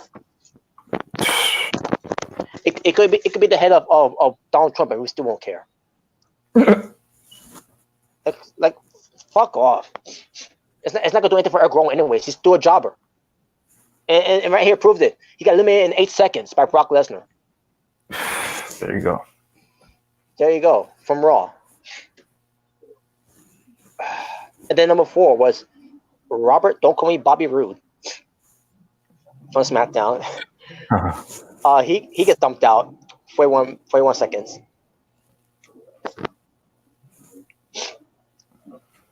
Did you make a joke out of that, by the way? What happened? Did you make a joke out of that, or was that's really his thing? Oh, I mean, Robert, don't call him Bobby Roode. Oh yeah. No, someone else came up with that. I just wanted music for the first time. Because I can actually see them actually coming up with some shit like that. Yeah, somebody actually came up with that. Someone from No DQ. But yeah, when I first heard about that, like, hey, that's kind of funny. Robert, don't call me Robert. Robert, don't call me Bobby Roode. Yeah. Said Bobby Roode, more like Bobby Screwed. Yeah. Now, unfortunately, guys, Eric Rowan was the guy who was in there shortest because number 5, Johnny B. Trash, or John Morrison from SmackDown. The big return for John Morrison on TV from SmackDown. We're chance to being with the Miz again, and then he appears at a Rumble. John Morrison enters, Brock Lesnar dumps him out in 9 seconds. No, I didn't know it was that short. Oh my freaking God. I loved it. That was hilarious. So you go from being not too long ago, you were just Impact Wrestling World Champion, and then you come back to WWE and you get eliminated by Brock Lesnar in 9 seconds. Wow. Oh my God. Like, holy. Now here's the thing too. When Morrison came out, Brock Lesnar saw a look of John Morrison coming to making his way. Brock Lesnar was laughing. He was laughing at John Morrison. Enough said right there. And then obviously he exposed of him. I don't know how he eliminated him. I think he made like a German suplex to him, and then Morrison, the way he got eliminated, it was, oh my God. Oh Man, that was hilarious. I couldn't stop laughing. Johnny B. Trash got eliminated. Trash Morrison. In 9 seconds. Oh man, that was hilarious. But hey, I'll say this: we're just him be on SmackDown. He's the only SmackDown wrestler that got eliminated in a short period of time, and then we're growing from Raw. So I guess you could say in a way he still ended up being in there in the short terms. But for SmackDown's side, but still. Yeah, Jordan said in the comments that's good for Johnny B. Trash. Yes. And the thing with this too. Why would you leave everything that was put on top of the world in other wrestling promotions, just to go back to WWE where they just treat you like shit? Yeah, that's what I was saying earlier. Like Johnny B. However you want to say it. He was a AAA. He was a Lucha Underground. Was he Lucha Underground? Yeah, Johnny Mundo. Johnny Mundo. Impact Wrestling. They weren't doing much with him from the get go, except for a couple of main events, but never won the world title. And then he finally did win the world title.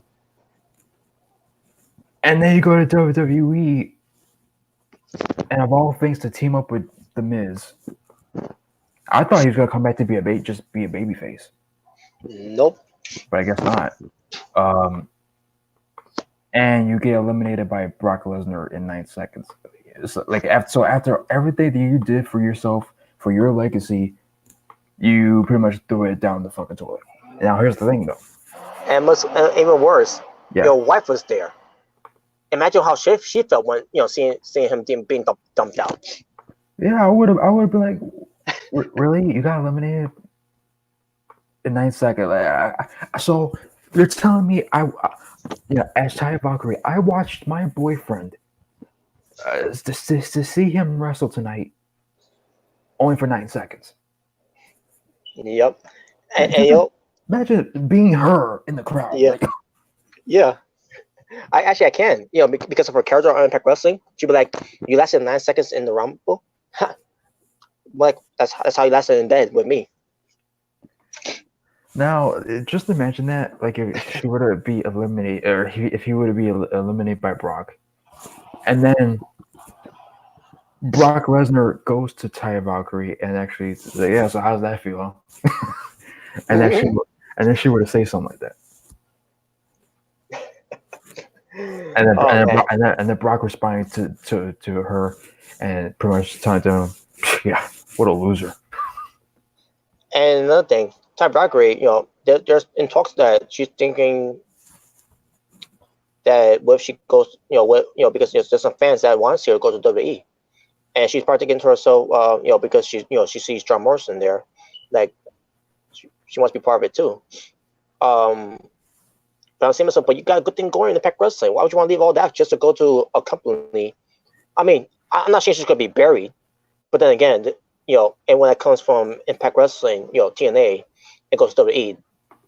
Other than AJ Styles, you're not going to be treated like like that. I mean, look at Mickey James. Mickey James comes back, and what they doing with her? And also, like, do you really think that they would treat her better than John Morrison? That they would treat her as girlfriend better than him in the company? Oh, I agree. And on top of that too, if she does decide to go to WWE, and if you want to stay on top, my advice to you is stay keeping your blonde hair. Yeah, because she's the longest reigning knockout champion. Oh yeah. She's the longest reigning champion right now. And yeah. I'm gonna be the longest reigning Impact World Champion just to go to and then leave, drop the strap, and then go to WWE, where 9 times out of 10 they're gonna get buried. Because the money is better, is more important than legacy. I guess. Unless if you really need it, for your life. But I mean, with her being with Johnny John Morrison, I mean, Sure. for me, it's hard to believe that John Morrison would even give a shit about the money at this point. Yeah, exactly. I don't get it.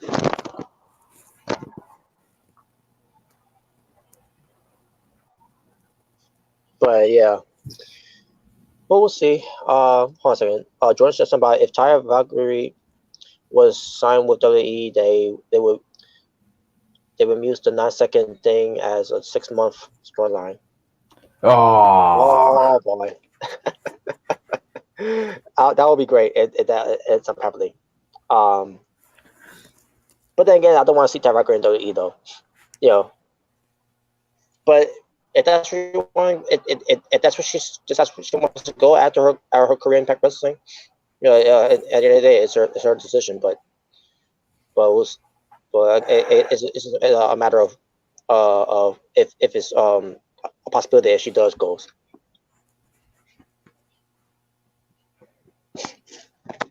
But anyways, yeah. But yeah, like I said, the funny thing about the Rumble was Morrison, because how I feel about him in Impact Wrestling with him being trying to be trash, and then oh man, he has been one of those victims falling into the hands of Brock Lesnar. So yeah, that's jobber number 4. okay. Job with Elias Morrison. Job with Elias Morrison. Oh That's great. man. Number 6. Yeah, number 6. Kofi Kingston from SmackDown. He lasted 8 seconds with Brock Lesnar in the ring. I mean, it makes sense because of what happened, but at the same time, it's like, But then again, I wouldn't even want Kofi to get back on Brock because like, fuck the New Day. But it's like, wow, like Kofi was champion for a little while and then gets squashed by Brock, and then he gets eliminated in 8 seconds by Brock at the Rumble. Like, Yep. pretty much WWE saying, yeah, Kofi wasn't shit. So yeah, Kofi ends up lasting longer in the Rumble. With Brock Lesnar being there. And then number 7 was Rey Mysterio Jr. from Raw.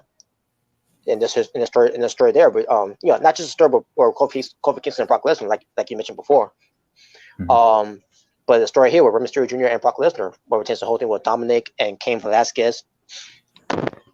And then you had number 8, Big E. For the first time ever, me watching him, since him being New Day, he was taking himself seriously this time. No pancakes, no gyrating, no shaking your hips, and no Baron Sexton on commentary saying, "Shake those hips." But he was not on commentary though. But anyways, Oh, and but by yeah, the way, yeah. Sorry, but by the way, I forgot Yeah. to mention something. Yeah. I forgot. I just remember now that we never brought this up on one of these Asylum shows. We were going to, but we never did. What Michael Cole said about Braun Strowman.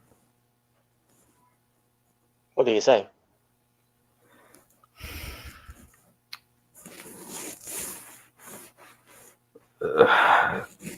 Braun Strowman's gonna get these hips,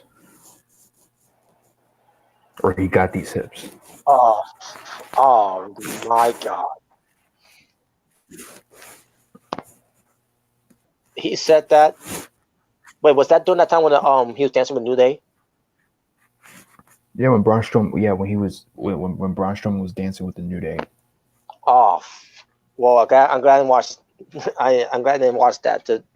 But wow, really, he said that? Yeah. What the hell? Gonna get these hips, like wow. Oh my God, this freaking New Day is crap. But there's no New Day crap on this Rumble though, which I was glad there wasn't, because when Biggie came out, Kofi and Rey Mysterio were outside the ring, and then also they started getting into the ring, and they were not eliminated yet though, because they went. I don't know how they got out of the ring, but I'm pretty sure they went. But they went to the ropes though. I meant to say. So Biggie was on charging them to get in the ring to jump on Brock Lesnar, and they did. Kofi Kingston was Trouble in Paradise. Big E with a nice big ending to Brock Lesnar. and Brock slowly played well. Mysterio with the 619, and then Brock went beast mode, and he eliminates Big E in 53 seconds. Mysterio Jr. 2 minutes and 54 seconds, and then Kofi Kingston with 5 minutes and 6 seconds. So yeah, no Kofi spot this year. Huh. Yeah, there was no Kofi Kingston spot this year. And by the way, Kofi Kingston's July now he's got blonde hair. I saw that somewhere. Yeah. Yeah. Gee, I wonder who he's. I wonder who he's trying to emulate there. You know what I'm saying? Yeah. From that other wrestling company. Yep. Chris Bay. Chris Bay. Yeah, there you go. Oh man, but don't say that because someone will get upset and go after you for that and then block you. Well, I mean, it's pretty much says it right there. I mean, why are you getting mad at me for? Oh man, I still couldn't believe that happened to me. Like someone getting mad at me because I in my opinion, I thought Kofi Kingston and Chris Bay look alike, and then someone gets triggered for that, and then saying, "Oh, I'm attacking you," and blah blah, yeah, and like. Why, they have the same hairstyle? Yeah. I like the hairstyle. I didn't say anything about the hairstyle. I didn't say anything about the skin color or all I said was that they just look alike. That's all I said. But then he got triggered about it.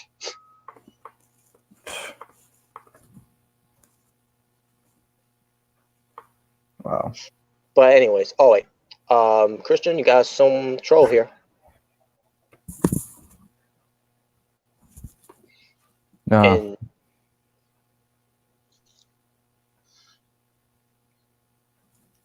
that's new. Mr. Ricky J21 needs to man up. Jesus, how many comments? Look at this motherfuckers. And thank you, Real Jordan, quick. by the way. And thank you, Jordan, by the way. You're obsessed. I have proof. Yeah, sure you do. Of what? Well, like that's what gets me. Like, what proof are you talking about? Man. But anyways, so after Brock Lesnar got real. Okay, here's the thing too. Representatives of Big E, Kofi Kingston, and Mysterio Jr. I'm not gonna consider them jobbers. So at this point, it was still 4 jobbers. I got eliminated. Representatives to job with Elias. So Mysterio, Big E, and Kofi, they didn't get job because they took it to Brock Lesnar. So they had a chance until Brock Lesnar exposed them. This one pissed me off though. Cesaro, number 9, from SmackDown. Yep. So finally, we get to see what fans have been craving to see, and fans have been begging WWE. Please let us see the interaction between Cesaro and Brock Lesnar. Please let us see that. Even if it's for about for a couple of minutes, please give us that. That's all we ask for. What does WWE give us? Was Cesaro and Brock Lesnar? Cesaro gets in there, 18 seconds, dumped out.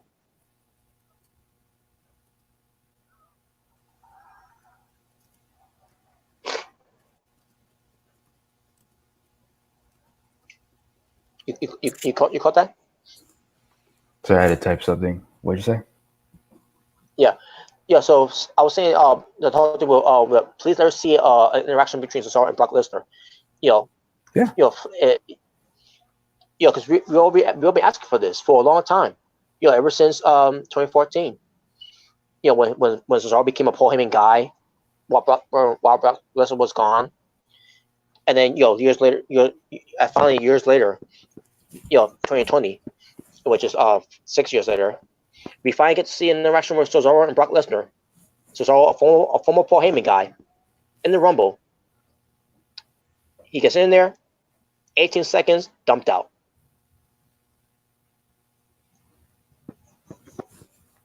Yeah, and then him winning the Andre Giant Memorial Battle Royal, like from eliminating the Big Show, being a Paul Heyman guy, and you don't do anything. Not even then, they didn't do anything with Cesaro. Oh my freaking god! They had an opportunity to do something here with Cesaro and Brock Lesnar. I'm not saying Cesaro should have been the guy to eliminate Brock Lesnar, but at least make Cesaro look strong here. But they couldn't even give us that. They couldn't even give us 5 minutes with these two guys. Because we know Cesaro can go toe to toe with Brock Lesnar because of his core body strength. Yeah, it could have had Cesaro say, "Hey, remember me?" Mm-hmm. And instead, but instead, Brock would be like, no." And then Cesaro could have tossed Brock Lesnar around. Because you know how Brock Lesnar always tosses people around? So Cesaro could have been that dude to toss Brock Lesnar around. But nope, you can't have that. Instead, Cesaro, you get in there, you job. You job with Elias. Yeah, because how long has Cesaro been wasted potential for how many years? Mm-hmm. Unbelievable. So yeah, that's 6 jobbers that got eliminated. And then we get number 10, Shelton Benjamin from Raw. Still with that annoying theme music. Yo. So he comes out, and then he's hugging Paul Heyman. He gets in there in the ring. He hugs with Brock Lesnar, and they brought together. They wait for the next guy to come out. Only for Brock Lesnar to turn on them and dumps it out in 30 seconds. Yeah. So that's 6 jobbers so far. What to job with Elias.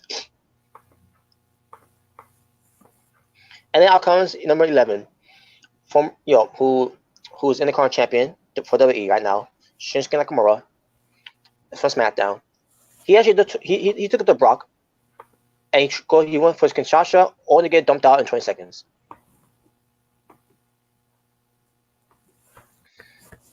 So basically, Shinsuke Nakamura has also jobbed with Elias too, and he's the Intercontinental champion. But I can't be mad at this because I shouldn't be mad at this because I sure know this will happen because Brock Lesnar being in as number 1. So I wasn't really mad at this. I mean, I should be mad at this, but it's Brock Lesnar. This is how they book him.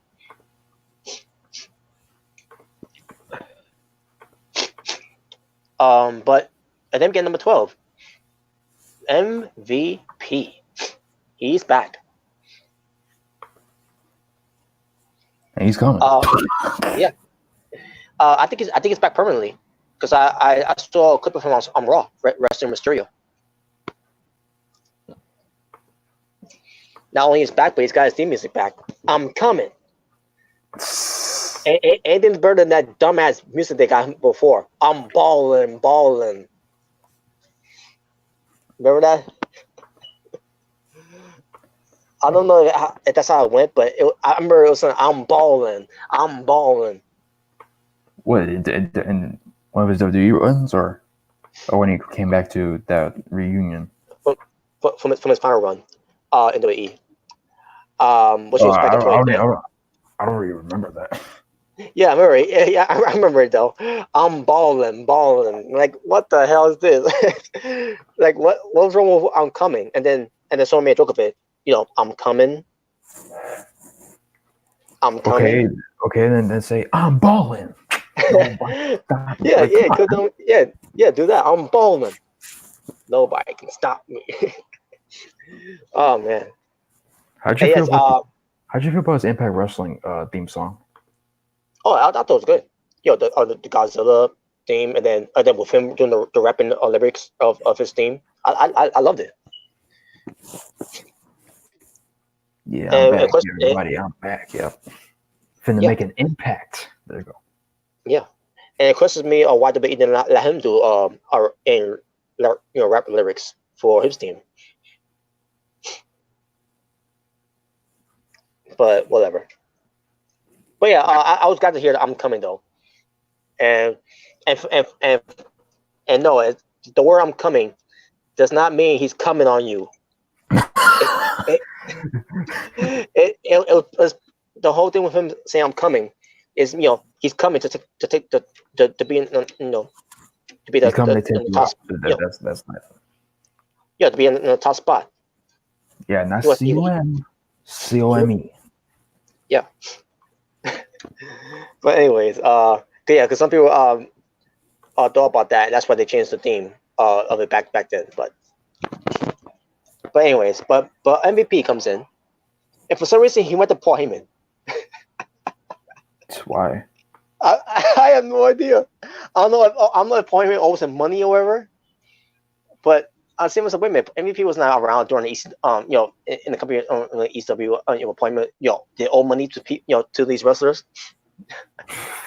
But I'm like, what the hell was this? But I thought that was hilarious though. And eventually, he got a ring with Brock Lesnar, I meant to say. And he lasted a while until he got eliminated in 24 seconds. So job with Elias, Montel, Arturius Porter. So that was, I think, it's 7 now. That guy, that job. 1, 2, 4, 5, 6. Okay, 8. It was 8 because next was number 13, Keith Lee from NXT. Okay. Keith Lee comes out, and you can read the lips from Brock Lesnar. I think he said, "Well, that's a big boy like that, right?" And yes, damn right he is. Keith Lee, he is a big boy. And then the best thing too, Brock Lesnar goes to Paul Heyman. He's like, who is this motherfucker? You know what? I think what Brock did there was him showing his respect to Keith Lee. Yeah, he did. That's yeah. But man, I like, oh, this is awesome. Brock Lesnar and Keith Lee in the ring. And unfortunately, no Matt Riddle didn't get to him, which I'll get to that part later, about why that didn't happen. But seeing Keith Lee and Brock Lesnar, here's someone that can go toe with the beast, and he did. He matched up against Brock Lesnar, and then number 14 was Braun Strowman coming out from SmackDown, and we came out. I don't care for you anymore. Neither WWE. Oh man. And Jordan says, I love the Beatdown Clan. Yeah, hell yeah. I love that. I love the group too. But MVP, Low Key, Samoa Joe, Kenny King. And I think Homicide was part of that too, right? No. Homicide, yeah. Homicide. Yeah, that's what he was. Low Key. Yeah, Low Key too. But yeah, that was a good faction though. The only part I didn't like was when Eric Young joined, because it's like, okay, you just had a feud with MVP a couple months ago, now you're joining him. Well, I wouldn't consider him joining them. I think just because he wanted to get back at Bobby Roode, and in a way, kind of to associate with them, whenever they need help, with the numbers gang. Yeah, that's what I was saying. Like, yeah, but you just feuded with him. He turned heel on you. He screwed you over. Mm-hmm. So, but it did lead to us to being the world class maniac. I think that was just his gimmick. Right. Which he did pretty good at it too, by the way. Which WWE just want to capitalize on, because fucking right. That's right. But so yeah, Braun Strowman's out there, and they did this whole thing with Keith Lee and Braun Strowman. I like okay, I kind of like this now, but still making clear about Braun Strowman after the way they've been booking him. Like, I mean, that's the thing. I'm used to get behind Braun Strowman too. I want him to be a champion in the WWE, but they keep dropping the ball with him every freaking time. And then after the whole thing with him with New Day, now I definitely don't care about him anymore.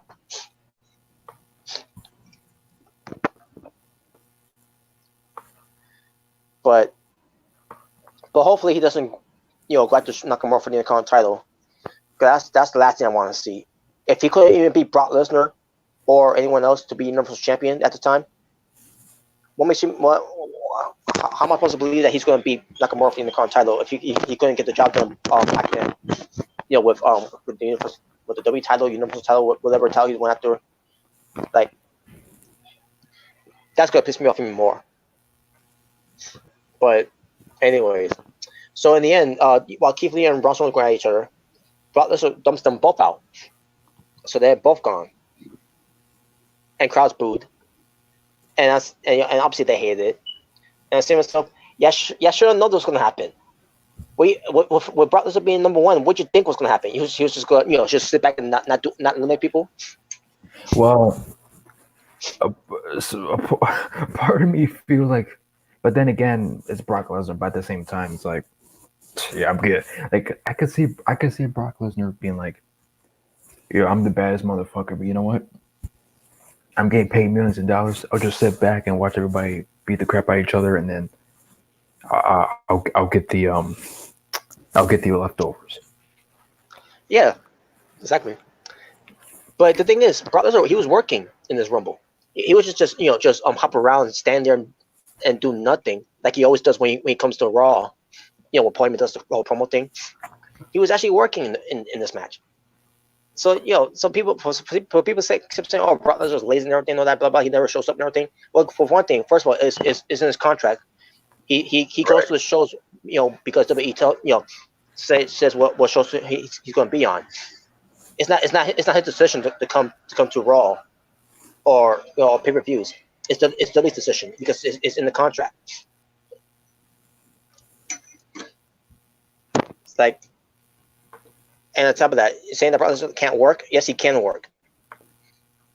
If he feels like this guy deserves that he can work with and do a good wrestling match with, he can work. Who said he can't work? You'd be surprised. the ignorance of these people. They just got hate Brock Lesnar just to hate on him. He's never there and all that. He doesn't do anything. Well, he does here.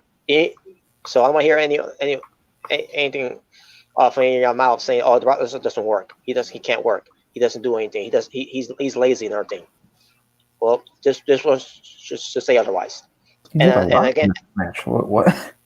And and again, with him not showing up, again, it's not his decision to show up or not. It's WWE, what the contract negotiation they did. So if you're gonna blame anyone of Brock Lesnar's treatment in WWE, blame WWE. Yeah, like because that's the thing. I'm not gonna hate on Brock for getting paid. Yeah. So after Keith Lee and Bronson got eliminated, number 15, they followed up the story here, weapon on Raw with Ricochet. Ricochet from Raw. He enters. They go follow the story here with Ricochet, what he did to Brock Lesnar here. But first, Brock Lesnar takes care of Ricochet in the match. In this Rumble. And then all of a sudden, number 16 comes out, and it was Drew McIntyre. He comes out. He confronts the Beast. And then Brock Lesnar, while he's getting distracted of Drew McIntyre, Ricochet kicks him in the balls. You think Brock Lesnar would learn to wear a cup after all these years again kicking the balls? Especially in the Royal Rumble, like no rules. Like, come on. and the story here too, a story where Ricochet he got kicking the balls too by Brock Lesnar from Raw when they had the confrontations, and then Ricochet returned a favor here, and then Drew McIntyre capitalized with the nastiest Claymore kick I've ever seen that Brock Lesnar ever sold, and that caused his elimination, and the crowds when Attitude Era popped.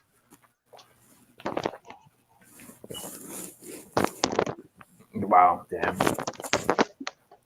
Almost like a Maven eliminated Undertaker pop too. Mm-hmm. And I'm sorry to all you Roman Reigns fans, but a pop that Triple H eliminates Roman Reigns from Royal Rumble 2016. Wow, that's saying something. Oh my god! But I said that with love though. But this was all. I was loving this too. Like holy, I was marking up on this. Like holy shit.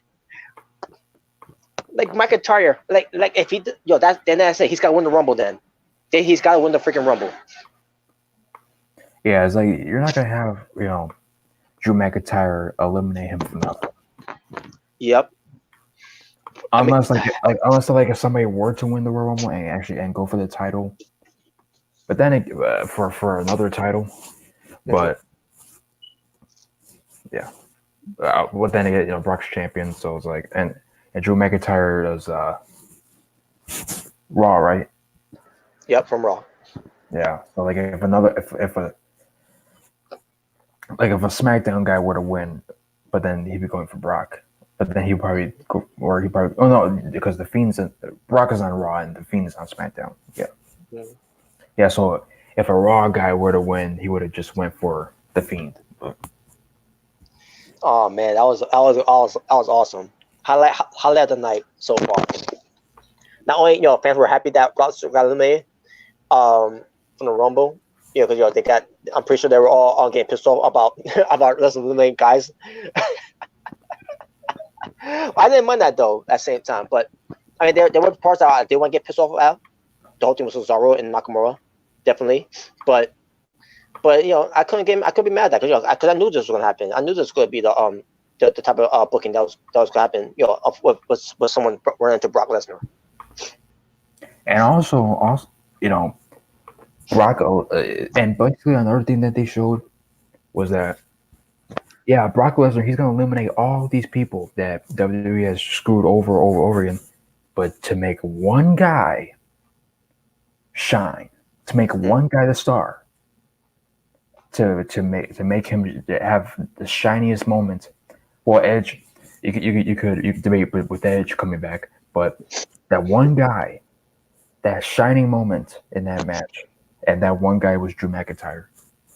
Mm-hmm. When it comes to eliminating Brock, so hell yeah, and that was a highlight that people that love. And now, but obviously with McIntyre now, will be he turned babyface. Before all this,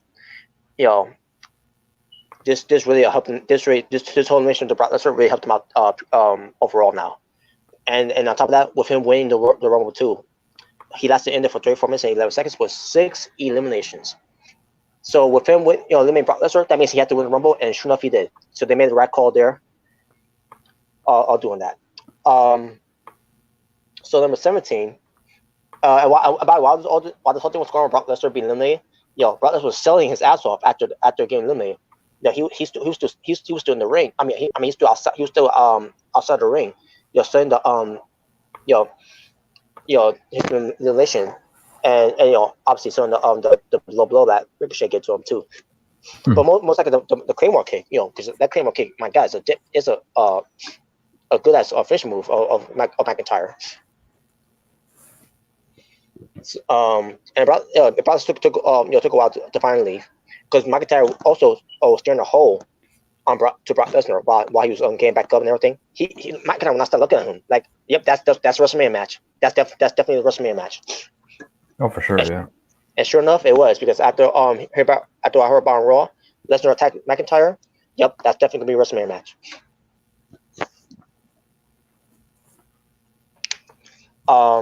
And then the crowds, as Lesnar was leaving, they were all chanting or singing, na na na na na na, hey hey hey, goodbye. Oh man! So as I'm hearing that too, I'm thinking to myself, maybe Brock Lesnar having some flashbacks and nightmares about the whole na na na na na hey hey goodbye song from WrestleMania 20. Oh yeah. and then he flipped out the fan after that. Yeah, I wish he could have done that too at the Rumble too. Oh, he did too. No, I want him to do that too, but he didn't do it, unfortunately. But that would have been fun if he did. But then again, with the PC culture and all that shit, they would if Brock would have done that, he probably would have gotten fined. Fucking stupid. Yeah. But also too, at the time too, it wasn't towards the fans; it was towards Vince McMahon. Because they made it like it was to the fans after you were chanting na na na na na na, hey, goodbye. Yeah. He was being a heel. Yeah, obviously. So yeah, for those who don't know, at that time when Brock Lesnar did that, him being a heel and do that to the fans, it was actually towards the fans. If I didn't listen to Stone Cold's podcast a while back, Brock Lesnar explained why he did that. was towards Vince McMahon, who's watching at the hard camera. So, and then he did the Austin, and then he got stunner for that. Yeah, I can't blame him there with pertains to Vince. Yeah, exactly. And then the Miz came out, number 17 for SmackDown. He gets dumped out by McIntyre in 30 seconds. Number 18, AJ Styles from Raw. He gets dumped out by Edge in 7 minutes and 49 seconds. Now, AJ Styles, he was in the Rumble, which I was glad he was. He took a spear from Edge, and unfortunately, he oversold the spear that he landed on his shoulder, and he was taken out of the ring because of that to check on him to see how he was doing. And because of the of the shoulder, I don't know the full details of it, but I heard it was a shoulder injury, which is why Edge took him out early. Because I'm pretty sure he was supposed to stay in there longer, but Edge eliminated him afterwards. I thought it was weird too the way he got eliminated too. Basically that quickly. I thought that he was fine, but after Edge eliminated him, I was like, okay, I guess he's not fine. And I'm surprised no one. Just some people doing this a review of this. For some reviews that I was watching and listening to, I'm surprised no one picked up on that. Like, how can I pick up on that? What happened with AJ Styles? Because I noticed it while I was watching the show. I noticed that AJ Styles were out of the ring and he's been checked on by officials and everything. I'm surprised they didn't catch that part where he, or why he got eliminated so early. Well, probably in their minds they were like, oh, it's part of the show, like have it as like a story or some sort like that. It's like, man. And the thing is, they were saying, they thought it was strange and weird that AJ Styles got eliminated that quickly. But they expect him to last longer. But that's all they said,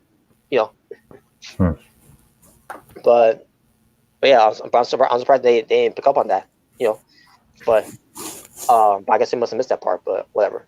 But anyways, it's unfortunate about AJ Styles. I hope it's not a serious injury. That he's gonna be taken out. But we'll see. We'll see more updates of AJ Styles. But I thought it was very disappointing. Number 19, Dolph Ziggler from SmackDown. He gets eliminated by Roman Reigns later on, 12 minutes and 20 seconds. Carl Anderson from number 20. He's from Raw. He gets eliminated by Randy Orton in 9 minutes and 46 seconds. Excuse me. Number 21.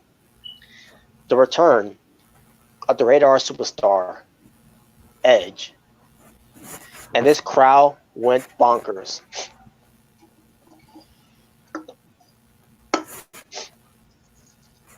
Wow. Now, here's the thing. Edge has denied the rumors. You know that. The best thing that Edge could have done is get quiet about the rumors. But I'm pretty sure fans kind of knew but with Edge saying that and some stuff. Yeah, he's gonna be in the Rumble. Like, well, I mean, and some of them also were saying, yeah, he's gonna be in the Rumble. I mean, what you expect him to say? Yeah, guys, I'm not being in the Rumble. I'm not getting back in the ring. Well, I mean, some people. That's what I meant to say was, with Edge tonight, the rumor saying, sorry guys, I'm not gonna be in the Rumble, and some fans, yeah, he's gonna be in the Rumble, like we expect him to say, yeah, guys, I'm gonna be in the Rumble. That's why I'm denying the rumors. I'm gonna be in the Rumble. Yeah, it's true. Because if he came back knowing or having the people knowing that he is gonna come back, it wouldn't have been a surprise. Mm-hmm. That's the thing too. I wish back at SummerSlam, if they were planning on to surprise us that with Edge returning, I wish they would never did that thing with Edge spearing Elias. Because I believe because of that, fans were speculating, we're just to see him, seeing rumors out there that Edge is at the Performance Center and all that and training for something like that. And with him getting in the better shape too, by the way. of his age. I wish they would never had did that spot with Edge spearing Elias at SummerSlam, which obviously was on the pre-show, but still, because if they would have never done that, then this would have been a great surprise to see Edge in the Rumble. Where the fans didn't know that was going to happen. It was like because we haven't heard anything about Edge, being cleared or anything. This would have been a great surprise element. But you have to get back at John Moxley saying this on Jericho's podcast. They ruined everything. Yeah, because once they did the thing with Edge, sparing Elias, it opened the door of he's gonna make a return at some point, and plus, them saying on the internet saying Edge has been cleared to wrestle, so it's like, okay, so eventually he's gonna come back to wrestle, but when? Which, like you said already, led to people speculating, is he gonna make a comeback? Mm-hmm.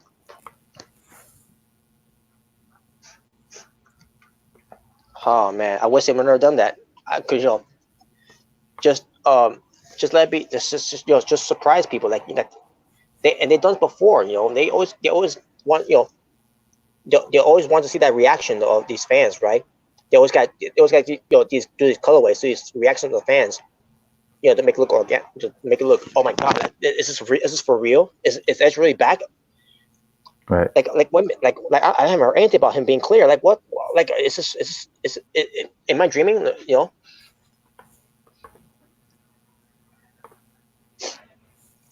Oh man, I don't get this company. They always do this before.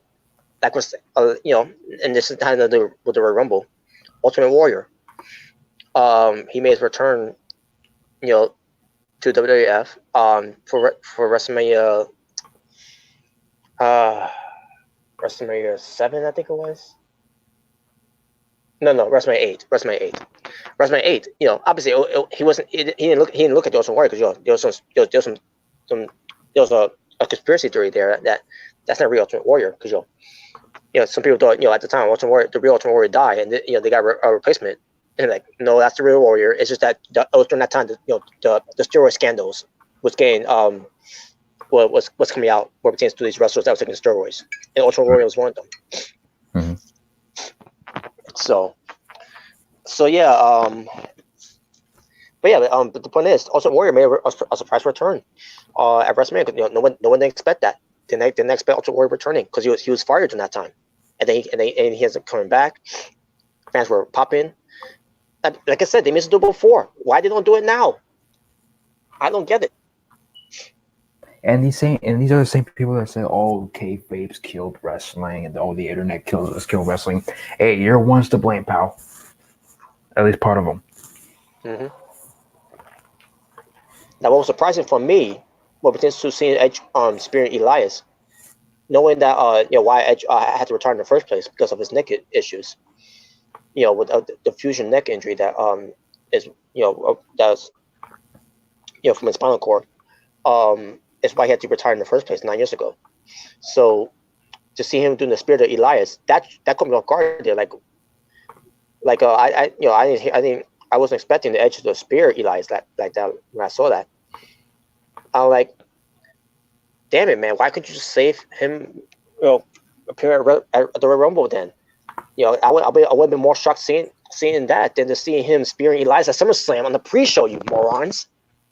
Yeah, because it's like you're having people having in their minds of, he might be returning or he may be returning. Like, no, it defeats the purpose to a certain extent because they had to not force Edge, but basically say, hey guys, I'm not in the Rumble. You guys can be happy or excited all you want, but the fact that it remains that I'm not going to be at the Rumble. Mm-hmm. So yeah, but hey, I thought it was great though, seeing Edge coming back and in the best shape of his life, and seeing the look on his face. It was that the face that he had. It tells it all. He missed it so much. Oh yeah. And I could be more happier to see that with Edge look on his face that I miss you guys so much. I miss doing this, and that's the thing too. He did not want to retire because they told him to retire. He wanted to retire on his own terms, which he did. He did talk about on Raw, the night after Rumble. And after that was I thought it was a very good emotional speech. I haven't seen the entire speech yet, but I saw a clip of it on YouTube, and like that was great promo there from Edge. But I need to see the whole thing now, because obviously afterwards, with the whole thing with Randy Orton. But we'll get to more of that later. But the scene Edge back, I couldn't have been more happier because I didn't want Edge to retire either. Because unfortunately with the circumstances at the time, like, man, if only it could have been a different outcome. If it could have been a different way where Edge, could get himself fixed up and everything, and then he could still do his thing. And we would be seeing some great matches, with 9 years wasted of Edge's career.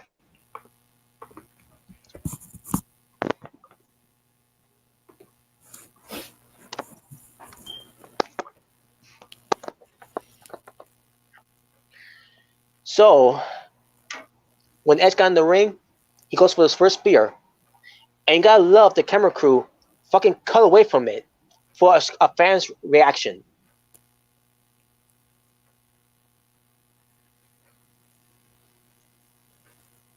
Fire these crews. Fire Kevin Dunn.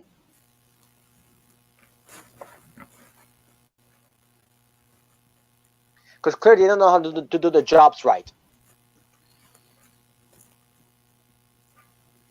How the fuck do you miss Edge's first spear?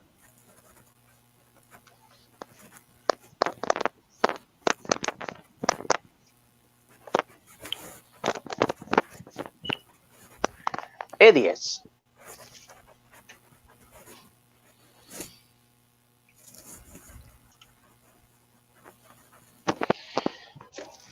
Anyways, so yeah, Edge did a spear to Dolph Ziggler, but not and it was a good spear, but for most of us that couldn't see it because the idiots from behind the scenes did a cutaway of it.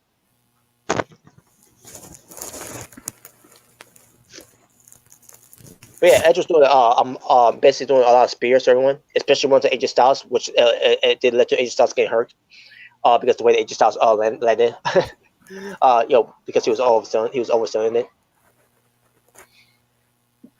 But Edge has eliminated Roman Reigns in 20 minutes and 43 seconds with 3 eliminations that Edge got. But yeah, but that was that led to Edge and Roman Reigns being the final 2 in the Rumble. Number 22, King Corbin.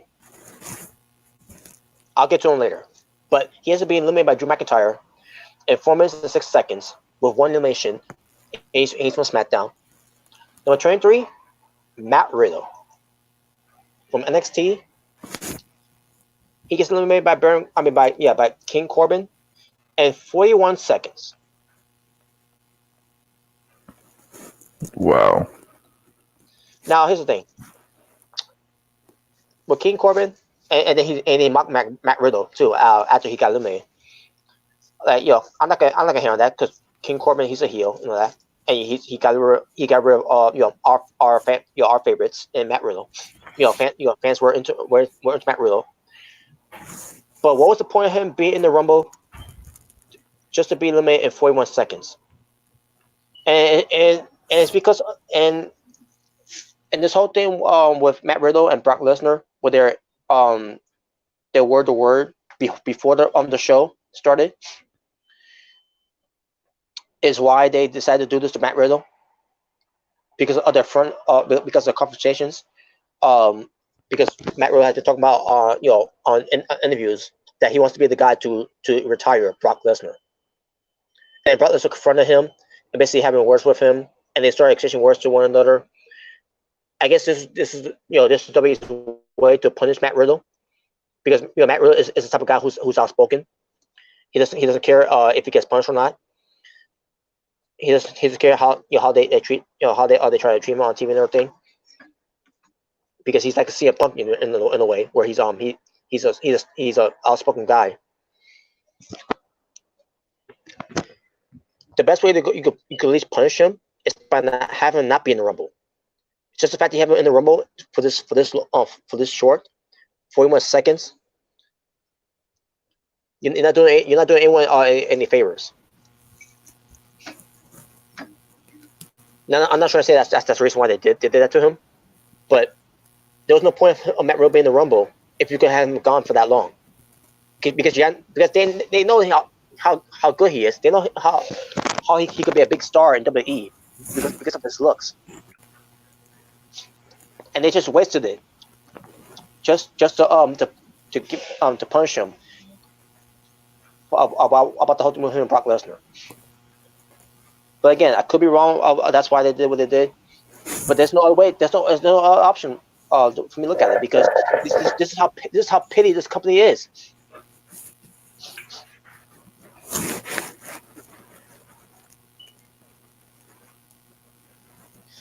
But hey, at least Remington loved it. But that's not a hero there. But I got but it's after that it was just whatever. Let's move on then, because Matt Rose wasn't my pick to win either way. But then we get Luke Gallows, excuse me, number 24 from Raw. He gets eliminated by Edge in 2 minutes. Number 25 was Randy Orton from Raw. He gets eliminated by Edge in 14 minutes and 37 seconds with 1 elimination in the Rumble. This is where Edge and Randy Orton started working together, and Edge and Randy Orton, basically reforming Ray RKO for that one night. Randy Orton tried to RKO Edge, during the time when they're in the Final Four, and then Orton's like, I was just kidding. Let's work together. And Edge is like, okay. And then Edge eliminated Randy Orton. And he's like, don't play that shit with me. I've been in business for a long time. Randy Orton shows frustration, and obviously this led to what happened the night after when Edge gets confirmed by Randy Orton. Randy Orton's like, how about we reform Ray RKO? And then Orton goes out of nowhere, gets some RKO to Edge. Just the steel chair to the back. And they get him a concerto. And I'm pretty sure that was the end of Raw. I could be wrong, but I think that was the final segment for Raw that they did. So basically, Edge was selling that he got damaged by Randy Orton. He wasn't moving. He was afraid to move because he was it was him selling that that he could be he could have nerves again from his neck, his spinal cord, which I thought was pretty good the way it was sold, and it's probably gonna lead to a match at WrestleMania, which is why I don't think it's gonna happen at Saudi Arabia, because Edge was selling that he looked like he got paralyzed.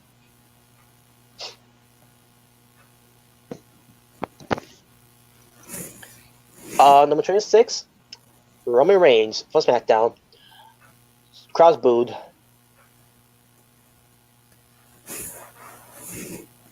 Oh my god! And this is a guy that WWE wants to have the Fiend to fight at WrestleMania, and Reigns to win. Good luck with that. But he gets eliminated by Drew McIntyre in 16 minutes and 1 second, with Roman Reigns getting 2 eliminations in the Rumble. Number 27, Kevin Owens from Raw. He gets eliminated by Seth Rollins, Akam, and Razor in 6 minutes and 59 seconds. Number 28 was Aleister Black from Raw. Gets eliminated by Seth Rollins in 5 minutes and 6 seconds. Number 29 was Samoa Joe from Raw. Gets eliminated by Seth Rollins in 4 minutes and 25 seconds. And finally, number 30, Seth Rollins from Raw. He was there with Akam, Razor, Buddy Murphy, which is why the eliminations that Seth Rollins got was it was easy for him to get rid of Owens, Aleister Black, and Samoa Joe.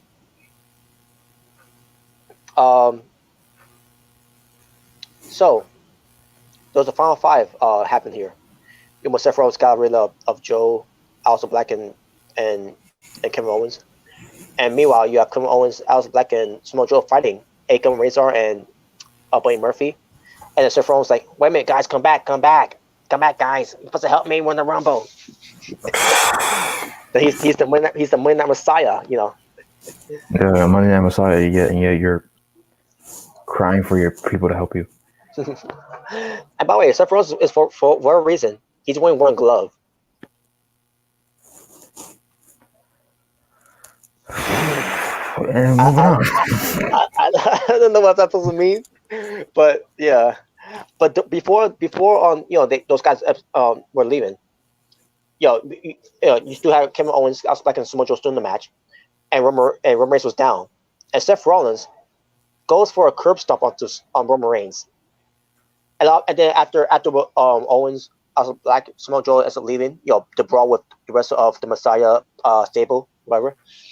To be honest with you, I don't know what they call themselves, but they got to come up with a name, pretty soon. But then that's when Seth Rollins was surrounded by Orton, Edge, McIntyre, and Reigns, and then that's when Rollins wants to Reigns like, let's work together. Like, really? After you just curse stop him, you expect him to work with you? Yeah. I thought that was funny. I thought that was a good moment there. And then Roman Reigns, do the whole fist bump, like the shield, and then Roman Reigns put on his fist just to do a Superman punch, and like, yeah, those days are over now because there's no more Dean Ambrose. But yeah, that was funny though. They all beat up on Rollins, and they eliminated Rollins. So the final four was Drew McIntyre, Randy Orton, Edge, and Roman Reigns. And obviously, Orton got eliminated after that because from Edge, and the Edge gets eliminated by Roman Reigns. Cross booed. Come on, like seriously, people, it's getting old of booing Roman Reigns now. Just because he eliminated Edge does not mean he's going to win too. And it was down. Obviously, it was down between Roman Reigns and Drew McIntyre. And after everything that happened with Drew McIntyre against Roman Reigns from last year, this was Drew McIntyre's get back. This is his receipt. He beats Roman Reigns in the Rumble match, which means now Drew McIntyre will be going to WrestleMania, and hopefully he wins. But he wants the Rumble. It was a right call there, right move there. Brock Lesnar ties with Roman Reigns. Retains to eliminations of Rumble matches, because Roman Reigns has 13 as well. Not in the same Rumble, but back in 2014 when Reigns had that number when he beat Kane's record. But yeah, Drew McIntyre wins. He goes to WrestleMania. He's gonna be facing Brock Lesnar, obviously. Oh, I forgot to mention too, by the way. Baron Corbin was being interviewed before this Rumble. He was being interviewed over chance to hold in Roman Reigns, where Corbin said he's going to eliminate Roman Reigns in the Rumble. Meanwhile, he got eliminated in 4 minutes and 6 seconds. Basically, he never confronted Roman Reigns in the Rumble. No, what's the point of bringing that up? I'm like, what was the point of having him come that promo backstage if Roman Reigns and King Corbin was going to meet each other in the Rumble? You could have given that to anyone else that could have cut that promo before the men's Rumble, but you said to give the King Corbin, talk about, I'm going to take care of Roman Reigns in the Rumble, and meanwhile he didn't even see him in the Rumble because he was gone before that time. Oh my God! Like that, the way they WWE does their story sometimes, they just suck at it.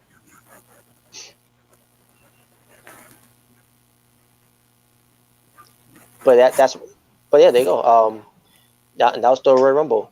Now, as far as how I felt about the Royal Rumble, despite Charlotte Flair winning, and on top of that, with the whole thing, I didn't really care about the women's SmackDown title, because there's really nothing to get behind that, anyways. Because it felt like it was forced.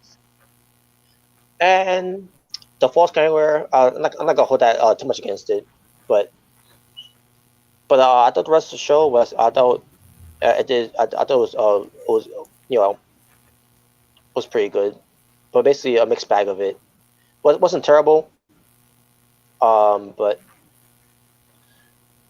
hey, I enjoyed this year's Rumble for the men's other than last year. And then I can't say the same with the women's because I used to with the women's last year I did enjoy it, but this year's women's nope, not so much. Not just because Charlotte Flair winning, but because of Santina Marella.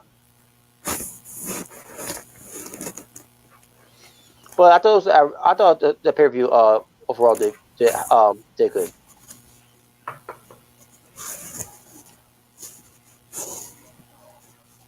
All right. And that was the Natural Born Rumble. All right. Well, all right. That's good to know. I'm not gonna go back to watch it, or I'm not gonna go to watch it, except for maybe a couple things, like a couple segments. But as far as the whole show, I'm not gonna do that. Oh, there's something really interesting, but I'm gonna save this for the next show. I'm gonna send it to you right now. But yeah. Any final thoughts before we ship out? Yeah. Like I say, are we gonna be doing the AEW for Dynamite? Are we gonna be doing a live reaction tomorrow? You said? Yeah. I mean, I don't know. I don't know if I will be, but it depends. Oh yeah, that's right. I can. I'll watch the show though, but I won't be able to be on the live reaction though. You'll be just the after show. Yeah. All right. Okay. Yeah, but yeah, I'm gonna be doing an AEW video tomorrow. Yeah. All right. And from there, I could bring out the basically the Jericho cruise. Okay. But yeah, that's pretty much it. Thank you guys for tuning in tonight, and see you guys next time, or see you guys tomorrow night. Peace. Take care.